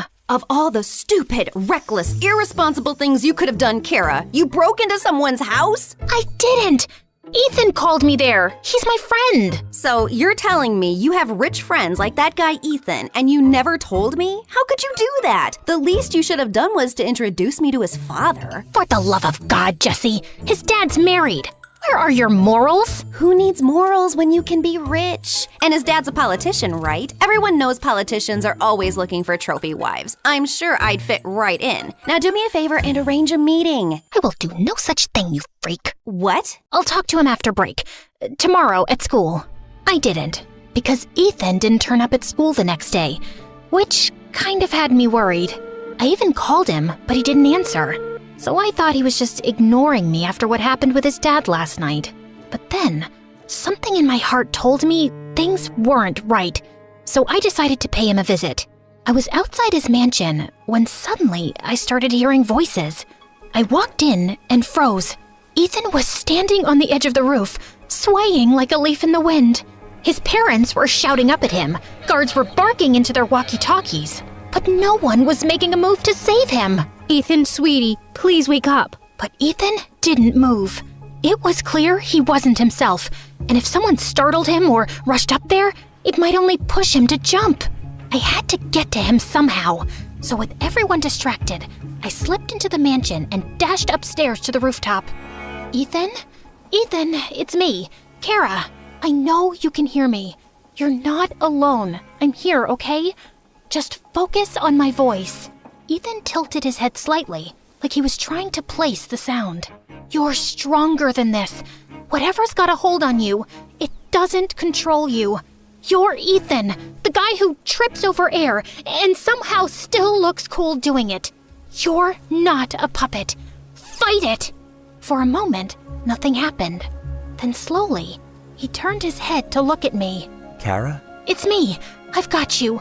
I won't let go, I promise. Finally, he reached out, and the moment our hands touched, I yanked him away from the edge with all my strength. But I fell, hit my head, and blacked out.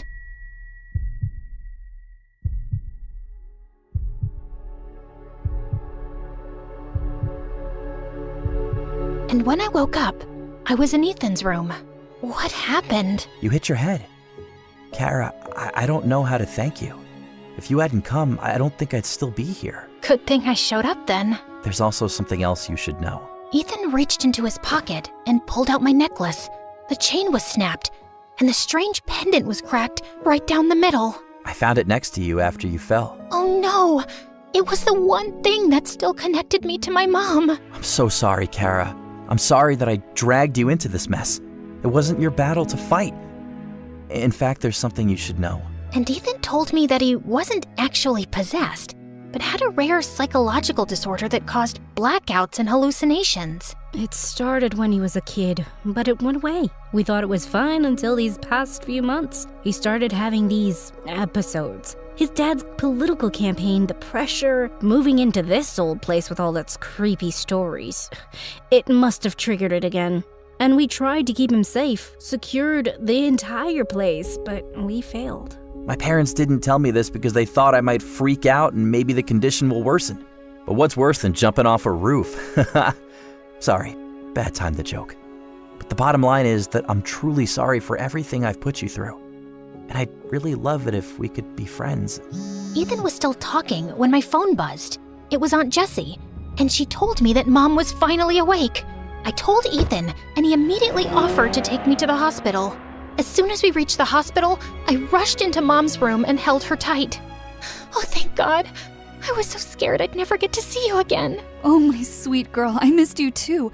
And I've got to say this, you've been so brave. But Mom, I messed up. I broke the necklace. Well, you kind of did me a favor there. Mom's eyes drifted to the broken necklace, and she told me that it wasn't just some souvenir, but an ancient relic designed to imprison souls. I studied it thinking it would confirm our family's history with witchcraft. I thought if I could connect my spirit to it, I'd gain the wisdom I'd been seeking. Instead, the necklace trapped me. My body stayed here in a coma, but my spirit was locked inside. But when it broke, it lost its hold. My soul was released and returned to my body. So, you were in this necklace all this time? In a way, yes. I've been watching you, and you've been so brave, Kara. Although I got a bit freaked out when I saw you walking towards that red door. Wait, you know about the red door? How? I never told anyone about that vision. I know because I was there. That scream you heard was mine. And it wasn't a vision, Kara. The necklace was messing with your head. It feeds off your fears and uncertainties. And when it sensed your confusion about Ethan's haunting, it created the image of a ghost to prey on your emotions. It was all a trick to get you to walk through that red door willingly. And if you had, you'd be trapped just like I was. So, you mean everything I saw in my visions was my imagination? But what about the stuff that came true? The necklace has this strange power of showing you bits and pieces of the future, but never the full picture. It keeps you curious, making you rely on it to guide you. That's how it earns your trust and manipulates you. I think I'm gonna lose my mind. No, you won't, because I will never let this happen again. I'm done with these studies, Kara. I lost sight of what matters and nearly lost everything. I think I want to focus on my family again. I'd love that too, Mom. Great! Now that you're both reunited, maybe we can talk about my Bora Bora trip? No? Fine, I'll just sit here quietly. We all laughed, and it felt like a new chapter had begun. The necklace was gone, Mom was awake and back with me. And as for Ethan, well, he's still clumsy as ever. But at least he's taking therapy, so he won't roll off another building and blame it on a ghost.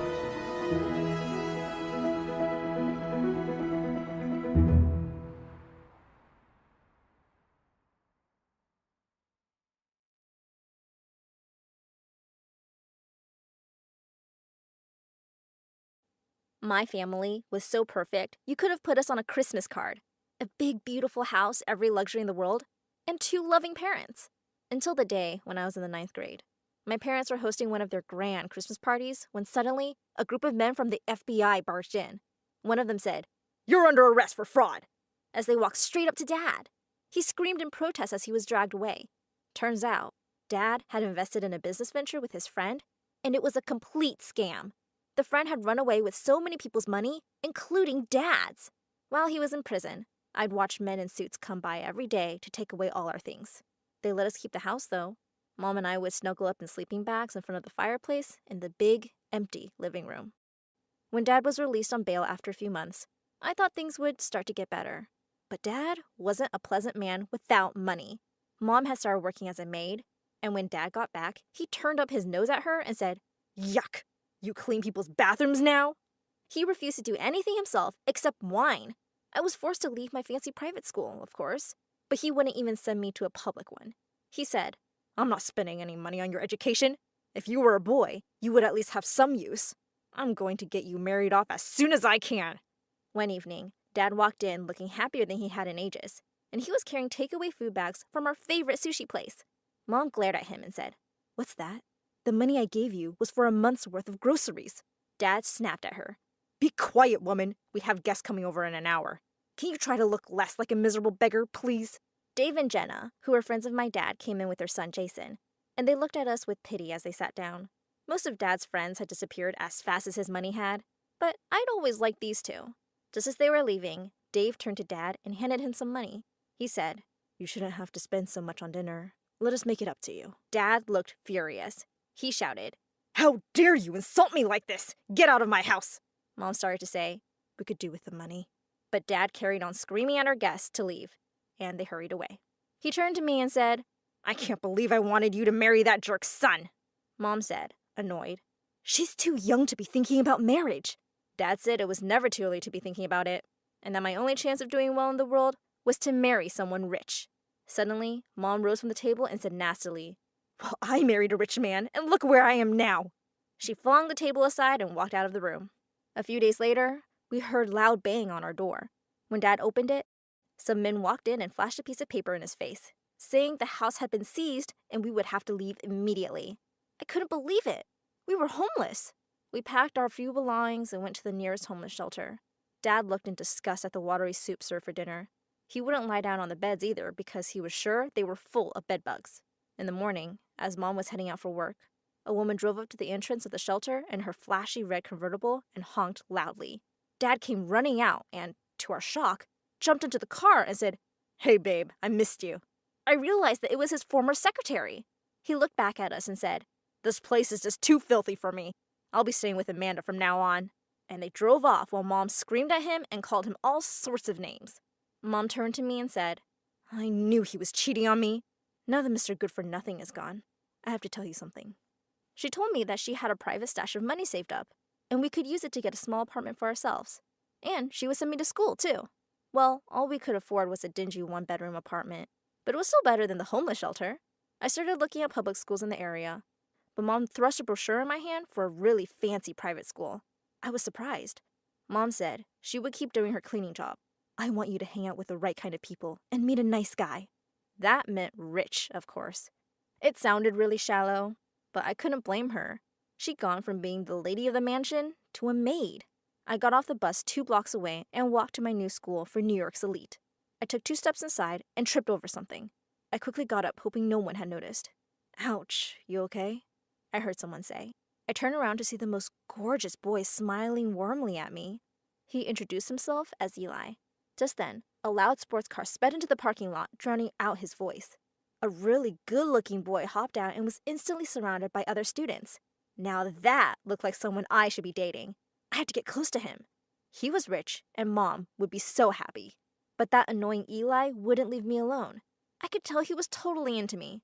At lunch, Logan, the hot guy, came over to me. With a grin, he said, "I don't believe we've met. A pretty girl like you shouldn't be sitting alone." Yes! I batted my eyelashes. But then I heard Eli's annoying voice. "Let's go to the library, Mia." You go ahead. I think I'm going to stay here for a bit," I said, giving Logan a flirty smile. Eli walked away quietly. Soon enough, we were joined by Logan's minions, and before I knew it, I had become part of his exclusive circle. This was my ticket to becoming rich! I started hanging out more and more with Logan and his friends, but Eli wasn't happy about it. And he truly hated Logan. I didn't really care if he didn't want to come. I knew he was just jealous of Logan. One day, Logan announced that he was going to throw a huge party at his house next month. Everyone was waiting anxiously to see who would be on the guest list. I was on it. When I told Eli excitedly, he suddenly lost his cool and said, "I don't know what you see in that guy. Are you in love with him?" I felt annoyed by his question, but I just smiled at him and denied it. He looked a little relieved. Then he took my hand and said, "Mia, I'm falling for you. Say you'll go out with me." I had my sights set on Logan, but, well, Eli was pretty rich too, and he really adored me. He pulled me in for a kiss, and I kissed him back. We were officially dating now. Logan didn't look too happy seeing us going around holding hands. The other person who wasn't too happy was my mother. At first, she was excited to hear I was going out with one of the boys from school, but she went with me to his house one day to drop me off and looked really disappointed. She exclaimed, "That's their house? It looks like a cottage. And their car is a pretty old Mercedes. What happened to the boy with the Ferrari?" A few days before the party, Eli texted me to come to his place in the evening. His mom told me he was in the backyard. My eyes widened when I saw the whole setup. We had a wonderful dinner and danced under the stars. Suddenly, Eli took my hand and slipped a beautiful ring on my finger. Wait, what? Had this guy just proposed to me? And not even waited for me to say yes? He smiled and said, "It's a promise ring. Maybe you'll marry me one day when we're older." It was kind of hard to say no at this point, and Eli was so sweet. I smiled and nodded. When I reached Logan's place for the party, my jaw dropped. It was the biggest mansion I'd ever seen. Logan was outside greeting all his guests. He looked really happy to see me. His parents were away, and he gave us a tour of the house. I was having a hard time not looking completely awestruck. Logan was so much richer than I thought. Outside by the pool, while everyone was dancing, Logan came up to me and whispered in my ear that I looked really pretty tonight. Before I knew it, he was pulling me in for a kiss. I was about to pull away, but then I thought, he's so much richer than Eli, and I kissed him back. It was totally harmless anyway. The next day at school, Eli seemed to be in a really bad mood. He wouldn't even look at me. I caught up with him and asked what the matter was. He turned to me coldly. "It's over, Mia. I'm breaking up with you." He took his phone out and showed me some Instagram posts. I stared at them, horrified.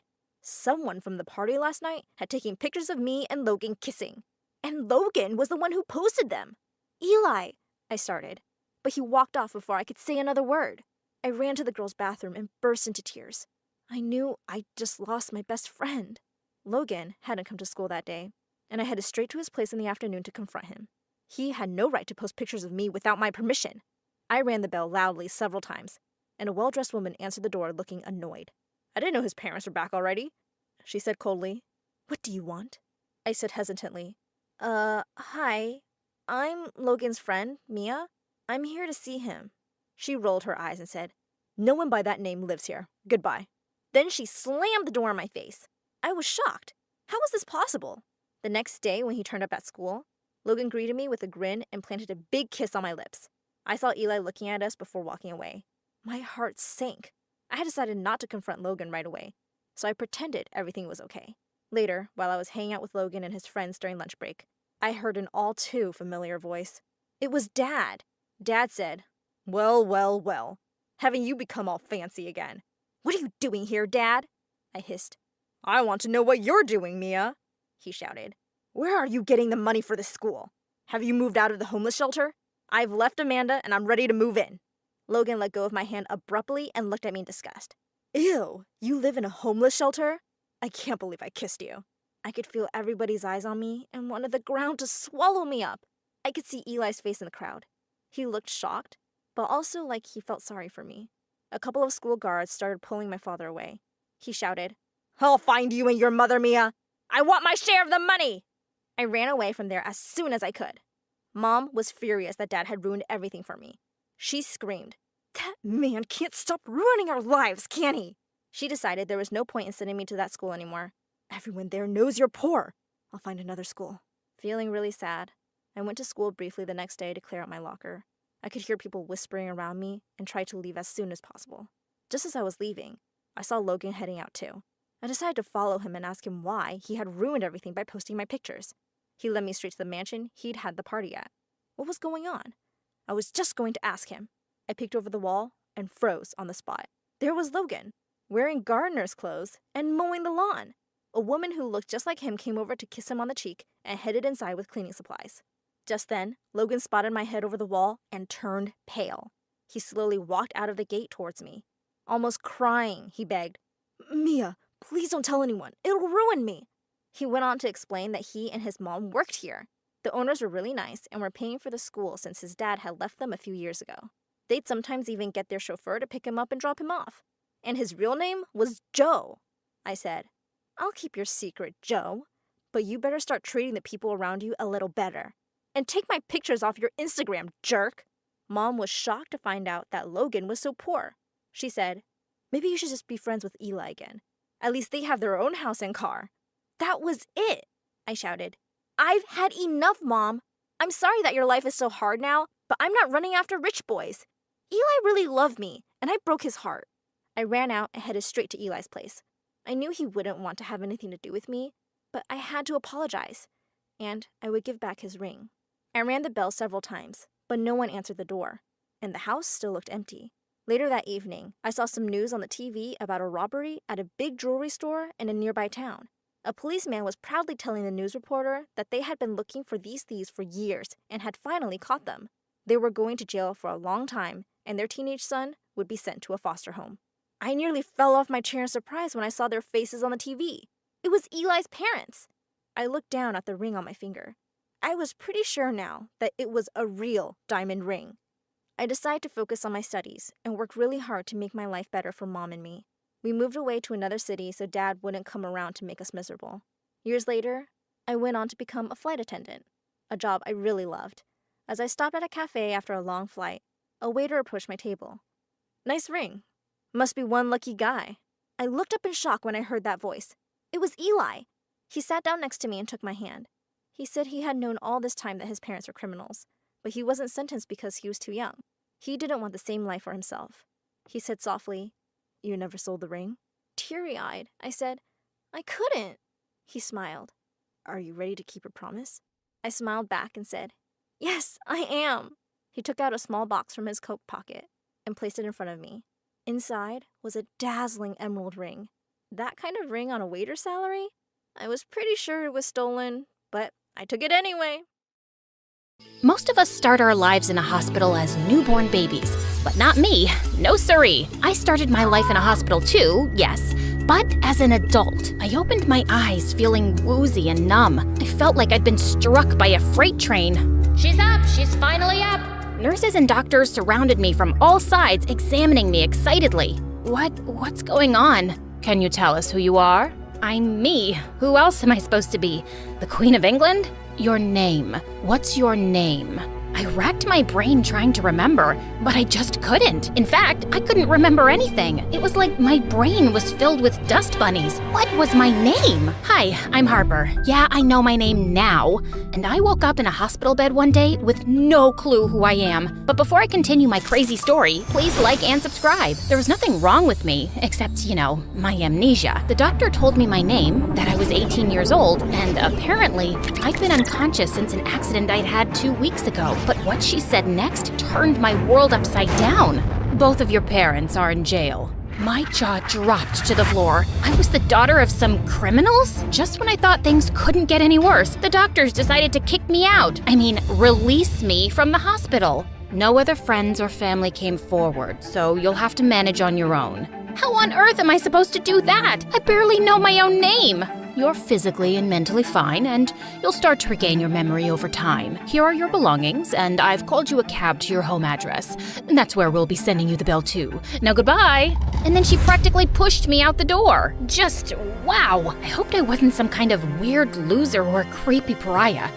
Seriously, what kind of person has no friends or family to show up for them? Forget going home. I needed to find my parents, whatever their names were. They'd give me the answers I needed. I turned my attention to my so-called belongings, which consisted of a purse. I rummaged inside, hoping something would spark a memory, but it just felt like I was going through someone else's stuff. I found a phone, wallet, keys, and a chocolate bar. Yum. I turned on the phone, but it needed a passcode to unlock it. I typed a few different combinations, but none of them worked. And then my phone locked me out for guessing wrong too many times. Just then, a black Mercedes screeched to a stop right in front of me. A really cute boy, a little older than me, poked his head out the window, staring at me in shock.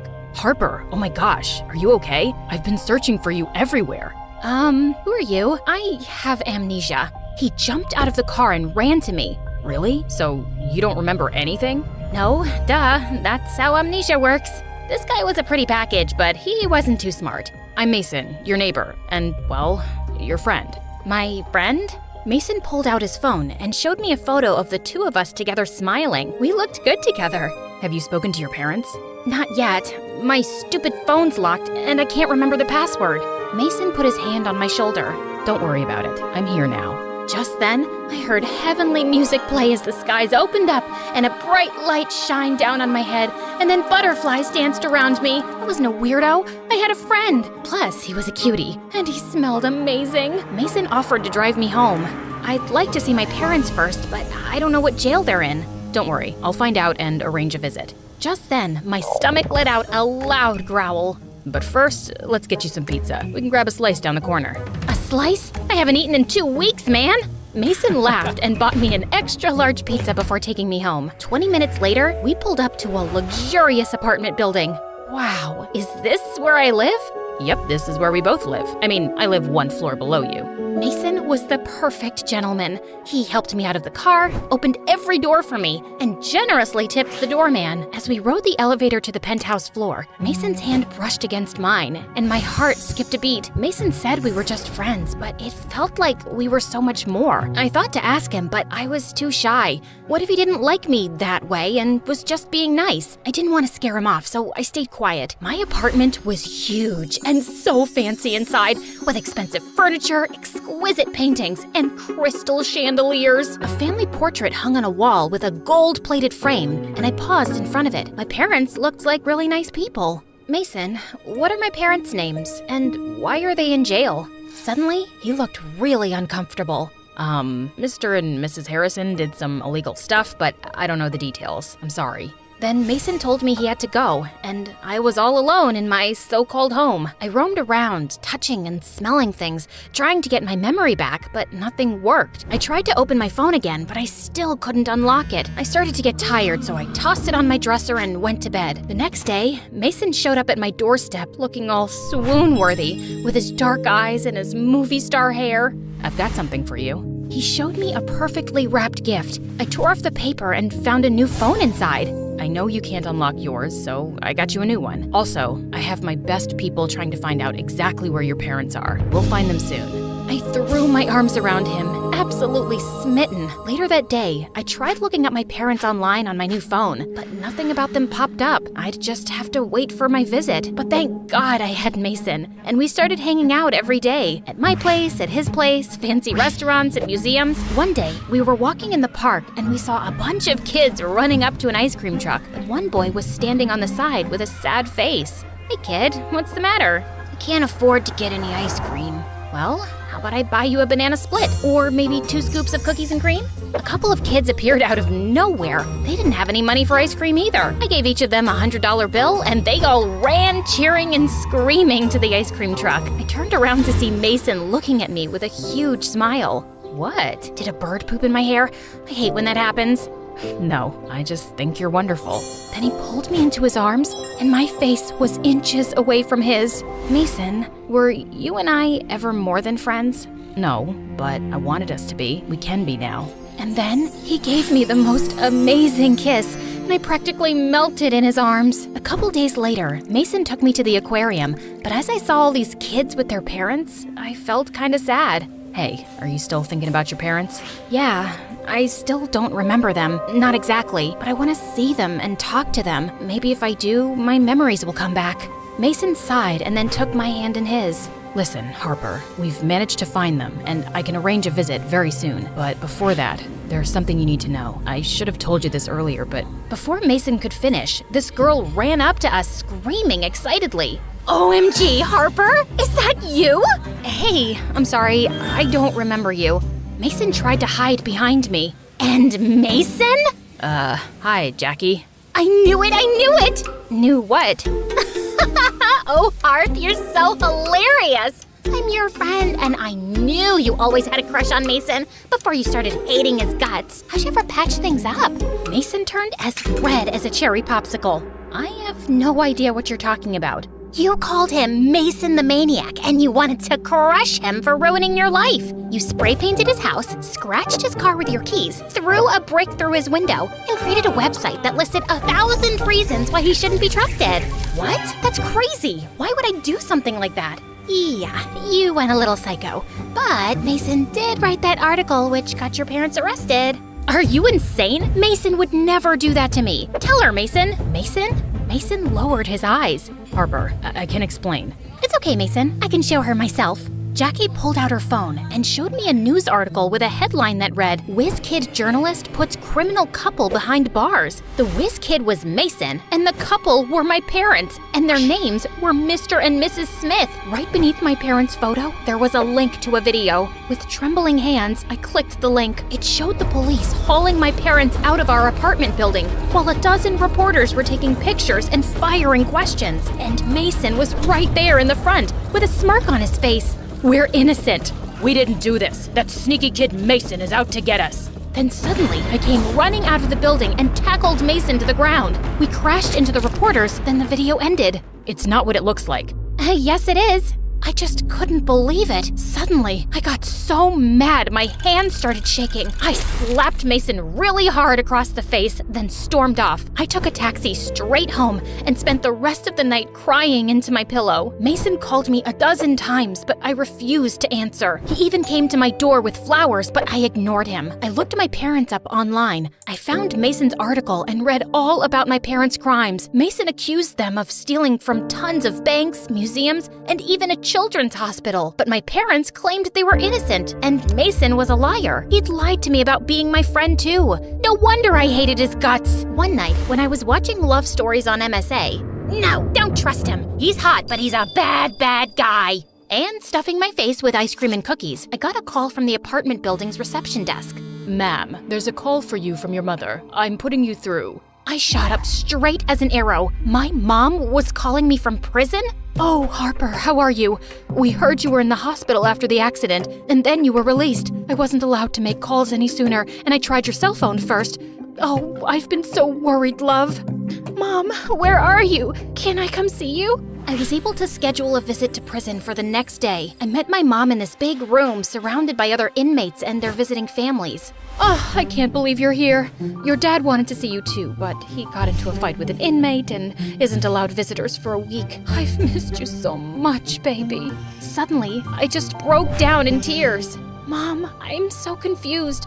I lost all my memories in the accident." "What? You don't remember anything?" "No, nothing. I just know that you're in jail because Mason said you guys did all these awful things." "Mason? Oh, what I wouldn't do to wring that boy's neck. We wouldn't be in this mess if it wasn't for him. He's evil, Harper. You can't trust a word he says. I'll explain everything later, but first, you need to listen to me closely." Mom leaned in and whispered, "Get the money out of the safe." "What safe?" "It's in a secret room behind my closet. Your dad and I stored things for the family business there. We didn't tell you about it because you were too young. I need you to use the money we've kept in that room to bail us out. The combination is in a drawer in my desk, and be careful. We had a misunderstanding with a few gangsters." "Gangsters?" "Oh, I mean business associates, sweetie. Somehow they think we owe them money. Vultures. So if anyone suspicious turns up at the apartment, do not let them in." Mom gestured over my shoulder, and I turned and saw this scary man with a skull tattooed on his forehead, giving us death glares. Once I got home, I raced to my parents' room, found the combination, and typed it into the keypad on the back of Mom's closet. Then a wall opened up, and I walked into the secret room, my mouth hanging open. It was full of bags of money, jewels, and paintings. All the stolen items that Mason wrote about in his articles were stacked right in front of me. I was devastated. Mason was right. My parents were thieves. Just then, the doorbell rang, and a surveillance feed popped up on a screen in my parents' room. 3 scary gangsters with skulls on their forehead were at my front door. "We know you're in there, Harper. We want our money." I spoke through the speakers. "Sorry, Harper's not home. She's moved to the moon." The gangsters got really angry and kicked down the main door. I locked my parents' bedroom door, and feeling completely freaked out, I called Mason. Mason answered on the first ring. "What's wrong?" "You were right. My parents are bad, and now these gangsters are out to get me. What should I do?" Mason told me to run to the window. I peeked down and saw him waving at me from the window below. He told me to climb down. Are you crazy? What do I look like, Spider-Man? You used to climb down all the time when we were kids. Well, I don't remember that. Suddenly, I heard the gangsters pounding on my parents' door. Okay, maybe some memories are coming back. Come on, you can do it. I've got you. Somehow, Mason's words gave me confidence, so I took a deep breath, then started climbing down. Suddenly, I lost my grip and screamed as I fell, but Mason caught me just in time. He pulled me inside through his window and hugged me. You're okay, Harper. You're safe now. Okay, cool. This is really nice. You always smell so comforting, like fresh laundry. I still have to call the police. You mind letting me go? We reported the gangsters to the police, and they were arrested and hauled off to jail. After that, Mason walked me back to my apartment. When we got to my door, tears started streaming down my face. Mason, was I a bad person, like my parents? No, you didn't even know they were criminals. Your parents lied to everyone about their business for years. But I did all those horrible things to you. Why did you even go to the hospital to find me? Because it was my fault you got hurt. Mason's words shook me to my core. The day you had the accident, I tried to talk to you about your parents and make you see the truth, but you got so mad you got into your car and drove off. The next day, the police found your abandoned car stuck in a ditch and they said you were missing. Mason showed me a picture of my car in the ditch. Then a memory popped into my head. I think I remember now.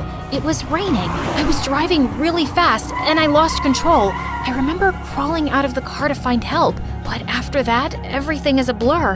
Harper, not knowing what happened to you or where you'd gone was breaking my heart. Then I found you at the hospital and you were different. You didn't remember anything. And most importantly, you didn't hate me. I should have told you the truth sooner, but it was getting harder the more I was falling in love with you. You're in love with me? I've always had a thing for you. I'm sorry I lied. I understand if you never want to see me again. I love you, Harper, but I don't want to come between you and your family. He started walking away, and suddenly my phone rang. It was the number from prison. It must be my mom calling. As I watched him leave, my heart ached. I had to choose. I could bail out my family, help them clear their names, and go back to their criminal activities. Or I could take a chance on a different life. I shoved my cell phone into my pocket, ran to Mason, and grabbed his hand. Let's go and tell the police about the proof I found in the secret room. I choose to be a good person. I choose to be happy. I choose you.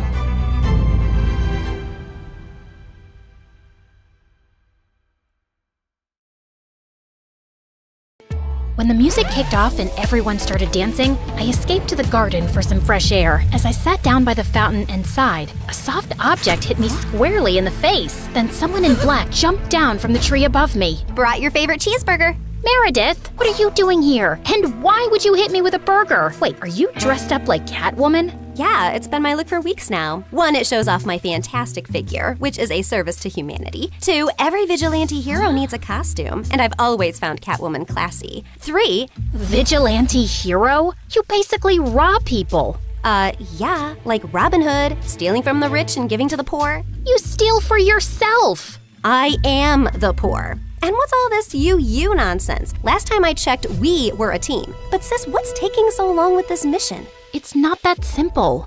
It's pretty simple. You make this rich dude fall for you, get access to his vault, steal the painting, and we run off to Bora Bora. Are you having trouble making him fall for you? Maybe he hates your eyebrows. I don't know, but I feel like punching you in the face every time I see your eyebrows, which is basically every time I see your face. Shut up, Em. Everything's going fine. Okay, but hurry up. This catsuit is giving me a butt rash, even though I use baby powder under it. I want to put it away soon and retire on a beach in a bikini. Aren't you looking forward to it? Just take the stupid suit off. You're a con artist, not a cat burglar. And of course I'm looking forward to it. You should go before you blow my cover. And thanks for the burger. It's not a gift. Duh. You're gonna pay me back. I've noted it in my diary. See ya. I couldn't help laughing as I saw her clumsily climb the wall, then fall over to the other side. But as I turned away, I felt troubled. The problem wasn't about making this rich guy I had to rob fall for me. He already had. The problem was, I'd fallen for him too. Let's start from the start, okay? Hi, I'm Claire, originally from Connecticut. And yes, you might have heard some fun words being used for me. Deceitful witch, manipulative liar, and con artist might come up, none of which is an exaggeration. But people change, okay? Before I tell you my crazy story, please like and subscribe. My mother was born into what she always called old money, which basically means her family had been rich for a long time and their wealth was passed down generations. Unfortunately, it skipped our generation. Apparently, my dad was extremely charming and swept Mom off her feet when she was just 20. She married him against her parents' wishes and they cut her off from their wealth. Then, 2 years later, Mom gave birth to twins, Dad met another woman, and he abandoned us. At least he left us the house in a nice neighborhood, but my grandparents refused to help Mom out and said she had to live with her decisions. Mom, how are you feeling now? Like my organs are shutting down one by one. So, same as this morning then? Here's some chicken soup. There's no chicken in it. Well, you asked for chicken soup when there was no chickens in the fridge, so I guess we all have to use our imaginations, don't we? Oh, the soup at my parents' house always had chunks of chicken and big fat prawns. What has life come to now? I was raised as a creature of luxury. I'm like that fairy tale princess who couldn't sleep because of a single pea under her mattress. So you say, but there's a bunch of sharp pebbles under your mattress and you sleep like a log and snore like a bear. What? How could you put pebbles? I do not snore. Leave me to decompose, please. Well, you have to return to your waitressing job, so get well soon, Mom. Shall not. I loved Mom, but she was basically a spoiled, selfish child who just couldn't adapt to her changing fortunes and start acting like a freaking parent. My sister Meredith and I were twins, but we looked nothing alike. With her soft blonde hair and big baby blues, she looked like the kind of sweet soul who saved kittens from trees, helped old people across the road, and sang to birds. She didn't look like she had an ounce of evil in her, which wasn't true, like at all. But we'll come back to that later. From an early age, it was clear to me and Meredith that we had to be resourceful for money. I started doing odd jobs for our rich neighbors in the 8th grade, like raking their gardens, walking their dogs, and babysitting their kids. But Meredith was always finding more creative ways, like taking stupid boys in her class on paid exclusive tours to an alien site she'd discovered in the nearby forest. I'd seen her digging up the crater where the spaceship had landed, or selling youth water to high school girls, claiming she'd traveled far to the Fountain of Youth over summer break and had a limited supply. They actually thought she was telling the truth because it tasted different. Yeah, that's because she was filling up bottles from the neighbor's gross jacuzzi. People eventually caught on and stopped buying from her, and that's when she started stealing from me. But whenever I'd confront her, she'd throw a tantrum and deny it like I'd accused her of killing someone. So the next time, I hid money in my diary and made my latest entry. Dear Diary, guess what? What? When Mom took Meredith to the hospital for her sore throat the other day, the doctors made a shocking discovery. Meredith has a rare, incurable disease. She only has a few more months with us. We've decided not to tell her so she isn't scared and lives the rest of her short life in peace. Yes, I'm sad, but not that much because my baby sister is going to a better place and leaving me all her stuff. I knew my trick had worked when Meredith came down one morning with swollen eyes. When Mom asked her what was wrong, she burst into tears about her incurable disease. Where would you get an idea like that? Yes, Meredith. Please, tell Mom where you got this idea from. You wrote it in your... Wait, you chubby witch! You made me believe I was dying!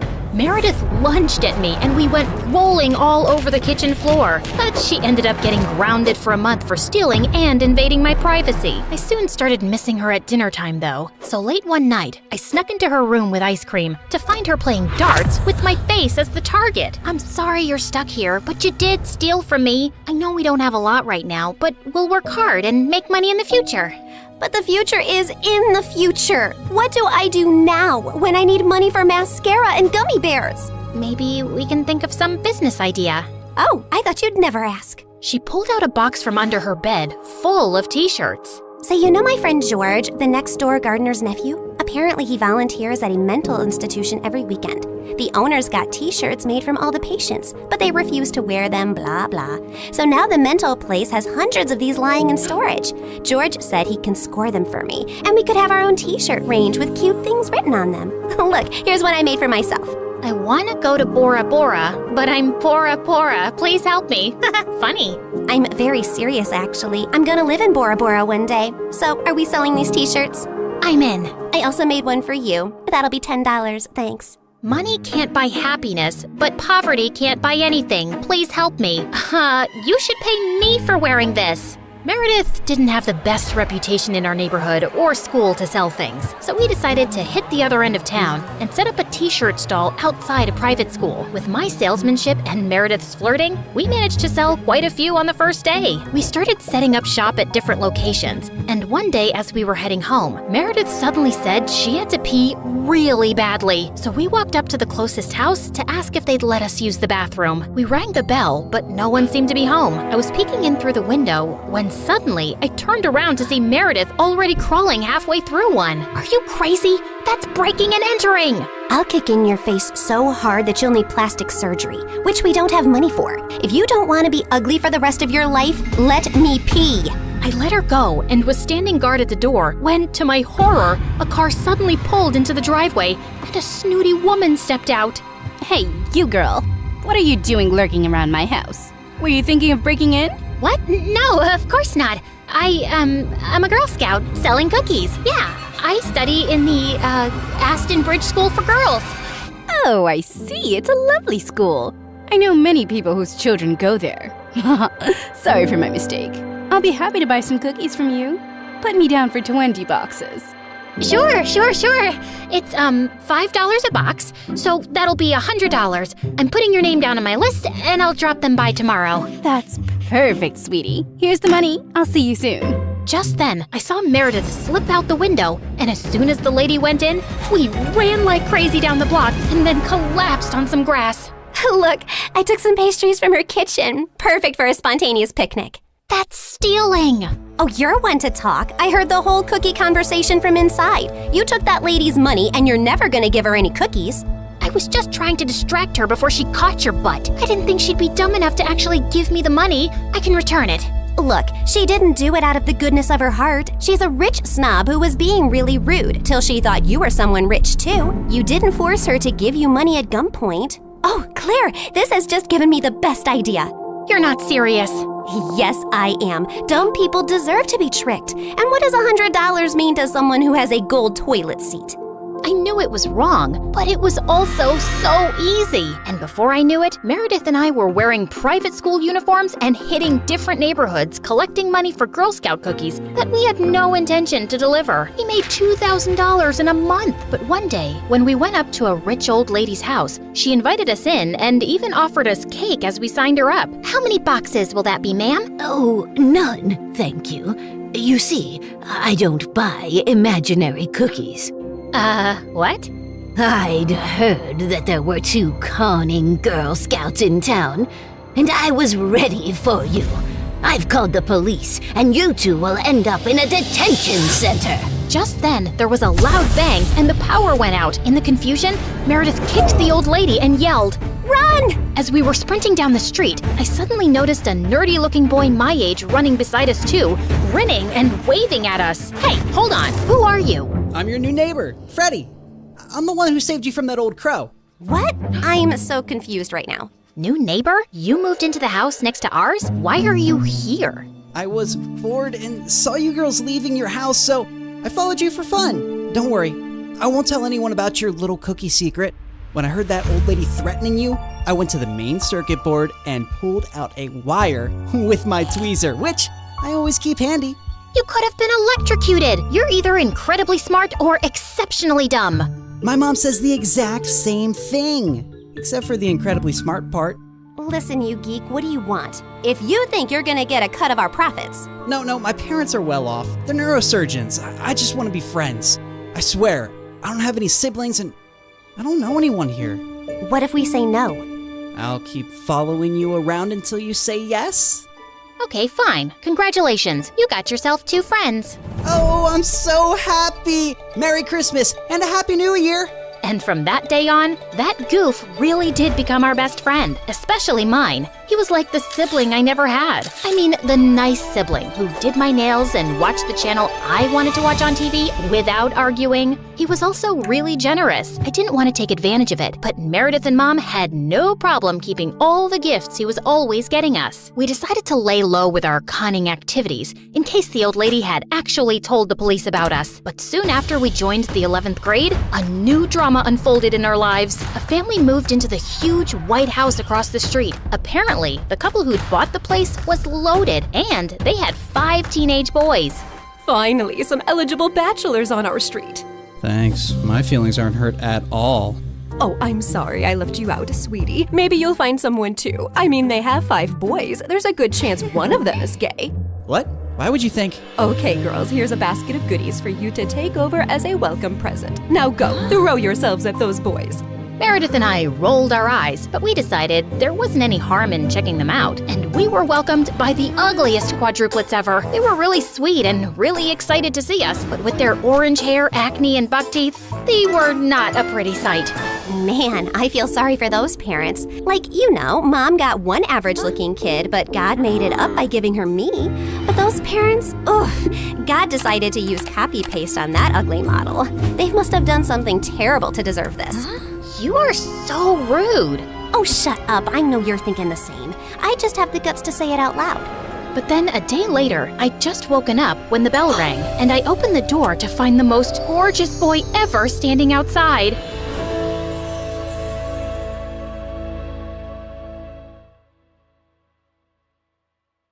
I was screaming when the enormous black dog started running after me. I should keep on running. I have to think about my mother. I opened my eyes and tried to speak, but instead of words, a bark came out of my mouth, and that's how I became the dog woman. Hi there. Sorry, I got caught up in the moment while reading this weird story from the internet. I'm Erica, a certified bookworm. I have a huge collection of books in my room, from textbooks, encyclopedias, to all kinds of fiction. There's just something addicting about learning new stuff and stories. But one day, my world crashed when my mom lost her job and she could no longer afford to buy me books. And online books hurt my eyes. I couldn't stop whining about it. My mom should find another job as soon as possible, or else I might go crazy. I have been rereading my favorite novels for the past 2 days, but I can't be satisfied. I badly need new books to read. One night, my heart broke when I saw my mom crying inside her room. The first and last time when I saw her crying was when Anna, her partner and my other mom, died 10 years ago when I was just 8. And now she's crying again.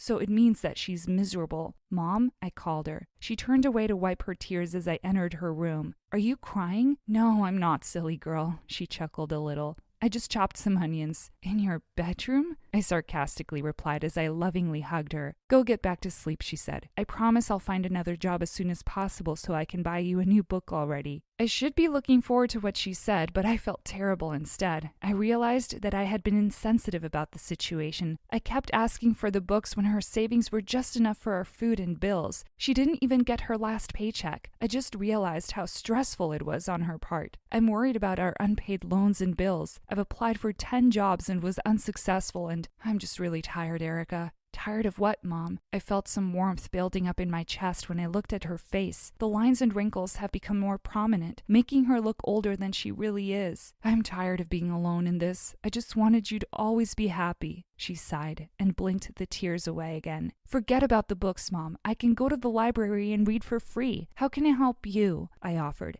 I couldn't stand seeing her like this. She's the only treasure I have.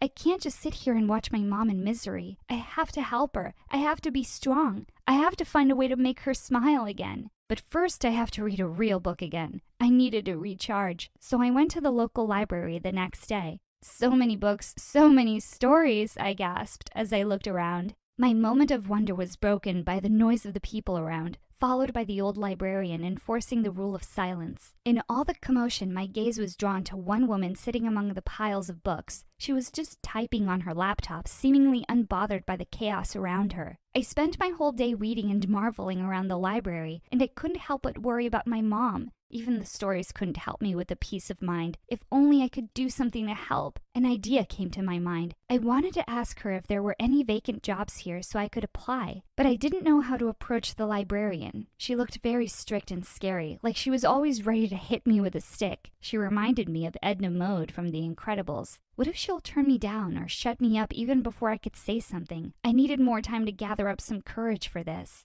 I came back to the library for the next 3 days and experienced the same scenario, but with a different set of people, except for that beautiful lady who was nonstop typing on her laptop. Every time I looked at her, she was always typing with her eyes seemingly glued on her laptop screen. I was reading my 5th book of the day, which was written by Rainbow Girl, my favorite author of teen fiction. Reading 5 novels in one day is quite impressive. It was Mrs. Anderson, the librarian. I didn't notice her presence approaching me. How did you get such passion? I rarely meet people like you nowadays. Most people now are all over the internet and prefer ebooks. There was a smile on her face as she spoke, so I felt at ease. It was my first time seeing her smile. I immediately stood up to answer her questions. It was my chance to inquire about the job. My other mom used to collect books, and I kept on reading them. It has become an addiction ever since. A bookworm, I see. She eyed me closely. I didn't know what to say next, so I awkwardly struck her up with some random trivia about books. Did you know that the longest title of a book has 3,777 words? She dropped her jaw in astonishment. You must be joking, my dear. No, I'm not. Then what is it? I bet you can memorize it. Yes, I do, but do you really want me to recite it here? It would take us years before I finish it. I could have read about 1,000 books by that time. You can check it in the Guinness World Records by yourself. To my surprise, she started chuckling. I think I like you. Why don't you help me manage this library as a part-time job? I suddenly saw some imaginary fireworks blasting right before my eyes. I couldn't be more relieved and thankful at her offer. They say don't judge the book by its cover. And I say, yes, indeed, Mrs. Anderson is one perfect example of it. She may be strict at times, but if you think about it, she was just doing her job. She actually seems nice. I think you're my fairy godmother. I was about to ask you if there was any vacancy here. My mom's lost her job and I really wanted to help her. Well, you can help her now and actually do what you like at the same time. Just help me around here. I think that's the best offer that I have ever heard in my life.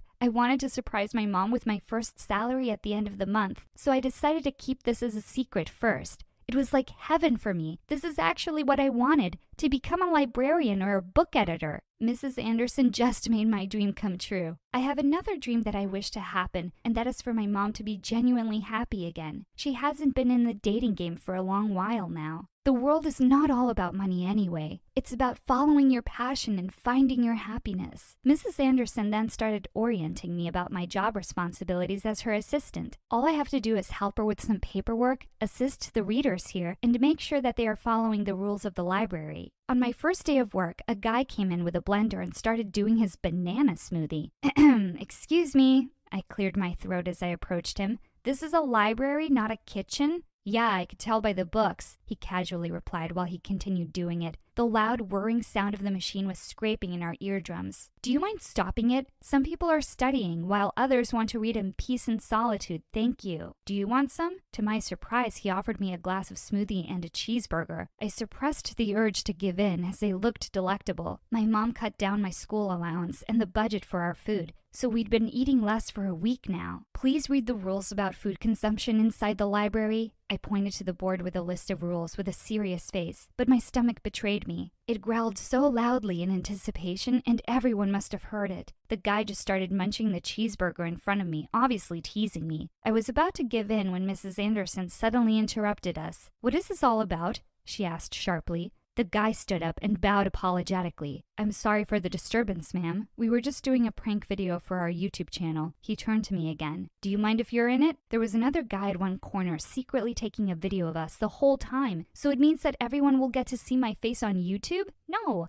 I don't want anyone to see me online, especially my mom. My job here will remain a secret until my first salary. I politely declined the vlogger's offer. As soon as they left, Mrs. Anderson then pulled me to her office and gave me her breakfast. I'll handle the library for the next hour. Just have a rest and eat. You need it. Thank you, Mrs. Anderson. You're the best. I couldn't resist her offer now after what had happened a while ago. She just smiled at me before closing the door. While I was eating, I thought about how wonderful it would be to have her as my grandmother. Both of mine were dead already. Days rolled so fast, and it was Friday already. It was the day before the weekend, so I expected to see less people in the library today. Mrs. Anderson didn't come. so she left all the responsibility to me. The library was totally empty when I arrived, except for the laptop of that beautiful woman on the table, where she always sits. Did she forget this here? I walked up to the table and started cleaning it. A part of me wanted to open her laptop and check what was making her busy all the time, but it's not good to touch other people's things without their permission and spying on them. While I was wiping the table, my elbow accidentally touched her mouse, and her screen suddenly lit up. It was just in sleeping mode earlier.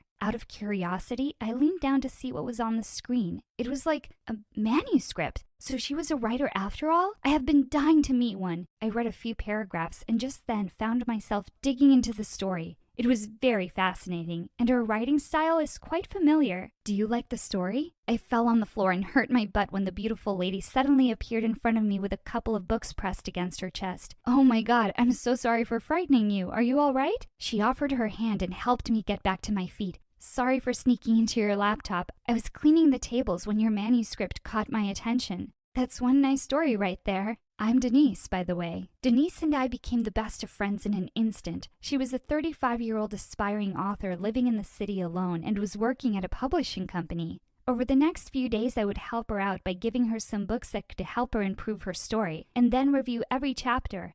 I was enjoying this at the same time. Oh, and your mom died? I thought she just lost her job, she asked when I told her about my mom, Anna. Oh, I mean my other mom, I clarified. So you have two moms? She seemed confused by the setup. Yes, they were partners. I cleared it out for her. Oh. She looked down and I noticed the blush that crept across her face. Her reaction made me wonder for a moment, but I just brushed it off.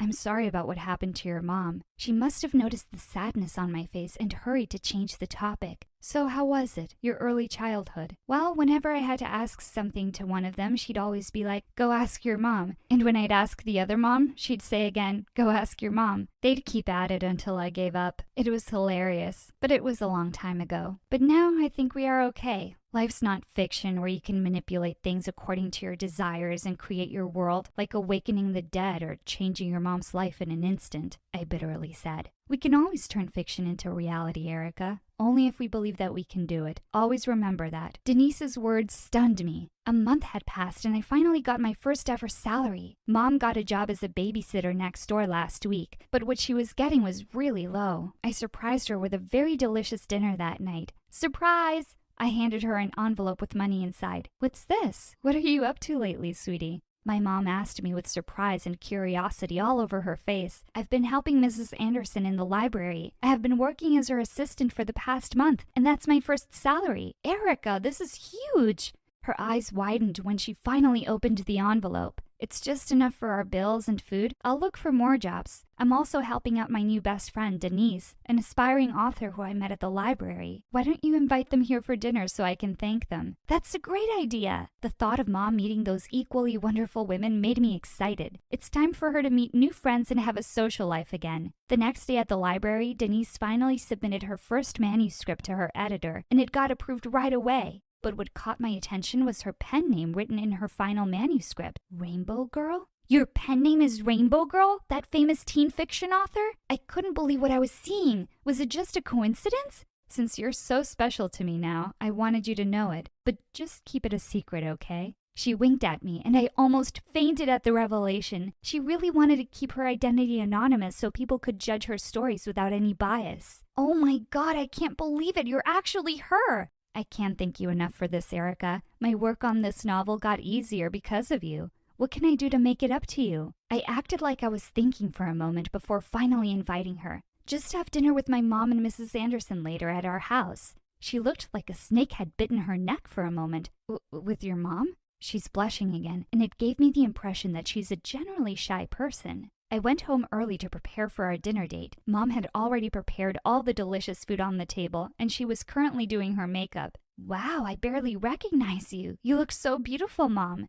She stood up and twirled around to show off her pretty dress. The look of excitement on her face was overwhelming. They will be here any minute now. Minutes later, the doorbell finally rang, and both women were now waiting at our front porch. Denise was wearing a beautiful black dress and makeup tonight, and her beauty made me speechless. She looked even more stunning now. I hugged them both and happily introduced them to my mom. I elbowed my mom when I noticed that she was not speaking. She was just staring at them, specifically at Denise. And so is Denise at her. I smirked when I realized something. How could I be this slow? Sorry, I was just... My mom stuttered, but I was able to get a grip right away. I'm just thrilled to finally meet you two. Erica has been talking endlessly about you. My heart leapt with joy when I saw the sparkle in her eyes as we chit-chatted with both women over dinner. I was so happy to see that Denise and Mom were like best friends right away. Mrs. Anderson was also cheerful all night, and I was delighted that I got to know her even more. Things got more interesting when Mrs. Anderson revealed that she'd actually brought some wine. It was one of the best nights of our lives. My mom looked happier ever since she'd met them. Denise offered her an essential position at her publishing company, which was actually the biggest one in the country, while I continued to work as Mrs. Anderson's assistant at the library after school. When I arrived home one night, I heard some voices from the kitchen.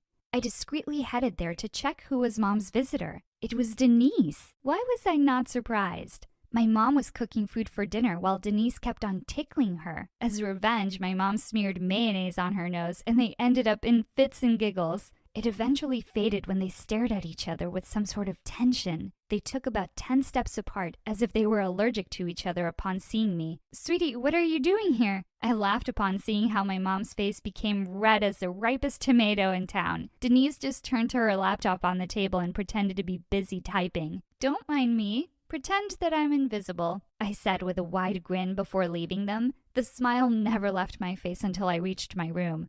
The look of happiness on my mother's face felt so satisfying. Well, I guess fiction and reality aren't that different after all. Hi, my name is Ariel, and I'm from the Philippines. Please like and subscribe. Ever since I can remember, I lived with my mom in a small town in the country. Mom worked as a cook in small households and made sure I had everything growing up. But I always missed some company while she'd be away working. Mommy, I want to go with you. I get so bored here all by myself. I don't even have a sibling to play with. Oh, honey, you should try and make friends with the other kids. But that was next to impossible. As a kid, I was very shy, but that wasn't the only issue. I was taller than the other kids my age, so whenever I tried to play with them, they'd freak out and run away. But I'm really 6 years old. Yeah, and I'm Jennifer Lopez. Go away, kid. You're too big for this ride. I couldn't go on rides or enjoy the other things with kids my age. And as I was growing up, my height was sprouting with the speed of light. By the time I was in the 8th grade, I was already outgrowing the shower heads, bathtubs, and even the doors. And the kids at school were the meanest. Why are you eating in the cafeteria, giraffe? Go eat the trees outside in the garden. I can see the inside of your nostrils. Why don't you cut the forest inside there, giant? Ugh, they just wouldn't stop. One time when I was in the washroom, some girls came and threw the cleaning water all over me. My mom says you're a devil child. This is gonna wash off all your evilness. This was it. I could no longer contain my anger and push them away, but they fell to the floor, acting all hurt and weak.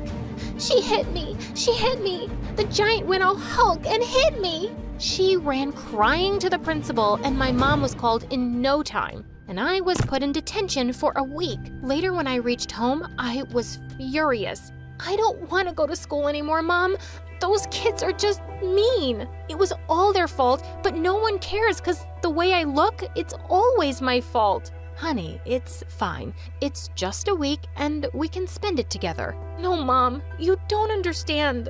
I feel so lonely sometimes. If only I had a sibling, it would have been so much better. And no one would dare to touch me. Suddenly, Mom's expression changed and she burst out crying. You do have a sibling. You have an elder sister. She looked like she instantly regretted saying that, and I was stunned. What the freaking peacocks? Mom, what are you talking about? I have an elder sister? I didn't want to tell you this. But yes, when your father and I separated, we decided to take custody of one child each. I chose you, and your dad took your elder sister, Pearl. Oh my God! Why did you never tell me about this before, Mom? All this time while I was wishing and crying I'd have a sibling, you hid the whole truth from me? Why? Suddenly, Mom burst into tears. I was too young when I married your dad, and he was a difficult man. I had no choice but to leave him. I'm so sorry, honey. Please understand me. I knew she must have her reasons, but I was so mad at her for keeping the secret for so long. I went inside the only room we had in the house and shut the door tight. But minutes later, I could hear people shouting. What was going on? I ran downstairs and Mom was freaking out too. Ariel, honey, we have to get out of here. There's a flood coming. We need to leave this place right now. A flood? Were we gonna die? We didn't have enough time to vacate the place, so Mom grabbed the important stuff and money, and we left our home before the flood reached us. After hours of traveling and rescue team operations, we were finally provided with a shelter. But when I saw Mom all sad and tired, I couldn't help but hug her. I'm so sorry I was mad at you, Mom. But now, please tell me everything about my dad and my sister. Maybe we can go find them. But Mom looked at me with confused looks. Oh, honey, I don't know where he is. All the papers and documents and his address, everything was in the house, and now it's probably floating around somewhere in the floods. What? This was insane. Now my only hope of finding my sister was gone. But things took a more drastic turn when we had to leave the country and go to Europe. And surprisingly, this place was super awesome. Almost everyone was as tall as me, and I decided I wasn't going to be a crybaby anymore. I'd become strong and independent to help Mom.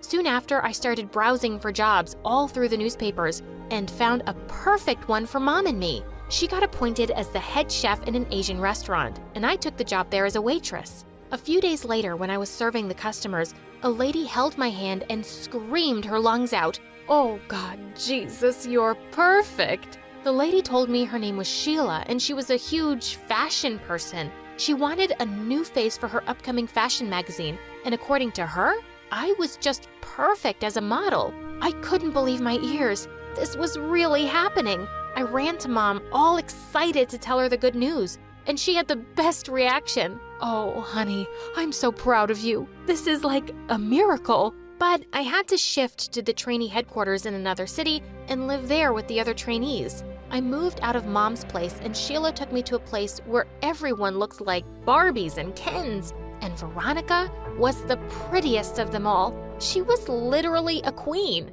Get the heck out of my face. What are you staring at? And a witch, too. Just then, another girl came to me. Ignore her. She's just too proud of her looks and her father's money. By the way, I'm Amy. Amy was my roommate, and she was the sweetest girl I knew. We got along just like sisters. Then the day before our first big shoot, when everyone was prepping, Veronica came and handed me a box. "Sheila asked me to give this to you. It's the latest cosmetics. You can put them on for your show tomorrow." For some reason, she seemed unreasonably sweet, and I could tell something was off. So I put the box aside, but later when I went out of the room, I saw Amy screaming. "My face, it's burning. What was in that cream?" "Oh God, Veronica, she gave the cream to me." I went to her room and kicked the door open. I wasn't just tall, I was frickin' strong too. "Are you crazy? Why would you do that?" "'Cause I've been here for months and I deserve to be the face of the cover magazine. I won't let you take my place." "So you'd try to ruin my face?" "Oh, not just ruin it, but burn it to ashes." This was it. She was done for. I ran to her and pulled her by her hair, but instead of fighting back, she just went and smashed herself into the side drawer and started screaming, "Help! Help! She's gonna kill me! Someone help me!" Suddenly, Sheila came in and she saw what looked like me strangling Veronica, and she looked at me, raging mad. "What in the name of Gucci?" "No, Sheila, it's not what it looks like. I swear, I can explain." I tried to explain the whole situation, but now she wouldn't listen to me, and she cut both of us out of the main magazine cover. And after that, Veronica made it her life's goal to destroy me. A week later, we had a ramp show, and since it was my first, I invited Mom to see it as well. On the day of the show, while I was getting ready for the event, I saw Veronica tampering with the straps of my dress, and I just wanted to kick her butt when Amy held me back. "No, stop. What are you doing? I'm gonna teach that witch a lesson." "No, wait, I have a better idea. She tried to ruin your face and humiliate you on stage in front of everyone. Kicking her butt won't be enough." Amy came up with a plan, and we sneaked into Veronica's room and sprinkled allergy powder all over her dress. Minutes later, when Veronica put on the dress and walked onto the ramp, I noticed something really weird. She had this birthmark on her back that looked like a heart, just like Mom told me my missing sister had. Did this mean Veronica was my sister? What in the fish freaking world? But before I could react, it was too late. She was already on the stage and scratching herself like crazy, bad enough to rip her dress off, but I couldn't take it anymore. If there was the slightest chance that she was my sister, I couldn't see her like that. I looked around and saw a janitor's trolley kept at a distance. I picked up the water bucket and went onto the stage and dumped all the water over Veronica's head. You witch! I'm gonna kill you! Veronica, listen to me. You splashed dirty cleaning water over me? What were you thinking? You're gonna pay for this now! She jumped onto me and we broke into a fight in the middle of the ramp, and the cameras clipped everything. Sheila looked at us raging mad, like a bull. I quickly ran inside, but Amy too went bonkers on me. Why? Why would you do that? You should have just let her embarrass herself. Have you gone nuts? No, Amy, it's not like that. I just think she's my sister. You're what? Is this some kind of joke? No matter what you say anymore, I'm just gonna kill you now. She leapt onto me, but just then someone caught her. He was a tall man and he had eyes just like mine. Veronica, control yourself. Is this how I taught you to behave in public? But Dad, she did this to me. Can't you see what it... Enough. That's enough. No, Dad, you have to listen to me. Veronica. He raised his hand up in the air to hit, and I couldn't take it. Stop it! What are you, an animal? Can't you see she's already in pain and shivering? What kind of dad are you? You don't have to stand up for me, jerk. I can fight for myself. I don't need your pity. Saying that, she pushed me and I was about to fall to the ground, but Mom caught me. I guess I wasn't wrong about leaving you. You're still a jerk. And look, you have turned my daughter into a bad person, just like you. I should have never let you take her. Oh my God. So I was right. That man was my dad and Veronica was my sister. What? What is she saying, Dad, and who is she? Mom explained everything to her and Veronica went all bonkers. Why? Why did you never tell me I had a sister? And Mom, you said my mom died in a car crash. Who cares? She's dead to me anyway. She caught me cheating on her once, and she divorced me. Filthy witch. Gosh, she's not filthy. You are. You're such a jerk, Dad. I hate you. Veronica ran out of the venue and I followed her. Veronica, listen to me, please. I know you're hurt and I know how difficult it must have been for you to live with that man all this time. But now you have a family. You have Mom and me. I'm your sister, Veronica. Please, look at me once. She turned around and I could see the tears running down her eyes. I'm so sorry, Ariel. Dad always treated me like I was never good enough, so I just wanted to prove him wrong by being the best model. But I didn't realize I was becoming a bad person, and I ended up hurting you, my own sister. Please, forgive me. Oh, Veronica, it's okay. Come here, sis. Hi guys, I'm Lucy. Like and subscribe to hear my crazy story. Growing up, I had a happy life, and I basically had it all. Only one thing was missing: siblings. And since my parents were always busy, I felt lonely. So I came up with new ideas every time. Once when I was 4, I asked my driver to push my life-sized doll in a stroller to my dad's office. Oh no, she pooped. Dad, can you please change my baby sister's diaper? Oh, honey, I can't do. Remember when you cleaned my bum in the middle of the forest with a leaf? My dad looked horrified. You've got this. You can imagine my dad's embarrassment in the middle of the meeting. When I turned 8, I'd grab the neighbors' kids and beg my parents to bring them home, but they weren't convinced. So I did everything to let them stay with me as long as I could, until... Stop trying to kidnap my kid! Put down that Prada bag filled with jelly beans and get your butt home now! As they left, I started bawling, and my parents had enough embarrassment. So the next month, they adopted 6-year-old Harrison from foster care. I was ecstatic. Welcome to your new house. Whoa, It's so big. Is it an orphanage? He was so cute, but he didn't play with the toys our parents bought for him. Instead, he picked up the cans from the bin and played with those. He also kept wearing the same clothes until they got worn out. My heart just swelled. So I stepped up and decided everything for him since then. But outside the house, his innocence quickly made him a target for bullies. Like in primary school, this one kid, Finn, kept picking on him. Once, when he made Harrison wipe up his shoes dipped in dog poop, hey, gross! I went full demon mode on this kid and sent him packing. But the teacher caught me giving him a black eye. Lucy Godot Raffaelli, my office now. I was in deep trouble, and I got detention for 3 weeks, and Mom had me doing chores for twice as long. But it was all worth it. Finn never messed with Harrison again. But when Harrison turned 12, he bought ponies for all the pretty girls to get their attention. This one's for you. Her name is Chestnut, and she loves carrot-flavored ice cream. Gosh, oh my gosh, thank you! As a responsible sister, I'd have to go around to all those girls' houses later to fix the damage. Chestnut's coming back with me. Hey, is that scarf cashmere? Give that to me. Stay away from Harrison, understood? I was genuinely worried that if a girl bats her eyelids at him, he'd buy her Prada bags and skirts from Miu Miu. In high school, the stakes got higher. There were more bullies who'd trick him, but the biggest threat was the hotties trying to charm him. Thankfully, my boyfriend Justin was 100% genuine. He was handsome and the best basketball player. Harrison is totally gonna get his butt whooped. And you're going to follow him around with the baseball bat beating up anyone who tries? I wish, but I have my own stuff going on too. But maybe if you could... Nuh-uh, no way. You can hire someone like Nathan. It's not like you don't have the cash for it.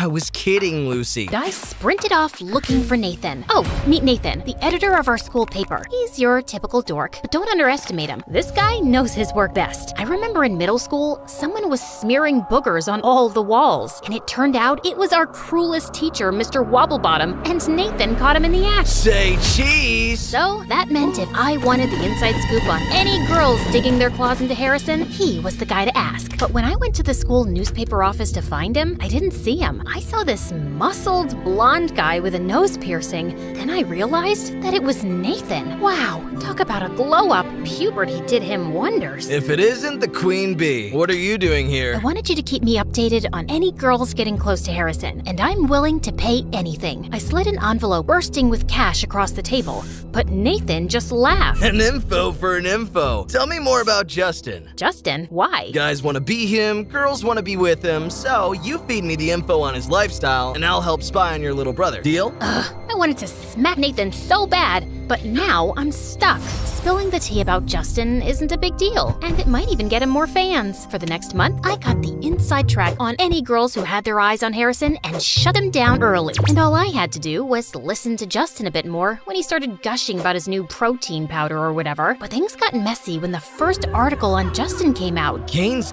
come my ways. He stopped me at my locker and shoved his phone in my face. Do you know anything about this? Your special no-carb meal plan? In the school paper. How'd they find out about that? I eat my lunch in the gym storeroom just to keep it a secret.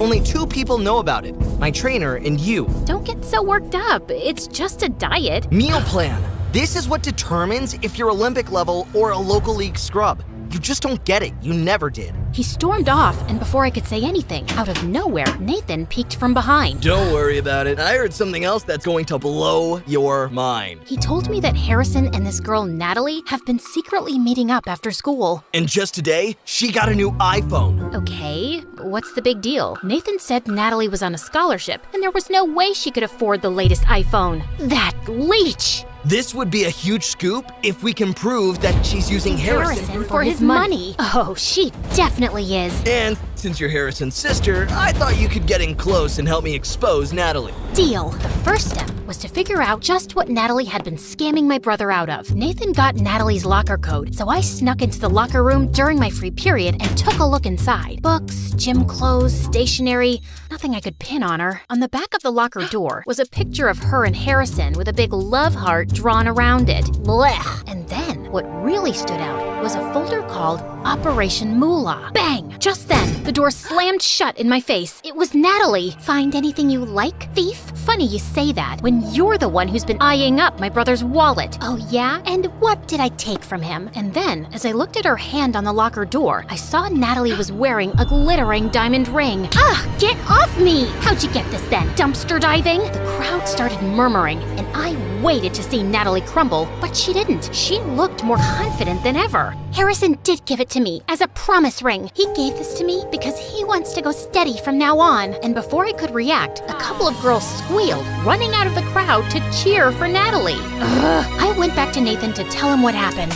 Not gonna lie, this is still great stuff for me. Not helping, Nathan. I need a new way to expose Natalie. Just then, we pulled out a drawer filled with cables, microphones, and cameras. How do you have all these? My friends lent it to me in exchange for information. So this was how he got his info for the gossip column. Over the next week, we tried to follow Natalie wherever possible, but she wouldn't let us get close at all. Until one day, we saw her and her friends go to a primary school's playground. We brought a long-distance microphone with us. He helped me with setting it up. Huh, I can really hear them. Wow, what's that? I threw the headphones off before my eardrums burst. Some snotty kid was yelling right into the microphone. Go away from here. It's not cotton candy. I immediately realized my mistake. The kid started bawling his eyes out. Natalie and her friends whipped around at the voice, and they started walking towards us. Oh God, what should I do? They kept walking closer to us, so I pulled Nathan close and kissed him. I can't have her thinking I'm following her, can I? Ugh, get a room. I pulled away from Nathan, startled. Just then, Natalie and her friends turned around and walked away. Wow, that was great. Not another word. I was bewildered as I was still with Justin. So when I got home, I texted and called Justin, but he didn't respond or return any of my calls. But it's not like I wanted it.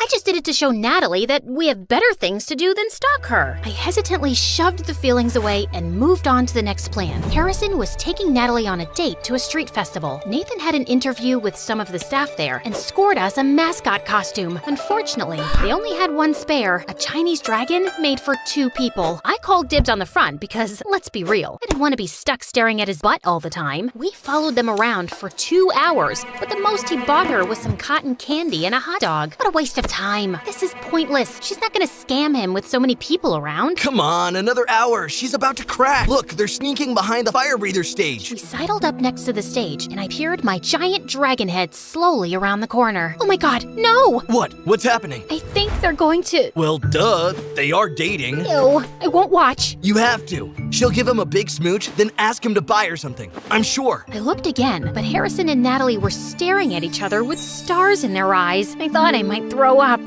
Harrison put his hands on Natalie's waist and pulled her in closer. It was too much. I jumped back suddenly, tripping over Nathan. Watch it! And just then, we crashed into the fire breather's tent pole, knocking down his backdrop. The whole thing came down just as he spit out a huge plume of flame. Get up! We need to get out of here! Ah, get it off!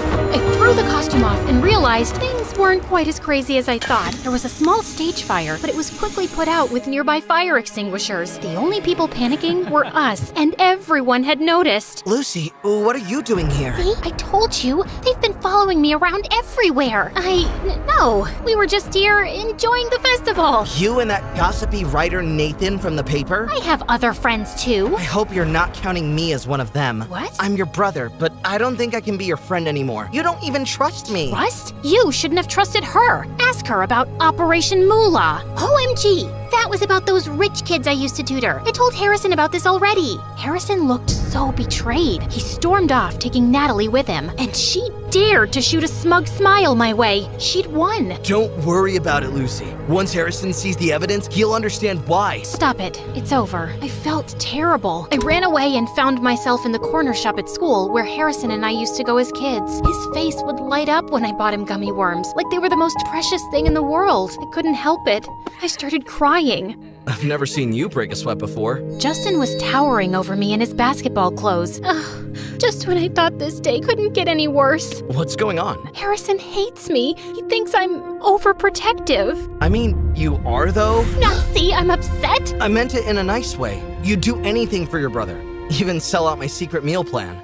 You knew? I figured it out later, and that's when I realized you haven't got room in your heart for another guy at the moment. Not while you're still looking out for Harrison. I thought you'd be angrier. I'm so sorry. I'm a terrible person. Not at all. I knew you had to have a good reason. You're a good person, but it's not possible for us to move ahead. Justin pulled his bag over his shoulder and started to walk away. You know, if you had more faith in Natalie too, you'd probably find something worth looking for. And with that, he was gone. But he'd given me an idea. I headed across town to the one place I'd find out who Natalie really was, her house. Natalie's mom opened the door and invited me in. The place was falling apart. We got to chatting about Natalie's home life, and then I realized how wrong I was about Natalie. I left calling Nathan. Hello? Yeah, I'm fine.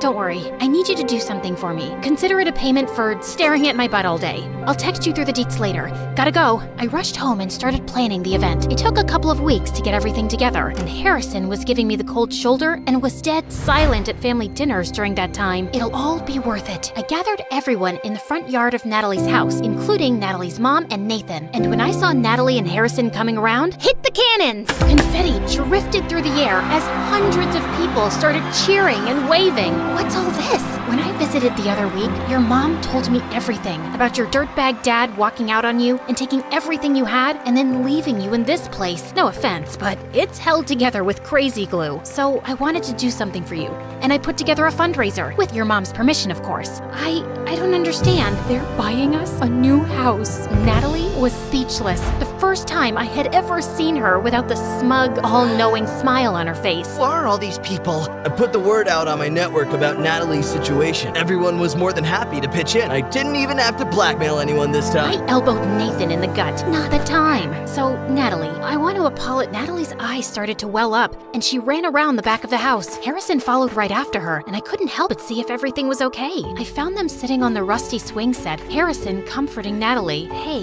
I'm sorry if I stuck my nose where it wasn't wanted. No, not at all. I really appreciate it. It's just, I don't deserve it. The truth is, when I first started seeing Harrison, I knew you were rich, like mega rich, and I thought if I got close to you, maybe I'd get some of the things I knew Mom could never afford for me, like that phone. And the ring? No, Harrison just got that for me, and I wanted to wear it and feel rich for once, to not be looked down on because I don't have as much money as everyone else. Actually, that's something Harrison and I bonded over. He got picked on for having so much money, and me for not having enough. I thought we had something deeper than that. We do. Once I saw how amazing you were, I felt guilty, and I couldn't possibly think of asking for money, gifts, or anything. I just wanted you, your big, innocent eyes and your charming smile. Harrison and Natalie locked eyes, and maybe I should have seen it sooner, but they really did like each other. Harrison, I'm sorry I didn't trust you. You just need to let me make my own mistakes sometimes and meet new people. You don't have to worry. I only have one sister, and that's special, no matter what. Harrison gave me a big hug. I didn't want to let him go again.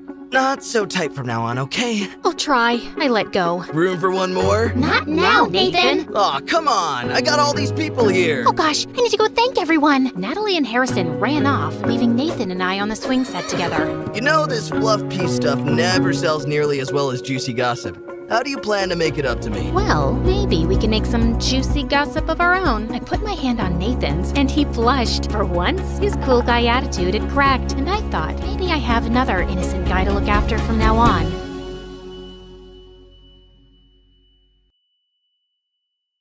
Hey beautiful people, I'm Taylor from Beverly Hills. Please like and subscribe.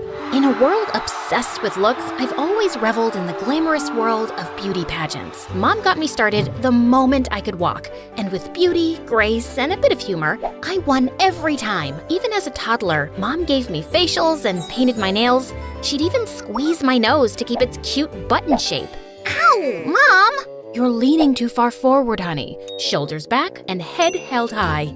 See these perfect dimples? Honey, suck in your cheeks like a vacuum cleaner, so you'll have perfect dimples. She'd do anything to ensure I kept my sweet features that won all the pageants. It was all about being perfect. Walk perfect, smile perfect, sleep perfect, perfect, perfect, perfect. And those fancy gowns I'd don on stage, 2 sizes too small. I'd have to wear shapewear to keep a perfect waist when I was only a teenager. Even in school, everyone looked up to me thinking I was perfect. I took pride in making people feel seen and appreciated. And I also tried to be a good friend and mentor. Once, I even fished a phone out of the school toilet for my best friend, Renee. Did you just? Let's not mention this to anyone, okay? I don't want people to know I stick my hands in public toilets. You're so perfect, Taylor. I wish I could be like you. Yeah, but she didn't know that along with perfection comes stress. I couldn't chew gum, gossip, laugh like a hyena, or dress funky. And I felt the stress growing every day. When I turned 17, I had had enough. So I finally told my mom how unhappy I was with beauty pageants. You don't want to do this anymore? I need a break, Mom. And let's be honest, the pageant world needs a break from me after my last epic faceplant on stage. I never thought I'd see the day. Well, we can always find a new outlet for you. How about synchronized swimming with inflatable flamingos? Or maybe ballroom dancing? Singing? All this hardly leaves me time for normal teenage things. I want to live a happy life. She didn't understand, and for the next few days, she hardly talked to me. But I still tried. Mom, what do you think of this Eras Tour outfit? You think it's Tay-Swift approved? Huh? Whatever you like. We'd always been close, but I think I broke her dreams with my pageant withdrawal. School wasn't any better. Whispers about my huge loss at the pageant ran through the halls. I had to pick my head up and put on my it girl facade. As if that wasn't enough, a few days later, rumors echoed through the hall that Liam Bennett returned. They expelled Liam from school when we were kids for being a bully. And guess who he liked to pick on the most? Me. He was relentless, making me the butt of his jokes and playing horrible pranks on me until I'd cry. And now he was here, older and hotter, staring at me from across the hall. Ew, did I just say hotter? Anyway, I did what I could to avoid him until 5th period, when he sat next to me in class with a stupid smirk on his face. Oh great, it's the prodigal bully, Liam Bennett. What'd you do? Pay the school to bring you back? Aw, come on, Taylor. You've got to admit, my pranks were legendary, but I'm a changed man now. No more pranks. I'll believe it when I see it. Whatever, beauty queen. Don't be surprised, but I just want to see a smile on that pretty face of yours. Did he just call me pretty? Ew.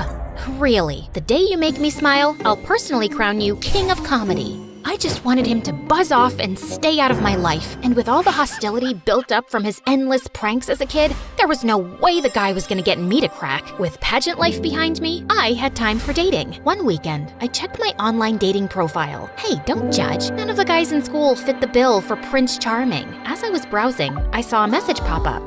Hey, beautiful. I came across your dating profile and thought we'd make a good match. My heart swelled when I clicked on his profile, and he looked like a real-life Harry Styles, only more obtainable. I messaged him back, and we spent nights texting one another. My heart was full of hope that I'd finally found a guy who met all my requirements. You know, perfectly imperfect. He was the kind of guy who loved tacos, but didn't worry if his jeans didn't fit. Who was brave, but never afraid to admit that lizards made him quiver. Who loved sports, but never had the knack to catch the ball. And the more I got to know him, the more I fell for him. He knew how it felt to feel pressure from a parent and want to be your own person. It felt great to be understood. And a few weeks later, when I woke up, I finally got the message I was waiting for. Hey, beautiful. I think we'd be a match made in heaven. How about I take you out for a day you'll never forget? I wasn't gonna let this opportunity pass me by. A weekend away from Mom's melodrama was what I needed, and a date with a hot stranger sounded like the cure. Yeah, I chose this dress. Not perfect at all, but considering skipping makeup, no way. My dark circles would make Draven run for the hills, so I gotta keep it light. Draven showed up on a motorcycle, and I swear I saw Mom's eyes bug out of her head. He was so sweet to hand me a bouquet of... Are those flowers from our front yard? Yeah, sorry. I had a nicer bouquet, but it got ruined on the back of my bike. It's a few neighborhoods back now. He was even cuter in real life, and he smelled amazing. You ready to be swept off your feet, beautiful? I hopped onto his vintage ride, which was so old, I had my doubts about it even working. But the way he grabbed my arm and pulled me to him sent waves of warmth through my body. Oh no. Hold on tight, Taylor. Draven parked at the local fairgrounds and held my hand as he guided me through the crowds. He was so gentle. We ate all the greasy junk food and even played carnival games. Just as Draven turned to face me, the clouds rolled in with a huge storm. Everyone went running for cover, but he kept me there in the rain. Without warning, I kicked up a puddle, splashing him. What was that for? Are you afraid of a little rain? Care for a little dance party, Draven? I don't know what came over me, but I started dancing. You've got some skills, Taylor. Where'd you learn to dance like that? I've got years of dance skills under my belt, thanks to pageants. I felt so free, and Draven even joined in. He couldn't dance to save his soul, but he tried, and I had a blast showing him all the moves. I don't think I've ever laughed so much. After the rain cleared, he took me to a gazebo adorned with twinkling lights. There was a basket of fries waiting for us at the table. It was honestly adorable, and I was starving. He really opened up, talking about all the pressure he felt from his dad, and I related to everything he said, and he sounded sincere. But that wasn't all. He was hilarious. You've got a little something on your face. Oh my god, where? Nope, still there. And maybe a little worse, but have no fear. As my cheeks turned redder than the ketchup smeared all over my face, Draven took a glob from his plate and spread it under his nose like a ketchup mustache. We'll really turn heads now. I let out a belly laugh as we both helped each other clean the mess off our faces. After dinner, Draven was about to take me somewhere, and I was looking forward to it, but my mom called. Taylor, I'm so sick. Can you come home and make me some soup, honey? My mom. I didn't listen to her, so now she comes up with this. As far as I understand, she's worked hard doing 2 jobs and still took the time to make sure you looked your best for pageants. That's because she loved you a lot and wanted to give you the best future. I think you have to understand her too. Draven was right, and he was so sweet about the whole thing and took me right home. When he dropped me off, he seemed hesitant to leave. So, I guess this is the end of our date. Thank you for a fun day, Draven. I hate to say goodnight, but it's getting late. How about we end the night with a movie-worthy Just then, Mom came to the door in her robe and a box of tissues. What took you so long? I swear I'm dying, Taylor. Mom, seriously? With the theatrics? I'll be right in. With Mom back inside, I grabbed Draven by his jacket. He leaned closer to me, but as I gazed into his deep eyes, I felt my breath catching my throat. Is that Taylor? Gotta go. He sprinted off, and I stood there, confused at all the emotions rolling through me. Liam Bennett, you little jerk! He'd even disguised his voice. If he thinks he can prank me and make a fool out of me after all these years, he's got another thing coming. Knowing that Liam went out of his way to do this, I was fuming. But then I decided I'd go along with his plan and call him out when the time felt right. 2 can play at this game. I went back to school Monday. I was livid, but somehow I had fallen for him. And then I was thinking of my plan to knock him out. If it isn't my favorite beauty queen. Oh, please. Beauty pageants are so yesterday. I've moved on to dating hot guys. Is that so? He looked so proud of himself, pulling off his little stunt this weekend, but I had my own plans. I wish more guys were like Draven. He was perfect. It's like we were a match made in heaven. Oh, is that so? Yeah. Honestly, I've fallen in love with him. He's all I thought about all weekend. In love? Absolutely. Draven is a total dreamboat. He's picking me up after school today. Do you have a jacket I could borrow? No. Before Liam could stop me, I opened his locker where he had Draven's jacket and wig all ready to go. Time to use my acting skills. Is that Draven's jacket and wig? Liam's eyes bugged out as he tried to shove his locker door closed. I don't know what came over me, but I grabbed Liam by his shirt and shoved him into the locker. Tell me why you disguised yourself as Draven. Was this all some huge prank to embarrass me in front of the whole school? I knew the whole time, you moron. Liam didn't answer as a slow smirk crept up on his lips. And then he did the unthinkable. He kissed me in front of the entire school. And just when it ended, ow, what was that for? As if that wasn't enough, school security came over and started pulling me away, threatening to expel me for abusing a classmate. Let me go! You've got the wrong troublemaker! I was angry and deceived and headed for the principal's office. I could picture Mom pulling me out of school and making me endure countless hours of beauty treatments as if I were preparing for a never-ending beauty pageant. My whole life would be one big show. Hey, hold on a second. Let her go. This is all a big misunderstanding. Well, kind of. Liam, what's going on here? I need you both to resolve whatever issue this is, or you'll both get detention. I can explain everything. Leave me alone long enough with this creep, and I'll have his face rearranged. Miss Anderson, you are way out of line. It's okay. I deserve that. Come on, Taylor. Liam took me by the arm, leading me out of the office and into an empty classroom to talk. I know you're upset. Please, let me explain without rearranging my face or any other parts. Oh, I'm sure this'll be good. After they kicked me out of school a few years ago, my parents got me a mentor to help me turn my life around, and I really changed. The school gave me another chance on the condition that I don't pull any more pranks. Oh, really? Because it looks like you're still making my life miserable. It's not a prank, I swear. Then explain, Draven. I wanted to apologize to you, but you've been so hostile toward me, which you have every right to be. So, when I found out how sad you were feeling those days, and then I saw your dating profile online, I made up Draven. You're sick, Liam, and you're not very good at disguising yourself. I knew the moment I looked deep into your eyes.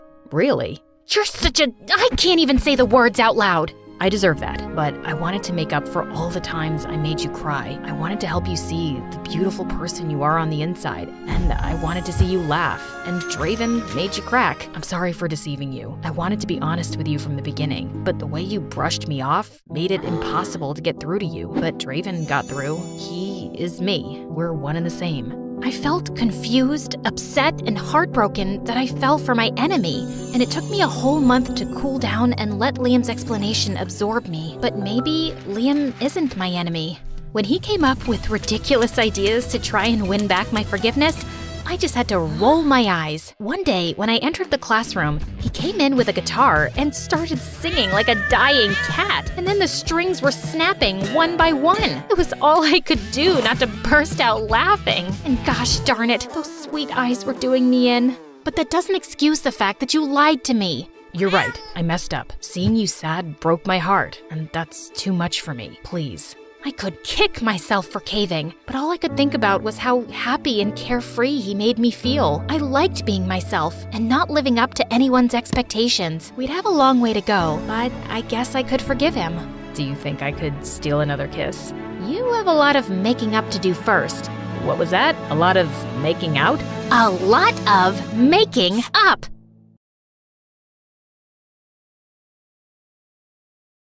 Hey there, I'm Christina. Hit that like button and smash subscribe to MSA for stories that'll make your head spin. But first, show your love for MSA with our awesome bottles and notebooks. Peek at the collection in the description and pick your favorites. Life used to be all fun and games with my twin Nadia. We did everything together. Watched cartoons, played games, and even wore identical clothes. We were so alike, even our parents got mixed up. But as we grew older, things changed. We started liking different things, and by the time we were in 5th grade, everyone saw that Nadia was way smarter than me. Mom was a university teacher, and she was always talking about Nadia's good grades to everyone and giving her extra lessons. She tried with me once, but when I didn't understand quickly, she just sighed. Some kids shine, others don't. It made me feel bad. Nadia's study sessions grew longer, and our playtime disappeared, like our matching outfits. How about a cartoon break? For old time's sake. Can't. Mom thinks they're just a distraction now. And then, Mom started giving me more and more house chores. At first, I didn't mind helping, but then I noticed she was doing it on purpose to keep me away from my sister. Leave your sister alone. She's studying. Go wash the dishes. But I just wanted a little help with my math. Ask your teacher for help. Nadia's busy, and those dishes aren't going to wash themselves. And after that, you can organize your closet. If you can't manage that mess, you're not going to get very far ahead in life. You don't always have to be like that. It's all right, Christina, honey. Let's go do the dishes together. Nadia and I were growing distant. Mom paid me no attention, and she and Dad fought a lot, mostly about the way she treated me. And I couldn't help feeling that I was the reason our family was tearing apart. Eventually, Mom and Dad split up, and I ended up moving out with Dad to a really dingy apartment. Look on the bright side, honey. Adventures await us. Adventures, huh? More like nightly mouse marathons and indoor rain. This place just needs a little love, and you can choose the decor. Pink for your room? Maybe black, just like my future. Surprisingly, I came home to find one wall in my room painted black. Dark moments show us how the little things can shine. He put bright flowers against the black wall. Notice how the colors stand out now? It's pretty, I guess. You'll understand someday. Always look for the bright spots. Positive thinking was tough, especially with school growing weirder by the day. Everyone at school thought of me as the other dumb sister. Even my teachers seemed to feel sorry for me. Christina, maybe put in some extra effort? You might surprise yourself. Sure, I'll ask Mom for help. Oh wait, she's too busy with her star student. I left the classroom upset when I heard Nadia's voice behind me in the hallway. What's wrong now? Just another day of me growing tired of being compared to you. It's not my fault. I just keep to myself. It must be nice not worrying about anyone else. I was walking off, but Nadia grabbed grabbed my arm. Hey, listen, I know you're upset, but there's something I can't tell you right now.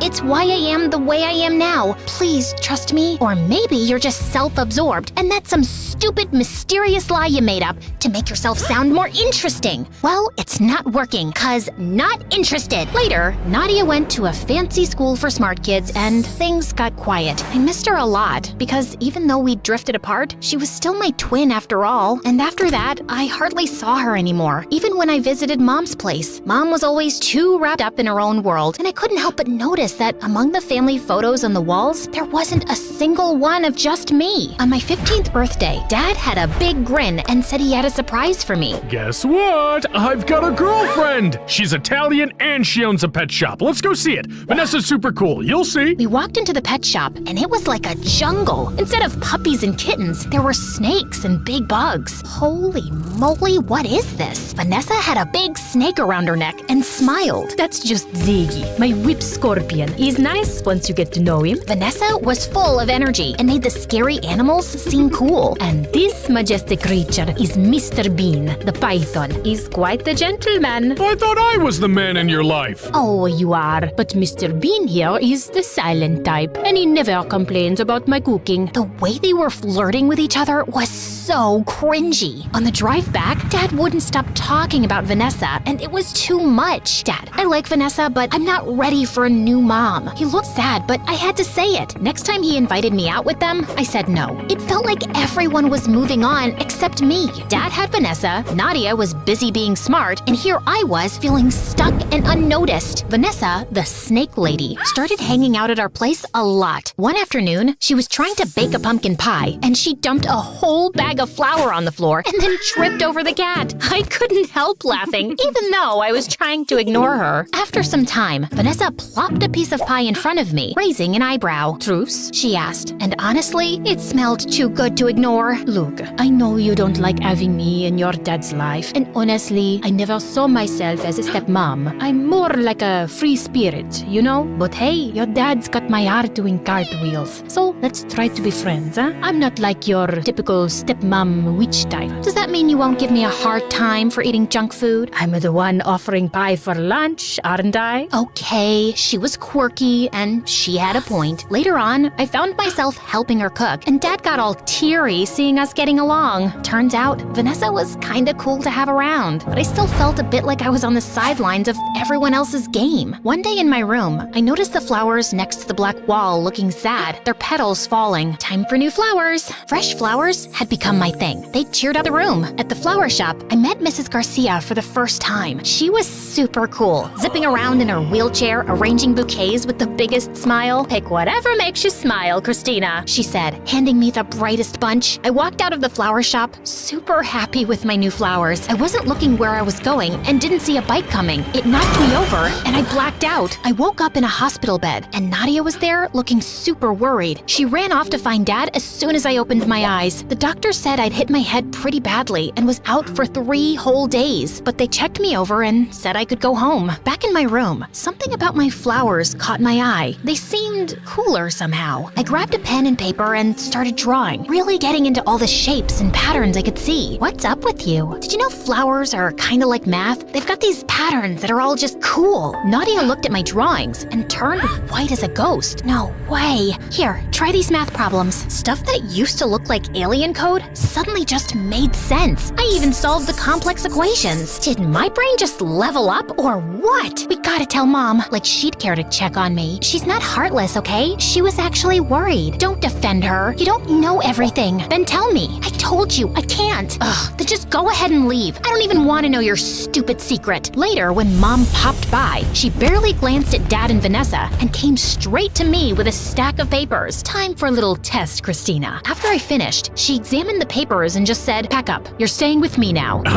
What? Can we talk about this first? No need. She's got a gift, and I'm going to make sure it doesn't go to waste. Wait, you can't just show up and decide to take her. Where were you before, and why are you suddenly loving her now? My God, I can't believe I'm even standing here listening to you, a nobody. I'm her mother. But if you must know, Christina might have acquired savant syndrome, and it's not something either of you can deal with. I can help her. She explained that sometimes a head bump can switch on a talent for things like art or math. She thought that's what had happened happened to me, and I couldn't help feeling excited. Could this be my shot to shine and get Mom's attention? I begged Dad, and finally, he said yes. Better watch out, Christina. My cousin in Rome got that acquire servant syndrome. He became arrogant and a real pain. Then he bumped his head again and went back to being stupid. Not that you're stupid, but you know what I mean. What kind of dumb syndrome is that, Vanessa? Did you come up with it while watching cartoons? I ignored Mom and ran to hug Vanessa before leaving. Mom enrolled me in Nadia's school, and on my first day, I felt nervous. But I noticed Nadia was popular, and people were also interested in me. When they wondered why I just started there, Nadia jumped in. She was sick and overseas for treatment. Come on, Christina. Later, I asked her why she lied. Mom's orders. Just play along, okay? That sounded weird, but I brushed it off because I had lots to do. Before long, I caught up with all the schoolwork and even started getting better grades than Nadia. That's when Mom finally said she was proud of me for the first time in my life. And late one night, I overheard Mom screaming at Nadia in the living room. You call this a report card? Pathetic. All the years I spent working so hard with you, down the drain. I'm trying my best. Your best? Your best is a joke. You're nothing like your sister. If you don't smarten up, you'll be a nobody, just like your father. Hearing this, I felt stunned. Why was Mom being so harsh with Nadia? And calling Dad a loser? That was just mean. I snuck into Nadia's room later and told her I heard the argument. Great, now what? Mom's on my case, expecting the best, and you're making it harder. You're doing all this for her? Yes, she's always pushing me, being super strict. If I don't do well, she gets really mean, and I can't deal with that. I didn't say anything before about how mean she is, because I thought I wanted to be the best too, and she was helping me. Now, it just feels like she's making me miserable. Mom was even tougher on Nadia than I thought, and hearing that shook me. And now, Mom was dragging me to these math contests too that usually Nadia competed in. I didn't want to stress out Nadia more, but I also wanted to shine. Was that so bad? And soon, I was winning the math contests with record-breaking results. People started calling me a genius. Reporters interviewed me, I got my pictures taken, and I even spoke at Mom's university. All that praise and validation should have felt good, but somehow I still felt empty inside. This isn't what I wanted. Ugh! That weekend, I needed to clear my head, so I visited Dad. On the way, I stopped by the old flower shop. Mrs. Garcia was there. Hey, Christina, what's new? How are you feeling now after the accident? And catching up with her, I spilled out my whole story. She was putting together a bouquet as she listened. Then she looked up and said, "You know, Christina, a flower doesn't worry about being the tallest or the brightest in the bunch. It just grows at its own pace. That's kind of like us too." Suddenly, it made sense. Being myself was enough, whether I was winning math contests or not. Dad, Vanessa, and my friends didn't care about any trophies. They just liked me for me. They always had. Mom was the one caught up in who was the tallest, brightest flower. But Mrs. Garcia saw something else. A garden where every flower mattered. Seeing Nadia so unhappy, just trying to please Mom, made me sad. I used to be jealous, but not anymore. And I decided that something had to change. I got Dad and Vanessa on board, and we cooked up a plan. We just needed the perfect time to kick it off. That chance came during a live TV interview with me and Mom. The host asked me what it was like growing up with a ton of books. She loved it. Actually, that was Nadia. She always had her head in a book and never got to have any fun. The crowd was shocked, and Mom got stiff. I wasn't the bookworm. My smarts came after a head bump. You mean the illness you had? That's just Mom's story. She didn't want to acknowledge she had a dumb kid, I guess. Be quiet. I won't, and I don't care about winning math contests. Nadia doesn't either. We're done trying to please you. With that, I walked off and went backstage to find Nadia. Why'd you do that? Mom didn't bat an eye when she separated us, ruined her marriage, and used you to become popular. She ignored me all my life, and now she's using me. Nadia, we deserve better. Aren't you tired of being Mom's puppet? Come with me. We bolted before Mom could stop us. Dad was outside, ready to whisk us away. You can't take my kids. They're old enough to choose. Or do you want to take this up in court? Mom looked furious, but she stayed quiet, and we went home. Vanessa had a lovely dinner waiting, and it felt like a fresh start. And Nadia started helping Vanessa with the snakes, and it seemed to be her calling, working with those slimy creatures. As for me, I'm still figuring things out, but for now, I'm just happy with the good stuff around me.